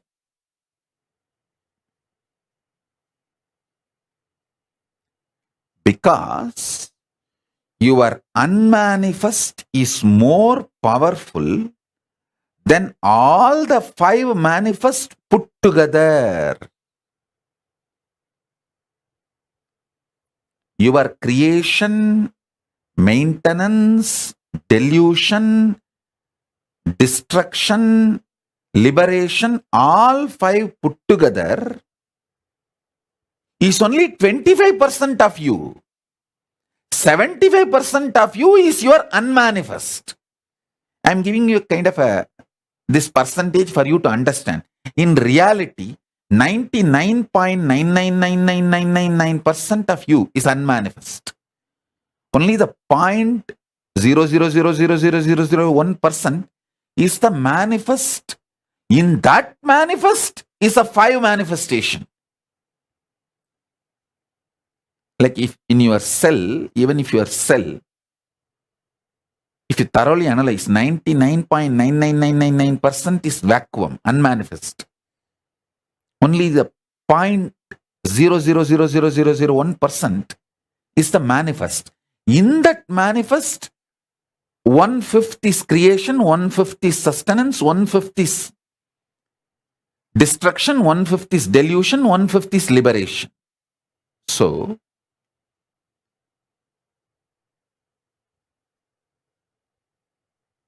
drop from quantity, quality based,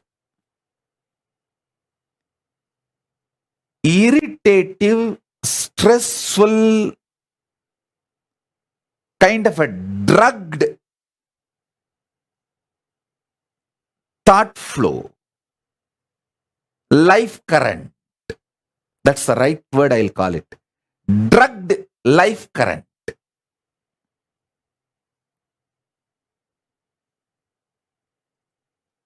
Drop from that.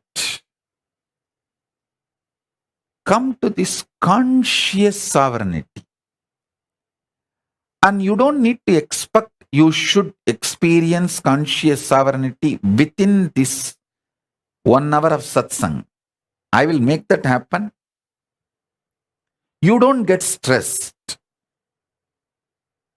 You listen to every word I am uttering and try to cognize. That's enough.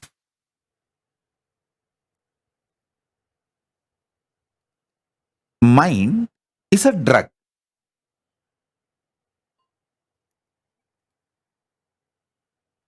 It's not chain. The word chain gives kind of a solid experience perception. It is not worthy to be called as chain. It's only alcohol. Tomorrow morning, its effect will not be there on you. That kind of a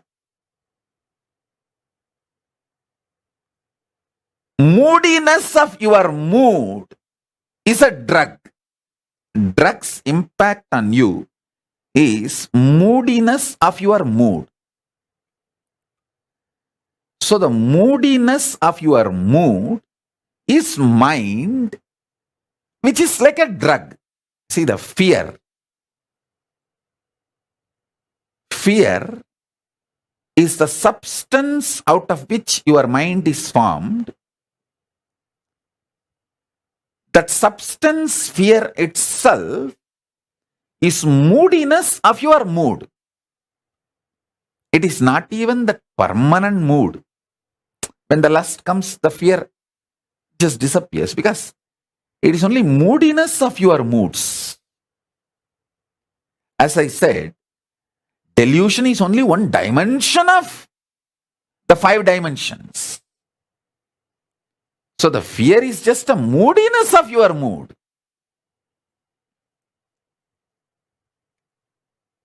The Chidananda Swabhava, which is like a ecstasy of knowing your conscious sovereignty, even if a drop of that ecstasy, knowing your conscious sovereignty, starts seeping into your mind, the drug called mind loses power over your brain. See, your brain as on now is drugged with a drug called mind. Even one drop of nectar, dose of Chidananda Swabhava Amrita, if you know your conscious sovereignty even in one dimension, hey, yes. What Swamiji is saying is clicking, yes.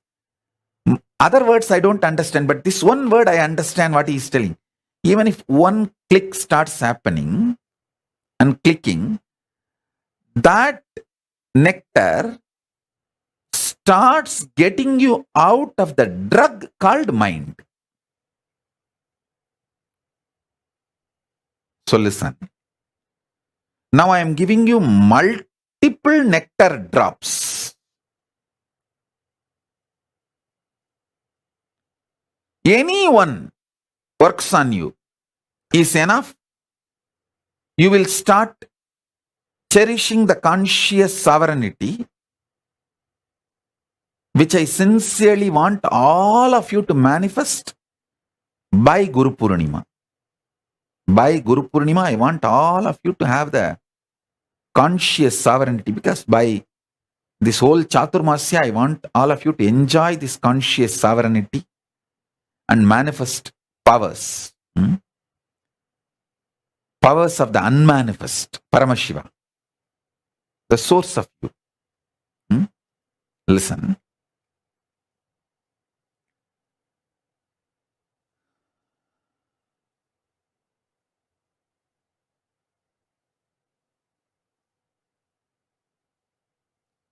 Many of the truths now I am revealing,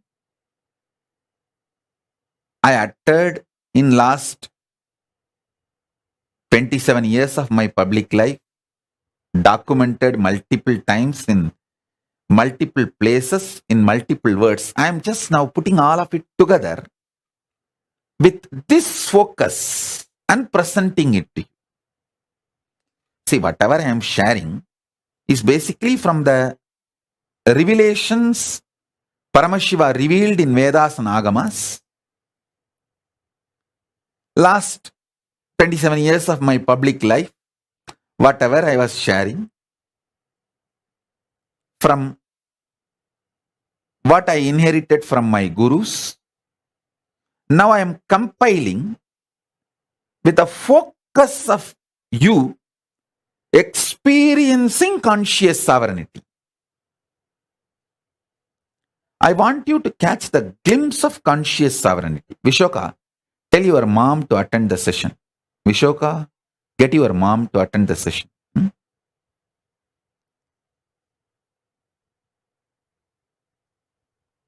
So listen.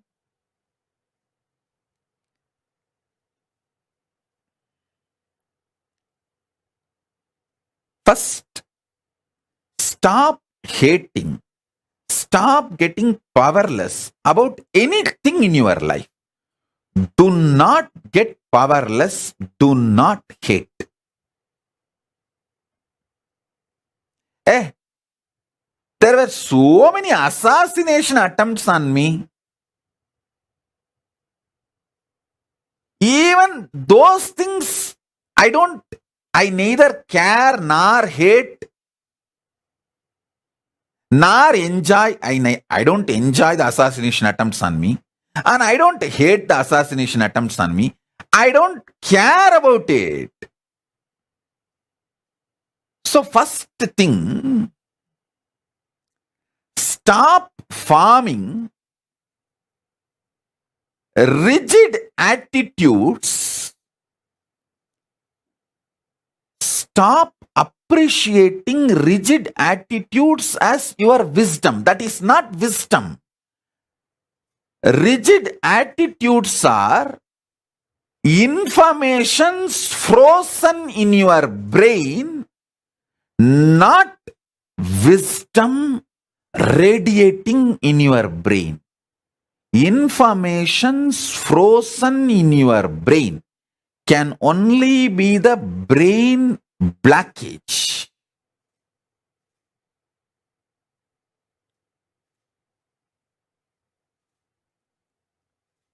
You call that blood clot, like that brain clot.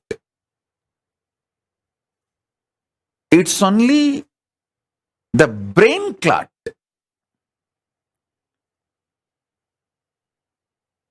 Go for conscious centric existence. Even if you miss in your stressful life to be conscious sovereign being, when you come back home, when you drop your coat and shoes, drop your mind and stress and decide, inside my home, I will be conscious sovereign being. Sit and remind yourself, cognize conscious sovereignty of you. In few days, this will become your existence. Because anything you enjoy,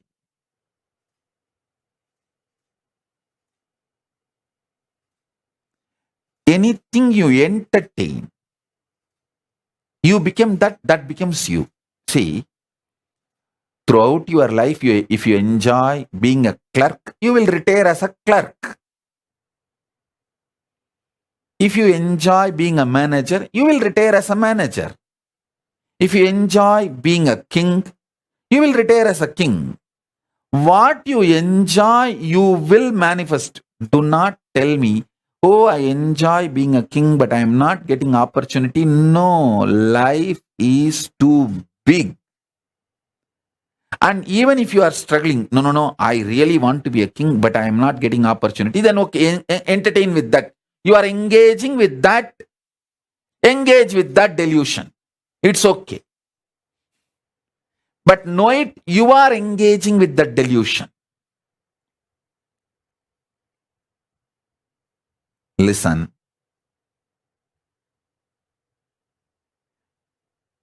When you want to brand life as unfair, you decide you want this, but you are not given that.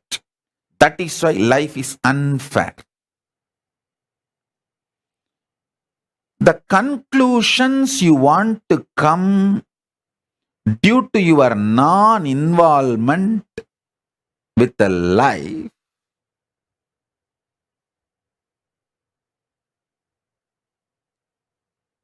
is the real delusions.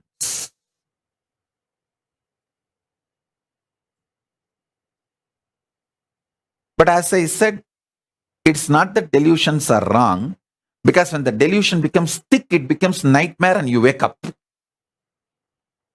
You are pushed to the next level of enlightenment automatically.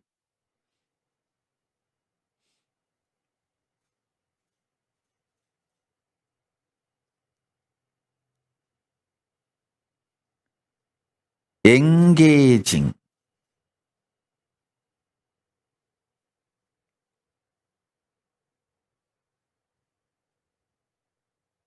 With the quality, quantity centric thinking, always leads to destruction and delusion. Decide truth about the life is the goal of your life. I tell you, first be genius. What is the meaning of genius? Search for the truth is the center of life. From that, make a six-pack body.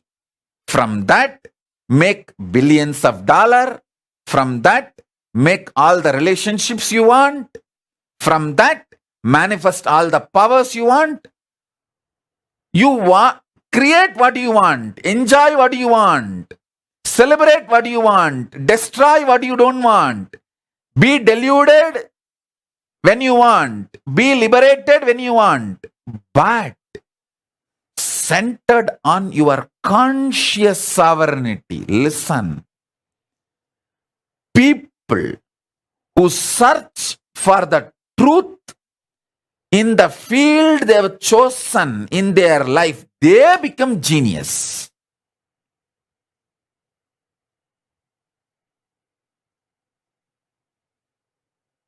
In my life, I have met many genius people.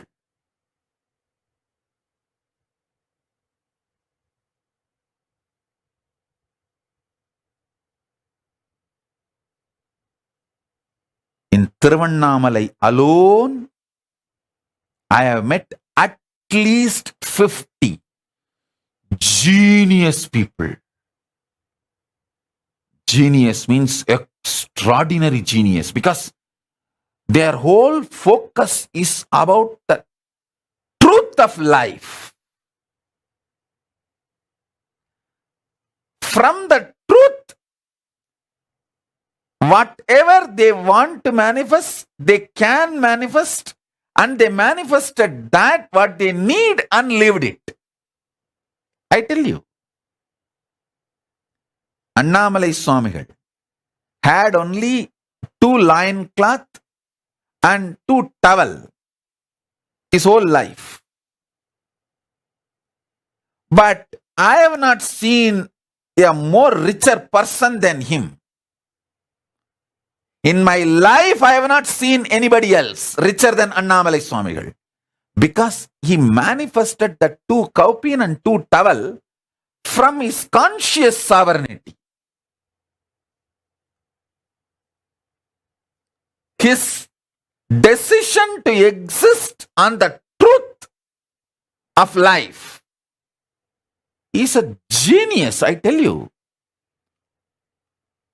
I have met many Nobel laureate scientists, but the geniusness, nobody can be compared to Annamalai Swamigal or Ram Surat Kumar.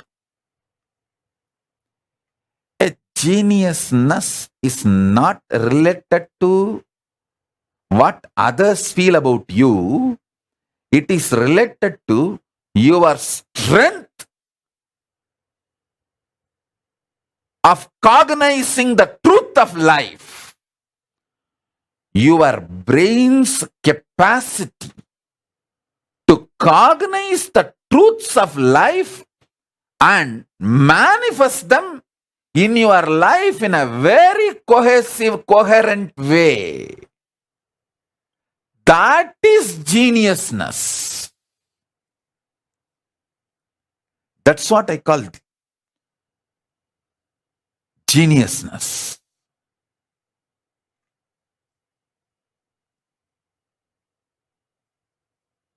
Neither Annamalai Swami will want 3rd kaupin, nor he would have accepted even if people forced it on him.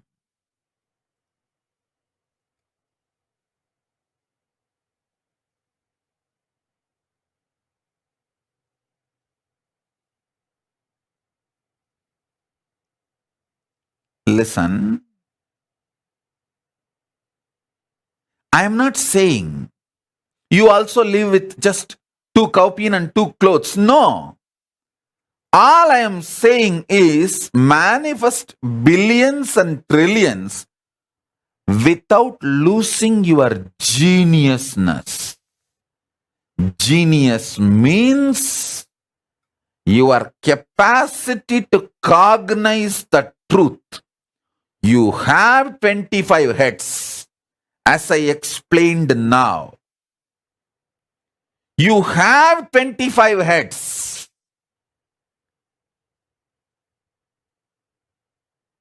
If you want, I'll repeat. I'll repeat for the sake of people who joined now.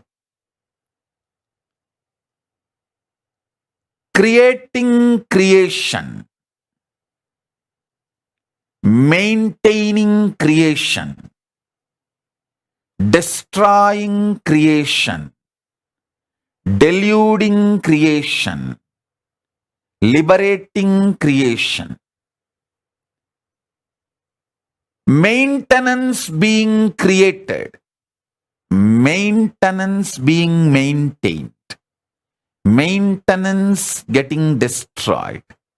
Maintenance being deluded. Maintenance getting liberated. Destruction getting created. Destruction getting maintained. Destruction getting destroyed. Destruction getting deluded. Destruction getting liberated. Delusion getting created, delusion getting maintained, delusion getting destroyed, delusion getting deluded, delusion getting liberated. Liberation getting created, liberation getting maintained, liberation getting destroyed, liberation getting deluded, liberation getting liberated.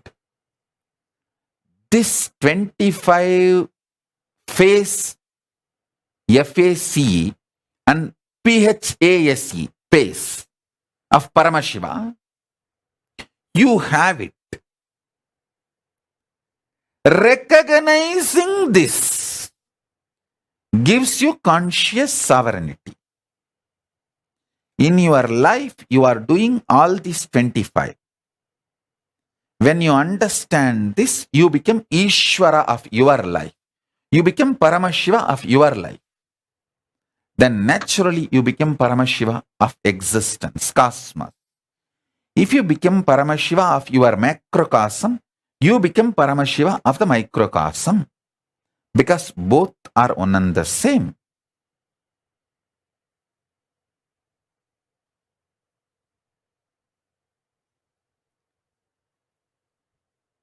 Ability to cognize this is geniusness.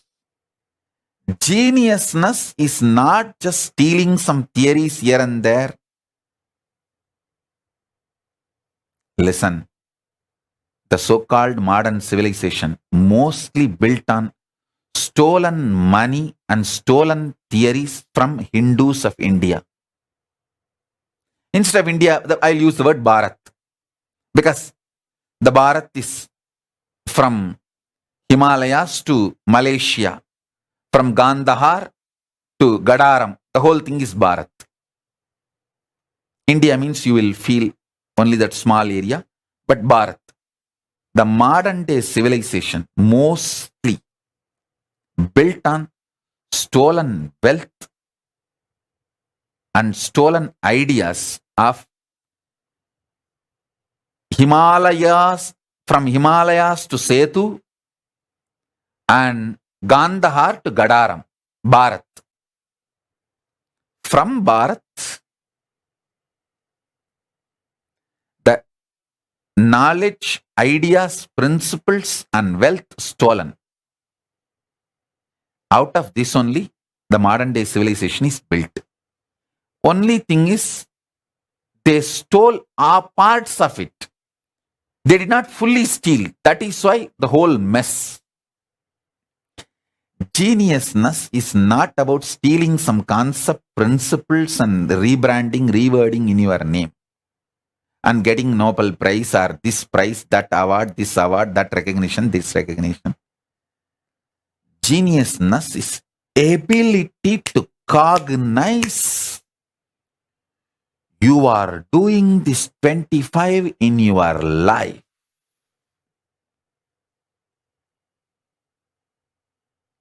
And reclaiming your conscious sovereignty.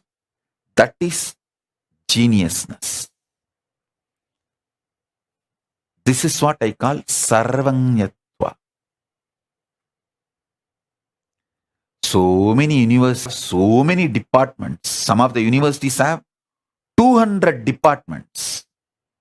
They are all able to produce only genius of that field in that chair. But now what I am saying, if you cognize, you will become sarvanya. You will be the genius of conscious sovereignty.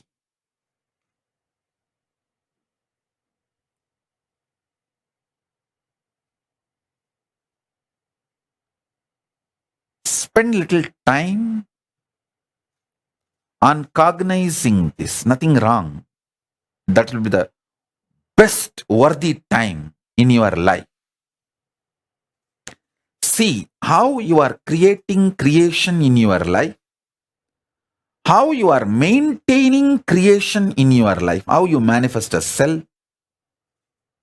and how you sustain that cell, how you destroy that cell, how you put that cell into delusion, means different usage, and how you liberate that cell. Once for all, you free it, and that becomes part of your larger existence, unmanifest form.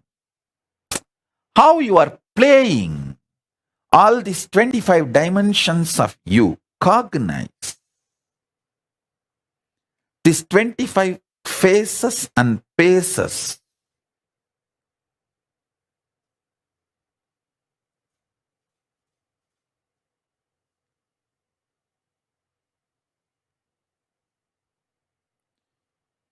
You will simply taste the nectar of conscious sovereignty. Understand?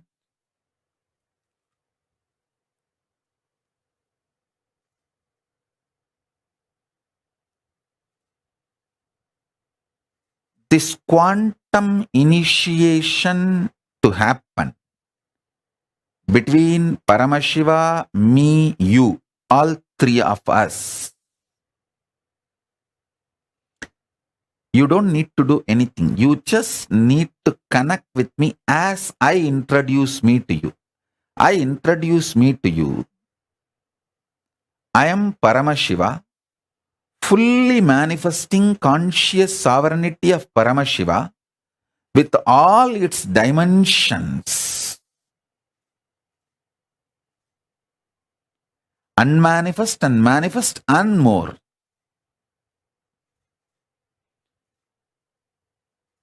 When you choose to connect with this introduction, the Shakti Pada and Shaktini Pada between Paramashiva, me and you starts happening. And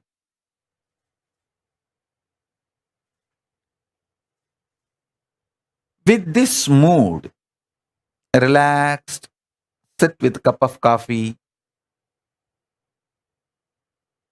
hot chocolate or tea, listen to these revelations.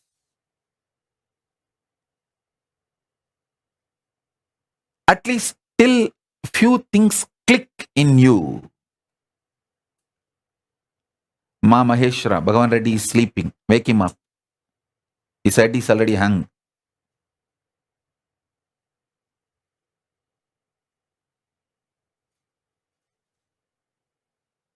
Listen, listen.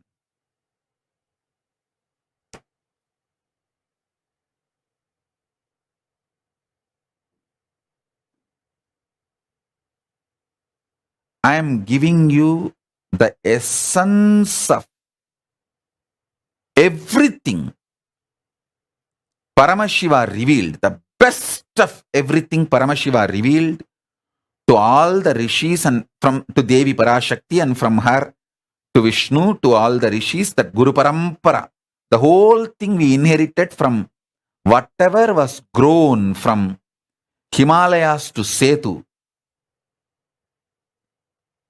and Gandhar to Gadaram. Gandhar is Afghanistan, present day Afghanistan. Gadaram is the present day Malaysia. Afghanistan to Malaysia. Himalayas to Sri Lanka, that's Setu. Whatever was grown there, that geniusness essence, whatever Paramashiva gave to Paramashakti, from Paramashakti to Vishnu, Parandama, from Parandama to the whole Guru Parampara.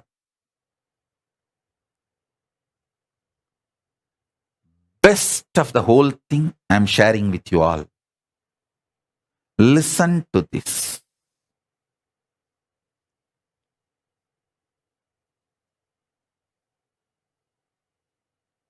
Ultimately, the essence of what I am trying to convey is you are Paramashiva. The conscious sovereignty of you is unstealable. Can't be taken away from you, even when you are in delusion.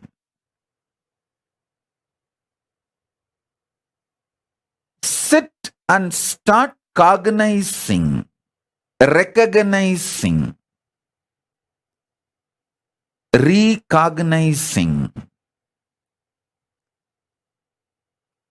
this Shaktipada and Shaktinipada I am giving you now will sink into your being and sink both of us with Paramashiva. Paramashiva, me, you, all three of us will be in sync.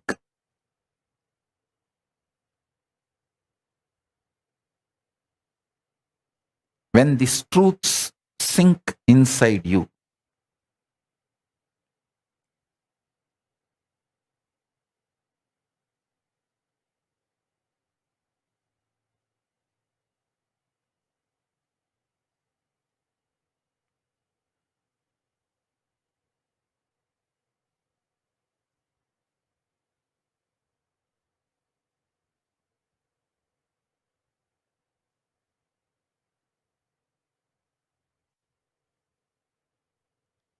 do it like a homework till you understand each dimension of this 25 dimension. Sit and start penning down how your conscious sovereignty is working in that dimension, how you delude your own delusion. Only when you delude your delusion, you can get out of delusion. Only when you terrorize your nightmare, you will wake up from the nightmare. See, the nightmare happens in a ground. For example, you are having a nightmare, you are running to escape from tiger and snake, and you are running in the wild forest. This is the nightmare. But you send a earthquake to your nightmare and shake your very nightmare itself. Then you realize, oh God, you never went to that forest and the whole thing is a delusion. You wake up. So even your delusion, it means you have a capacity to delude your delusion. You can give an earthquake to the forest in which you are running to save your life. You are running in a forest to escape from tiger and elephant and lion or snakes. but you have a capacity to give earthquake to the whole forest and shake the forest and wake up from that. I'm giving you one example. But you can see in multiple levels how you are capable of deluding your delusion itself and liberating yourself from your delusions. Look into small examples of your life and start working on it. Listen, when Arjuna decided to connect with Krishna, as Krishna introduces himself, Krishna says, I am everything.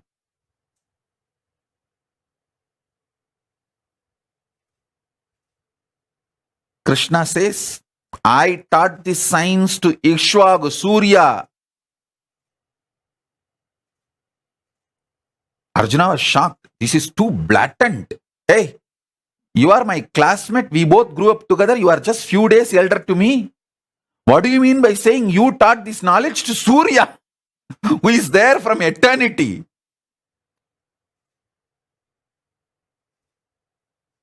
Arjuna even asks openly. Then Krishna explains, but Arjuna had a doubt, but not violence in the doubt. He only wanted clarification.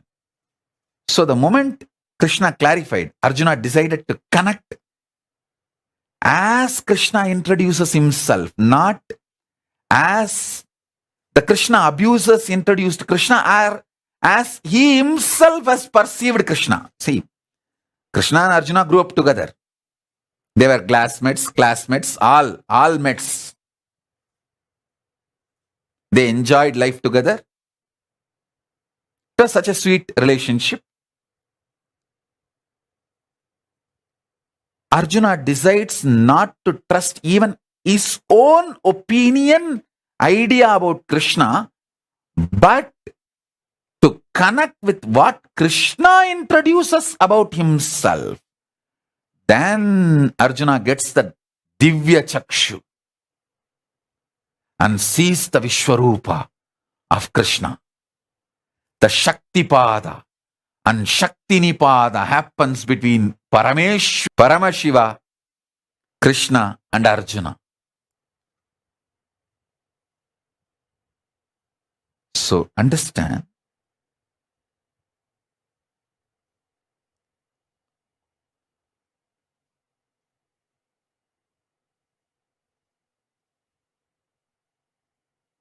this knowledge will make you real genius. Seeking the truth intensely makes you genius, not just some award, reward, theory, somebody accepting you. It is the intense commitment to discover the truth. Ability to cognize the truth in your brain.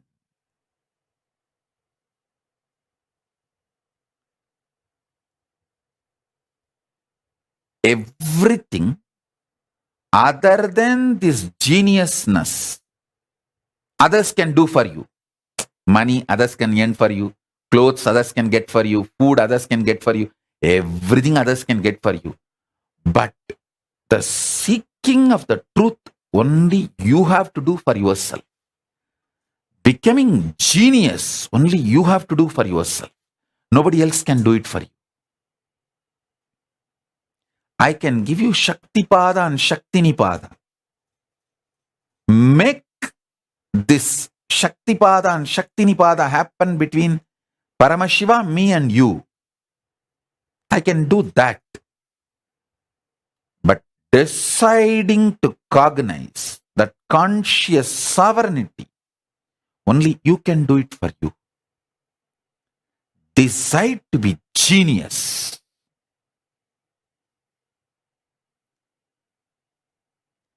Decide to be conscious genius. Decide to have conscious sovereignty. Decide to grasp how you are doing all these 25 in your life. Till you catch it, sit and pen down, think through. This will make you most practical. I tell you, most of your stupid decisions are because of delusion.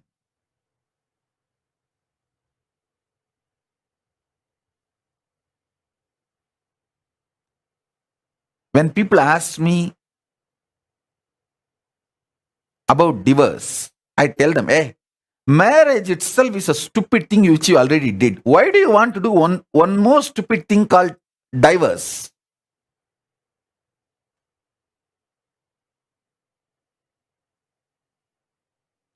It's all over. Just go through and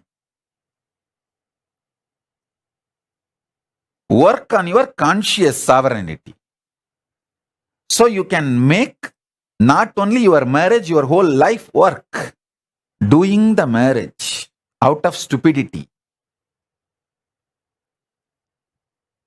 is the crime, and doing the divorce without getting out of the stupidity is a bigger crime. If you have done the marriage out of stupidity, get out of stupidity, not getting out of the marriage. Getting out of the marriage is not solution. Get out of the stupidity.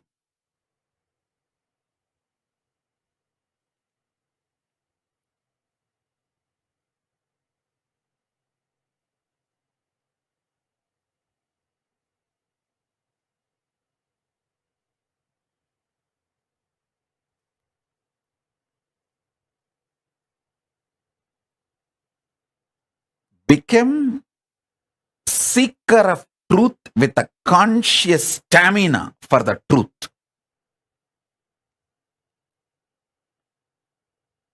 Seeker for the conscious sovereignty with a stamina. You will become genius, and your practical life will become most beautiful.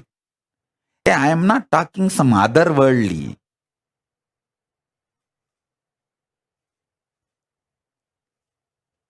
I am talking of other worldly in this world, in every world.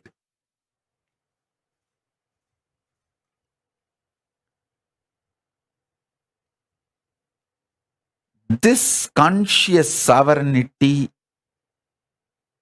truth, swalpamapyasya dharmasya trayate mahato bayat. Even if you start cognizing even little bit, so much fear will be destroyed, so much bad things will leave you. You will become so good to yourself and to others and to the whole world.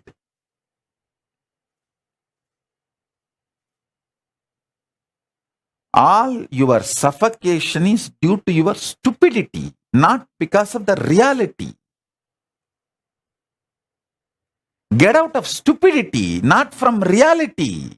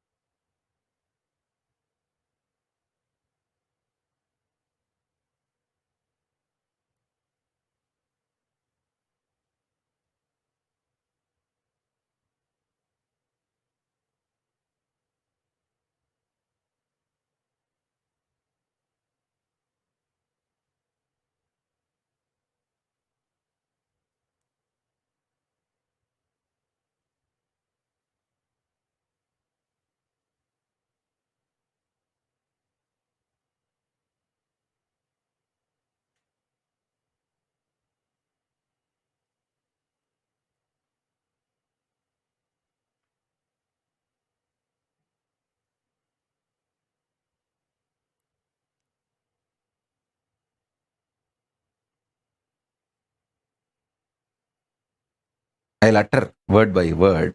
I'm just trying to reveal layer by layer.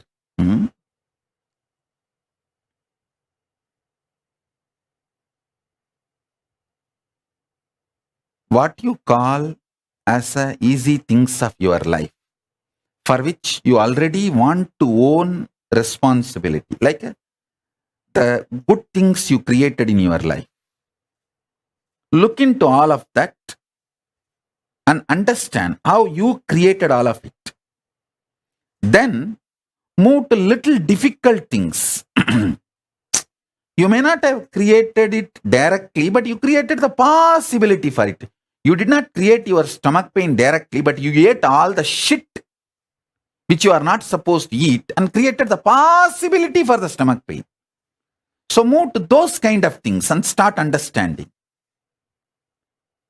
Then move to your pain points. You literally deny, no, I did not create this. This was forced upon me by my enemies. And then you even have some stupid things. People dare to tell, this was forced upon me by God himself. As if bum loose.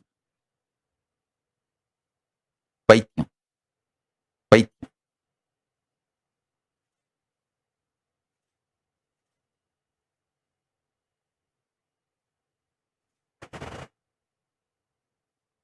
பத்தனா கொடுத்து பன்னிப்பிய வாங்கி தின்னுட்டு நீ படுத்திருந்தா அதுக்கு பரமசிவன் மேலேயாடா பாதகம் சொல்லுவ?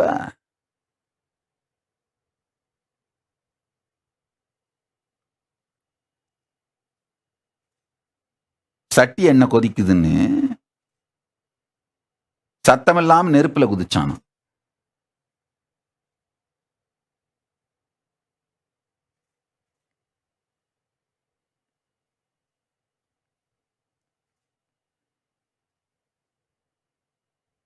This all village slang, it's a little difficult to translate. I'll make them translate and put it in the Facebook, that gist, you get it from there.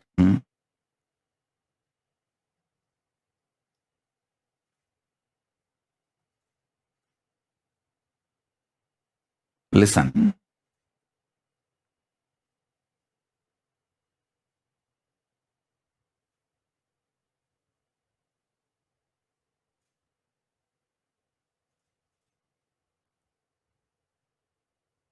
What you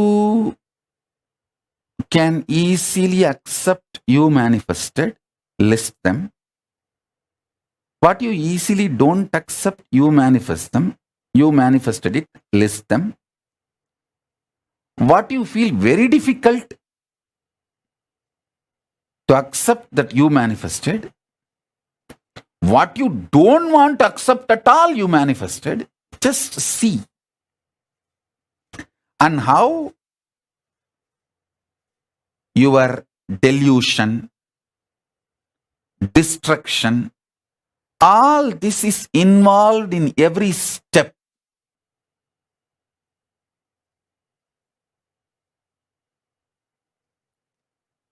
Start cognizing.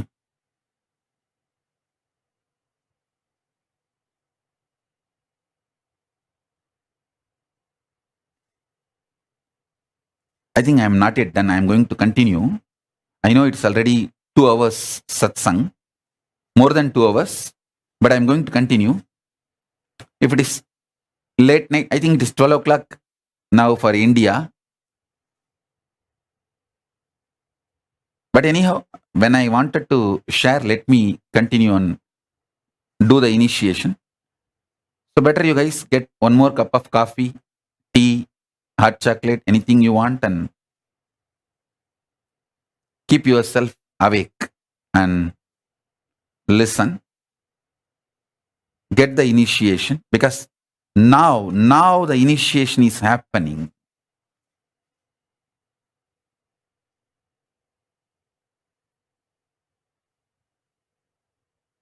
Same way, how many things you are able to feel, you created the delusion. What all the delusion, you don't want to take the direct responsibility and say, Half I created, half my father forced on me. Half I created, half my teacher pushed it on me. Half I am responsible, half he is responsible.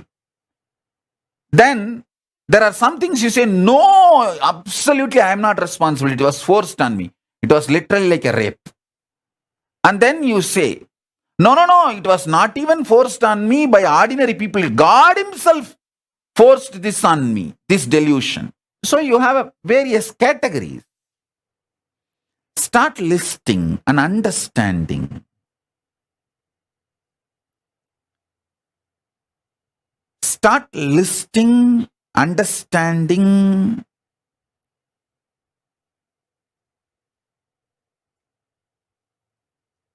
The creation dimensions, sustenance dimensions, destruction dimensions, delusion dimensions, liberation dimensions.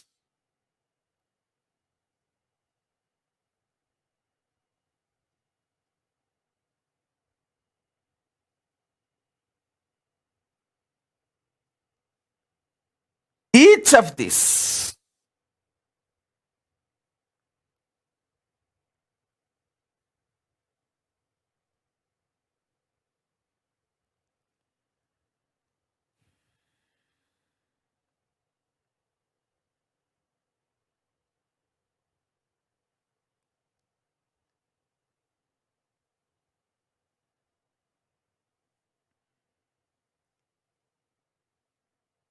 understand,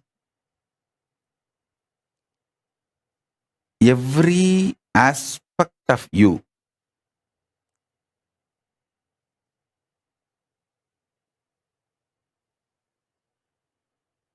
listen. Every aspect of you understand.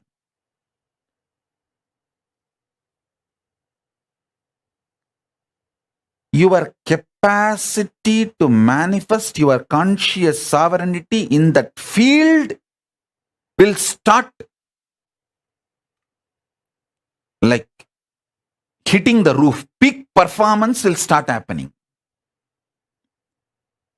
I'll give you the example of food. The field of food, if you understand how you generate food patterns, you sustain food patterns, you destroy food patterns, and you struggle with the food patterns out of delusion, and how you liberate yourself from the food patterns. If you understand, in that field you will become genius. Ma Maheshwara, where is Bhagavan Reddy? Missing again? Get him. I'll wait till he comes. He's gone to sleep? No, pour coffee on him and get him. Not on his head, pour in his mouth. Give him coffee and get him. Ma Supraja, get Bhagavan Reddy. Bhagavan Reddy has come back. So let me start. Listen. Hey Supraja, give him coffee. I tell you,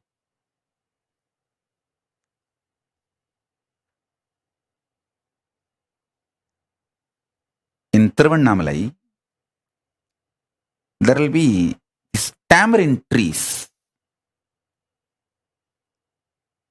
The poor people will take contract to pluck the tamarind ripe fruit from the tree.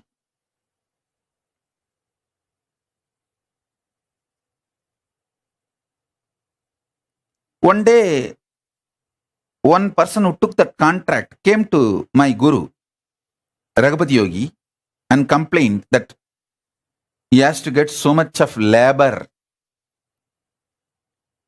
to shake the tree and make all that ripe tamarind fruits to fall. The labor cost is more than the selling cost of the tamarind. It was very funny. solution my guru gave. My guru said, don't worry, just make small bits of ginger. He said, take ginger and make it into small piece. Put jaggery. Keep it next to the tamarind trees. I could not understand. How can this be a solution for his problem? But one good thing I had is surrender to my gurus. I'll simply keep quiet. Even if I don't understand, I will keep quiet till, see, in Tiruvannamalai, there will be this tamarind trees.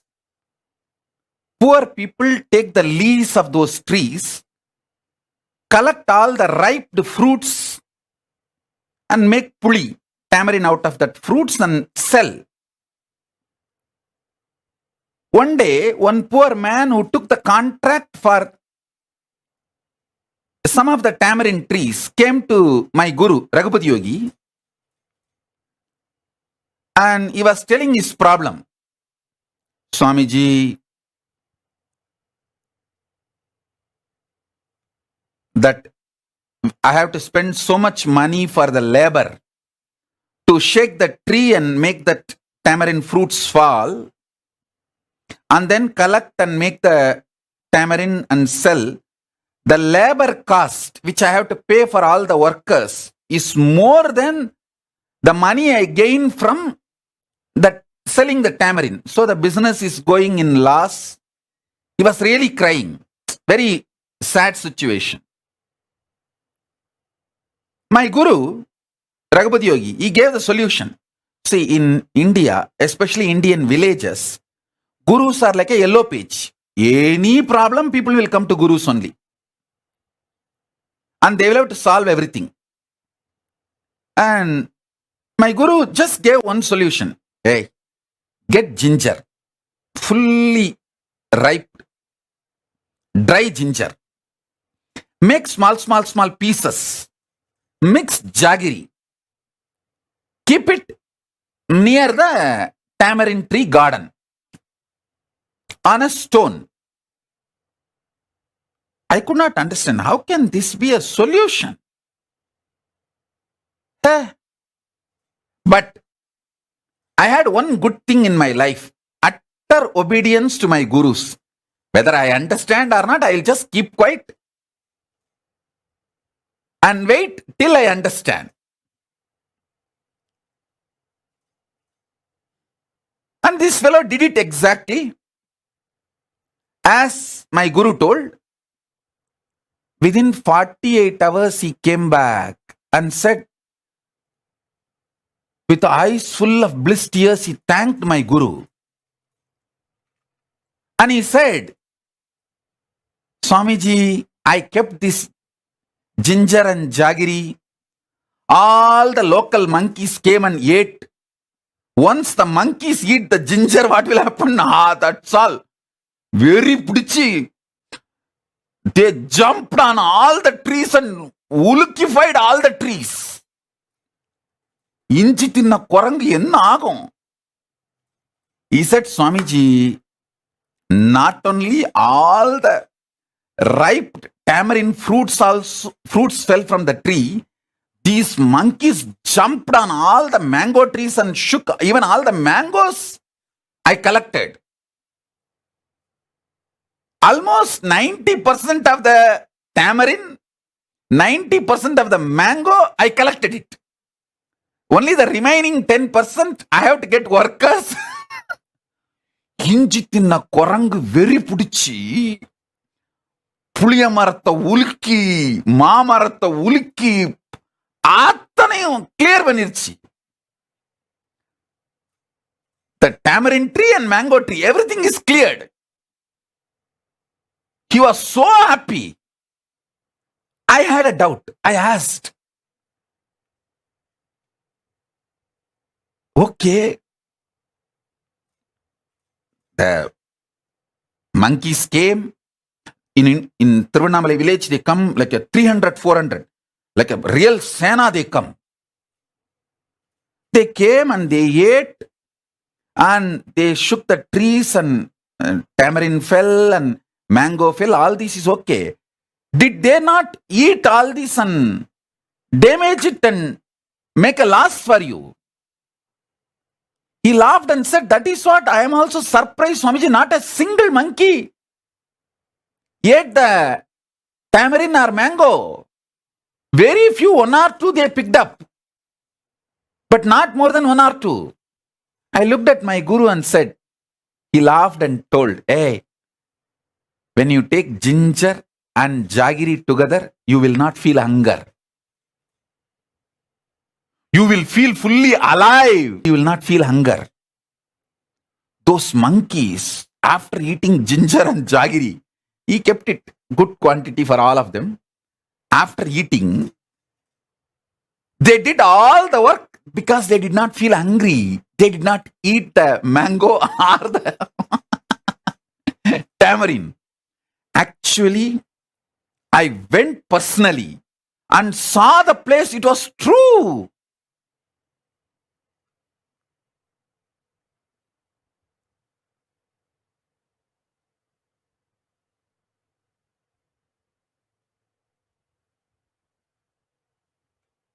I gave this example to tell Supraja, feed Bhagavan Reddy with coffee or hot chocolate so that he will sit.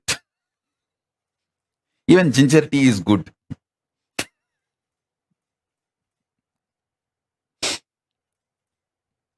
If you take ginger and jaggery, you won't feel hungry. With less food, you will feel full. And it can be weight loss and you will be very wide awake. Sometimes my guru will send me to give this satsangs classes. If I am feeling tired or lazy to go, I will tell, oh, I am feeling sleepy. If I go now also, I will speak only for 10 minutes.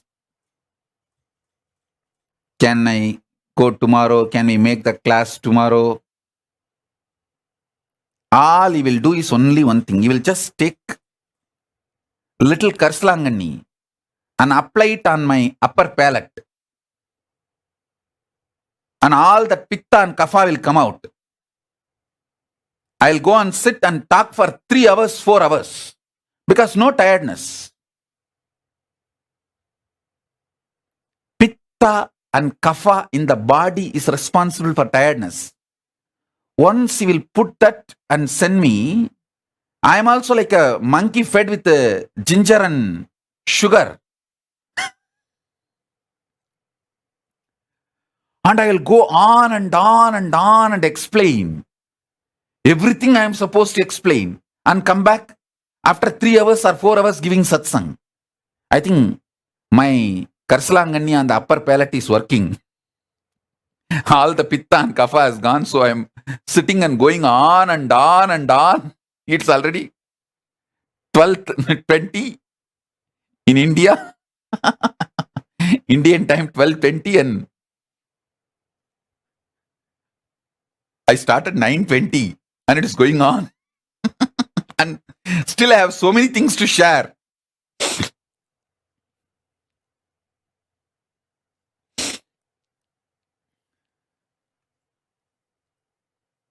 Come on. Let me start now.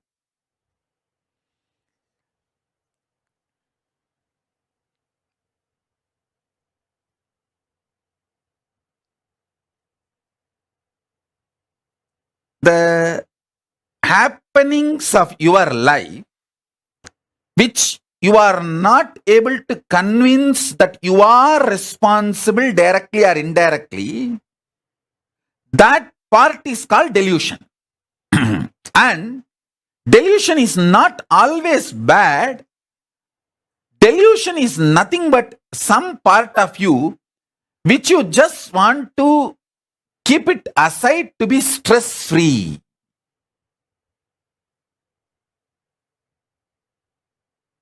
If you understand, you are responsible even for your delusion.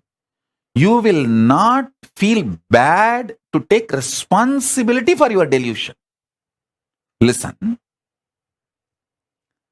This is what I call layers of problems.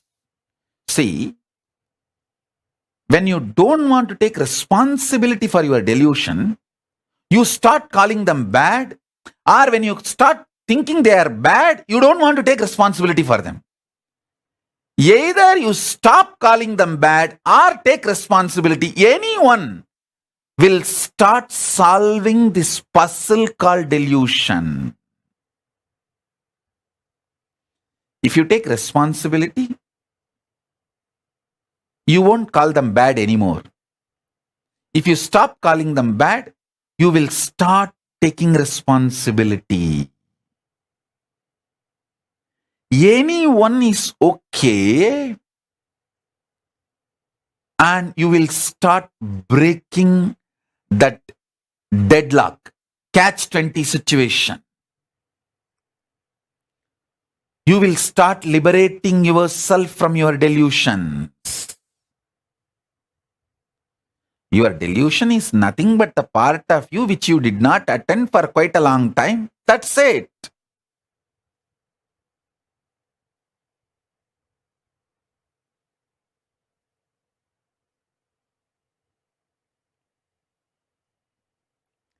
Sometimes it is also change of taste. See, all the time you can't be taking sweet. You may want little spicy, gongura chutney also. You may want little chili, that spicy things also. That's all is the life. And nothing wrong to go for spicy. The layers and layers. If you start peeling, you will simply realize and reclaim your conscious sovereignty. You will understand how the Guru graces you with the Shakti Pada and Shakti Nipada, and how this virtuous circle of you, me, Paramashiva, all three, vibrating in the same frequency and oneness. The more and more pain points in you melts down, more and more you, me, Paramashiva, all three start vibrating in the same frequency of oneness. I can call it Paramadvaita, Shuddhadvaita.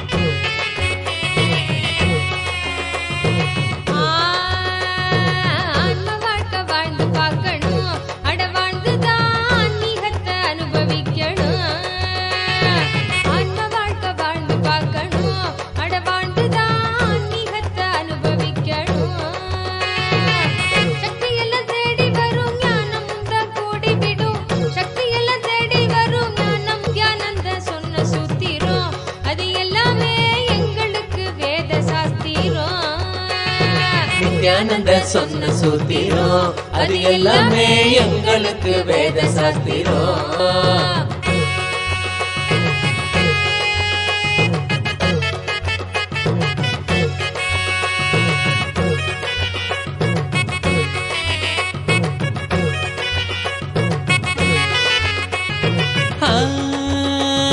பக்தியுடன் பாடிடும் பிரார்த்தனை பிரார்த்தனையும் சோஸ்திரம் நித்யனவன் காலடியில் கொண்டு நம்ம சேர்த்திடும். பக்தியுடன் பாடிடும் பிரார்த்தனையும் சோத்திரம் நித்யனவன் காலடியில் கொண்டு நம்ம சேர்த்திடும்.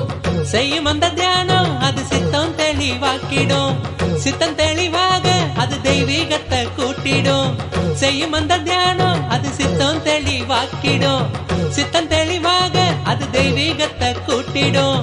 சக்தி எல்லாம் தேடி வரும் ஞானமும் தான் கூடிவிடும். சக்தி எல்லாம் தேடி வரும் ஞானமும் தான் கூடிவிடும். நித்யானந்தன் சொன்ன சூத்திரம் அது எல்லாமே எங்களுக்கு வேத சாஸ்திரம்.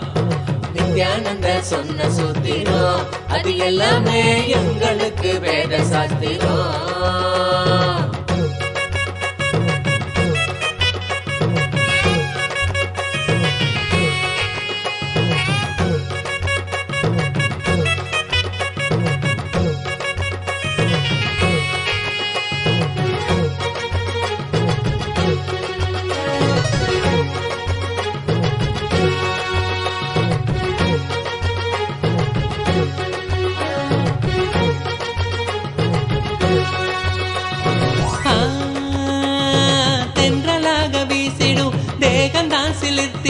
சொந்தமாக்க எண்ணிவிட சேர்ந்திடாம ஓடிடும். தென்றலாக வீசிடும் தேகந்தா சிலிர்த்திடும். சொந்தமாக்க எண்ணிவிட சேர்த்திடாம ஓடிடும்.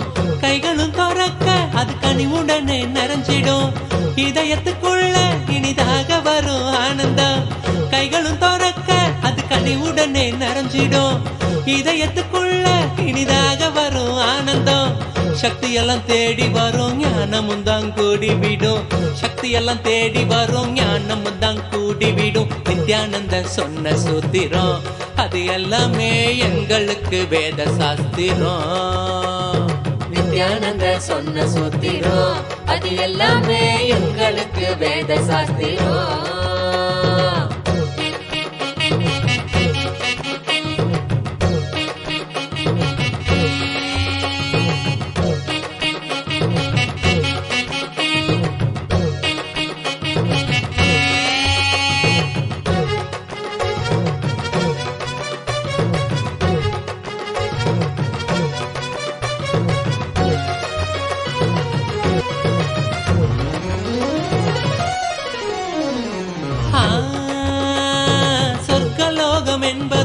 நரகலோகம் என்பதும் வெளியில் தானே உள்ளதுன்னு வீணாகத்தான் தேடினோம். சொர்க்கலோகம் என்பதும் நரகலோகம் என்பதும் வெளியில் தானே உள்ளதுன்னு தான் தேடினோம். கொண்ட எண்ணம் தானே அந்த நிலைய நமக்கு காட்டிடும். எண்ணம் தெளிவாக மன சொர்க்க வாழ்வை கண்டிடும். கொண்ட எண்ணம் தானே அந்த நிலைய நமக்கு காட்டிடும். எண்ணம் தெளிவாக மன சொர்க்க வாழ்வை கண்டிடும். சக்தி எல்லாம் தேடி வரும் ஞானமும் தான் கூடிவிடும். சக்தி எல்லாம் தேடி வரும் ஞானமும் தான் கூடிவிடும். நித்யானந்தன் சொன்ன சூத்திரம் அது எல்லாமே எங்களுக்கு வேத சாஸ்திரம். நித்யானந்த சொன்ன சூத்திரம் அது எல்லாமே எங்களுக்கு வேத சாஸ்திரம்.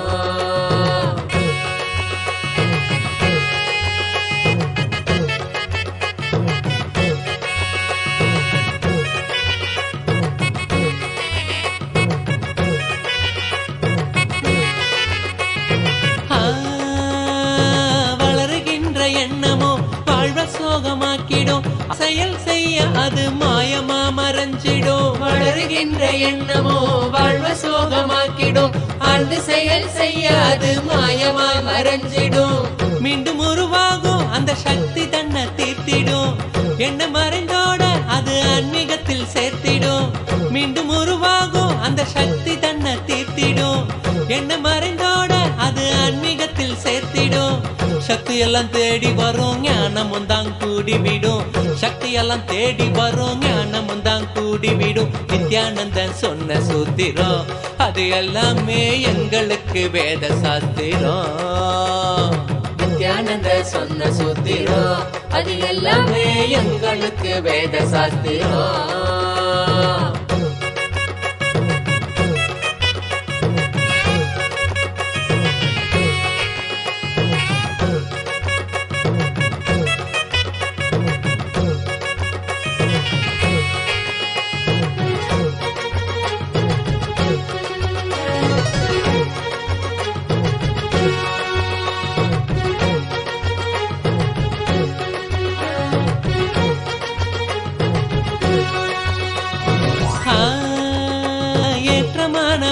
வாழ்க்கையும் இறக்கம் கண்ட போதும் மனம் ஏற்றுக்கொள்ளும் பக்குவத்தை பாங்குடனே கொள்ளணும். ஏற்றமான வாழ்க்கையும் இறக்கம் கண்ட போதும் மனம் ஏற்றுக்கொள்ளும் பக்குவத்தை பாங்குடனே கொள்ளணும். மாற்றங்களை தாங்க மனம் பெரும் தவிப்பு தவிச்சிடும். உள்ளமயர்க்க அங்கு பரவசமும் நிறைஞ்சிடும். மாற்றங்களை தாங்க மனம் பெரும் தவிப்பு தவிச்சிடும். உள்ளமதை ஏற்க அங்கு பரவசமும் நிறைஞ்சிடும். சக்தி எல்லாம் தேடி வரும் ஞானமும் தான் கூடி விடும். சக்தி எல்லாம் தேடி வரும் ஞானமும் தான் கூடி விடும். நித்யானந்தன் சொன்ன சூத்திரம் அது எல்லாமே எங்களுக்கு வேத சாஸ்திரம். நித்யானந்த சொன்ன சூத்திரம் அது எல்லாமே எங்களுக்கு வேத சாஸ்திரம்.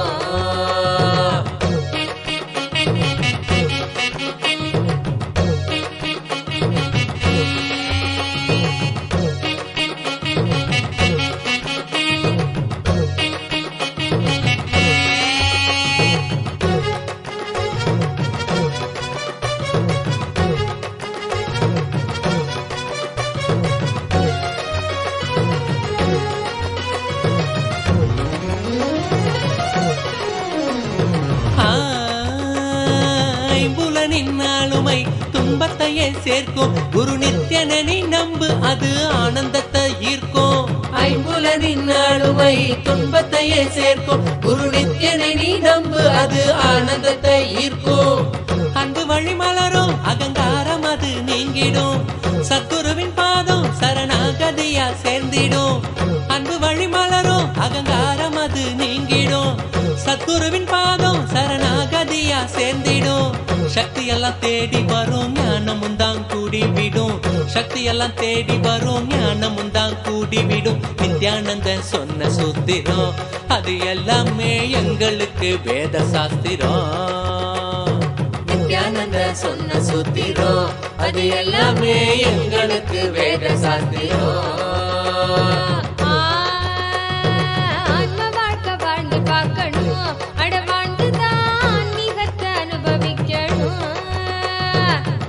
வாழ்க்கை வாழ்ந்து பார்க்கணும். அட வாழ்ந்துதான் ஆன்மீகத்தை அனுபவிக்கணும்.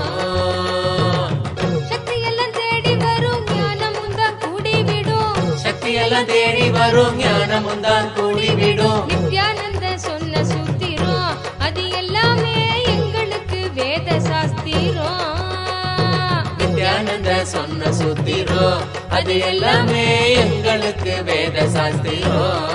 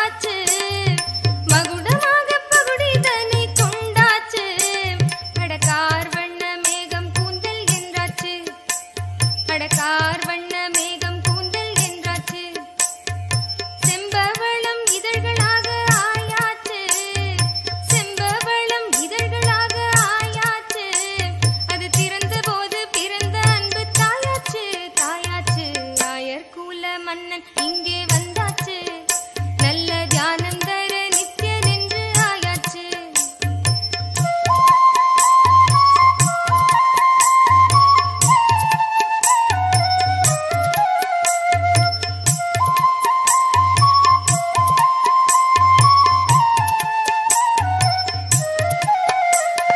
பொன்னும் நானும் வண்ணம் அதை கொண்டாச்சு அட பெண்ணும் ஆணும் கடந்த நிலையை கண்டாச்சு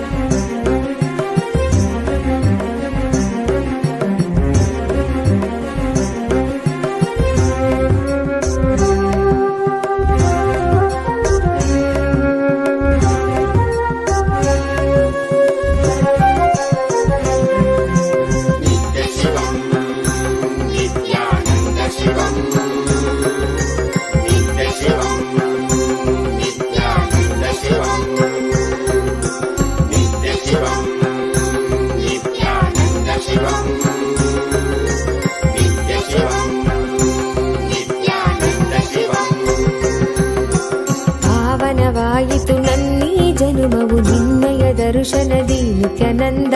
ಪಾವನವಾಯಿತು ನನ್ನೀ ಜನುಮವು ನಿನ್ನಯ ದರ್ಶನದಿ ನಿತ್ಯಾನಂದ. ಶಿವನಾಗಿ ಗುರುವಾಗಿ ಸದ್ಗತಿಯನ್ನು ಜಗಕ್ಕೆಲ್ಲ ಕೊಡುತ್ತಿರುವೆ ನಿತ್ಯಾನಂದನೇ ನೀ. ಶಿವನಾಗಿ ಗುರುವಾಗಿ ಸದ್ಗತಿಯನ್ನು ಜಗಕ್ಕೆಲ್ಲ ಕೊಡುತ್ತಿರುವೆ ನಿತ್ಯಾನಂದನೇ ನೀ.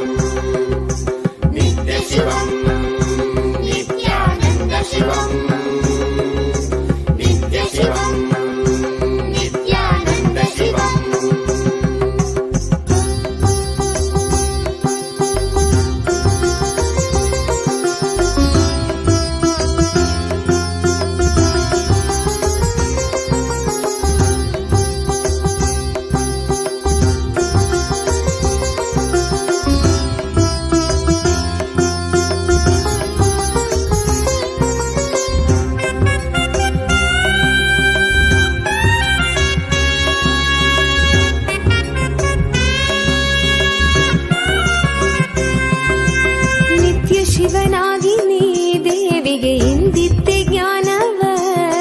ಜ್ಞಾನ ಗುರುವಾಗಿ ನೀ ಕೊಡುತ್ತಿಹೆ ವಿಶ್ವಕ್ಕೆ ಪ್ರಜ್ಞೆಯ. ಮನದಲ್ಲಿ ತನುವಲ್ಲಿ ಕಲ್ಮಶವ ತೆಗೆಯುವನಿ ನೆನೆದವರ ಮನದಲ್ಲಿ ನೆಲೆಸಿರುವನಿ. ಮನದಲ್ಲಿ ತನುವಲ್ಲಿ ಕಲ್ಮಶವ ತೆಗೆಯುವನಿ ನೆನೆದವರ ಮನದಲ್ಲಿ ನೆಲೆಸಿರುವನಿ. ಜೀವನ್ಮುಕ್ತನಾಗಿ ಬಾಳುವಂತ ಕಲೆಯನ್ನೇ ಕಲಿಸಿದಂತ ನಿತ್ಯಾನಂದನಿ. ಜೀವನ್ಮುಕ್ತನಾಗಿ ಬಾಳುವಂತ ಕಲೆಯನ್ನೇ ಕಲಿಸಿದಂತ ನಿತ್ಯಾನಂದನಿ.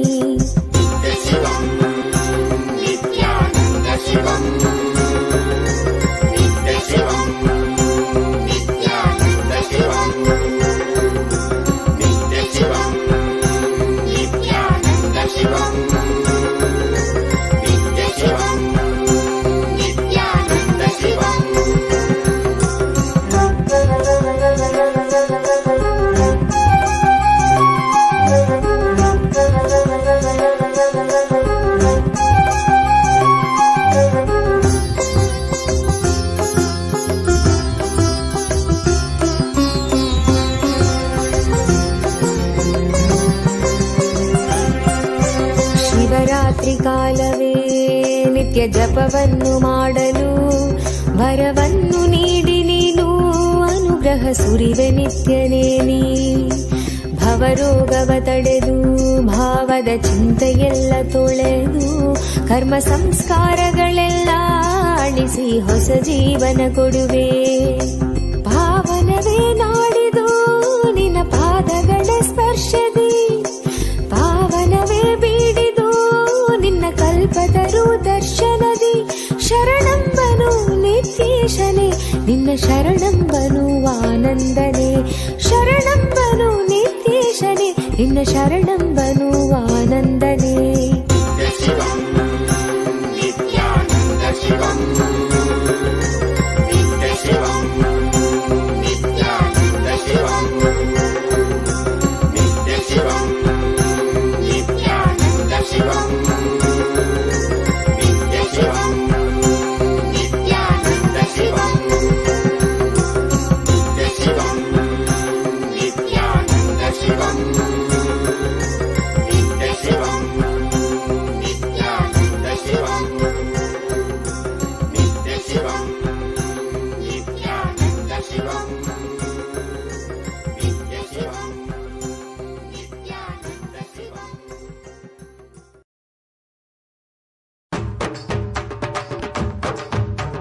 நித்யானந்தன் நாம சொல்லுங்க, உங்க நெஞ்சில் உள்ள சோகம் வெல்லுங்க. நித்திய நண்பு கொண்டு நம்மையே ஞான மாற்றம் தண்ணிலே செல்ல சொல்லியே கரு தள்ளி தந்ததே. சக்திக்கெல்லாம் சக்தி தானுங்க, அத பாங்குடனே பாட்டில் கேளுங்க. சக்திக்கெல்லாம் சக்தி தானுங்க, அத பாங்குடனே பாட்டில் கேளுங்க. நித்யானந்தன் நாம சொல்லுங்க, உங்க நெஞ்சில் உள்ள சோகம் வெல்லுங்க. நித்திய நண்பு கொண்டு நம்மையே ஞான மாற்றம் தண்ணிலே செல்ல சொல்லியே கரு தள்ளி தந்ததே. சக்திக்கெல்லாம் சக்தி தானுங்க.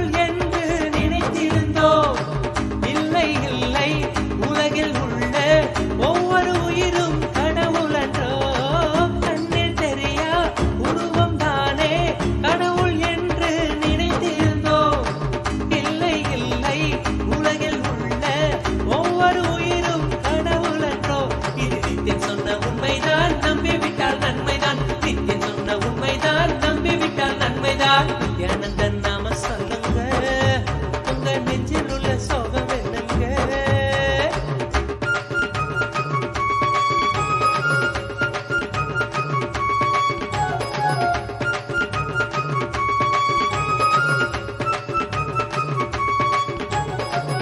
ஆனந்தத்தை தேடி நாமும் அலைந்து திரிய தேவையில்லை இயற்கையாக நமக்குள் உண்டு உணர்ந்து கொண்டே வாழ்தல் நன்று ஆனந்தத்தை தேடி நாமும் அலைந்து திரிய தேவையில்லை இயற்கையாக நமக்குள் உண்டு உணர்ந்து கொண்டே வாழ்தல் நன்று இது நித்தியன் சொன்ன உண்மைதான் நம்பிவிட்டால் நன்மைதான் நித்தியன் சொன்ன உண்மைதான் நம்பிவிட்டால் நன்மைதான் நித்யானந்தன் நாம சொல்லுங்க உங்க நெஞ்சில் உள்ள சோகம்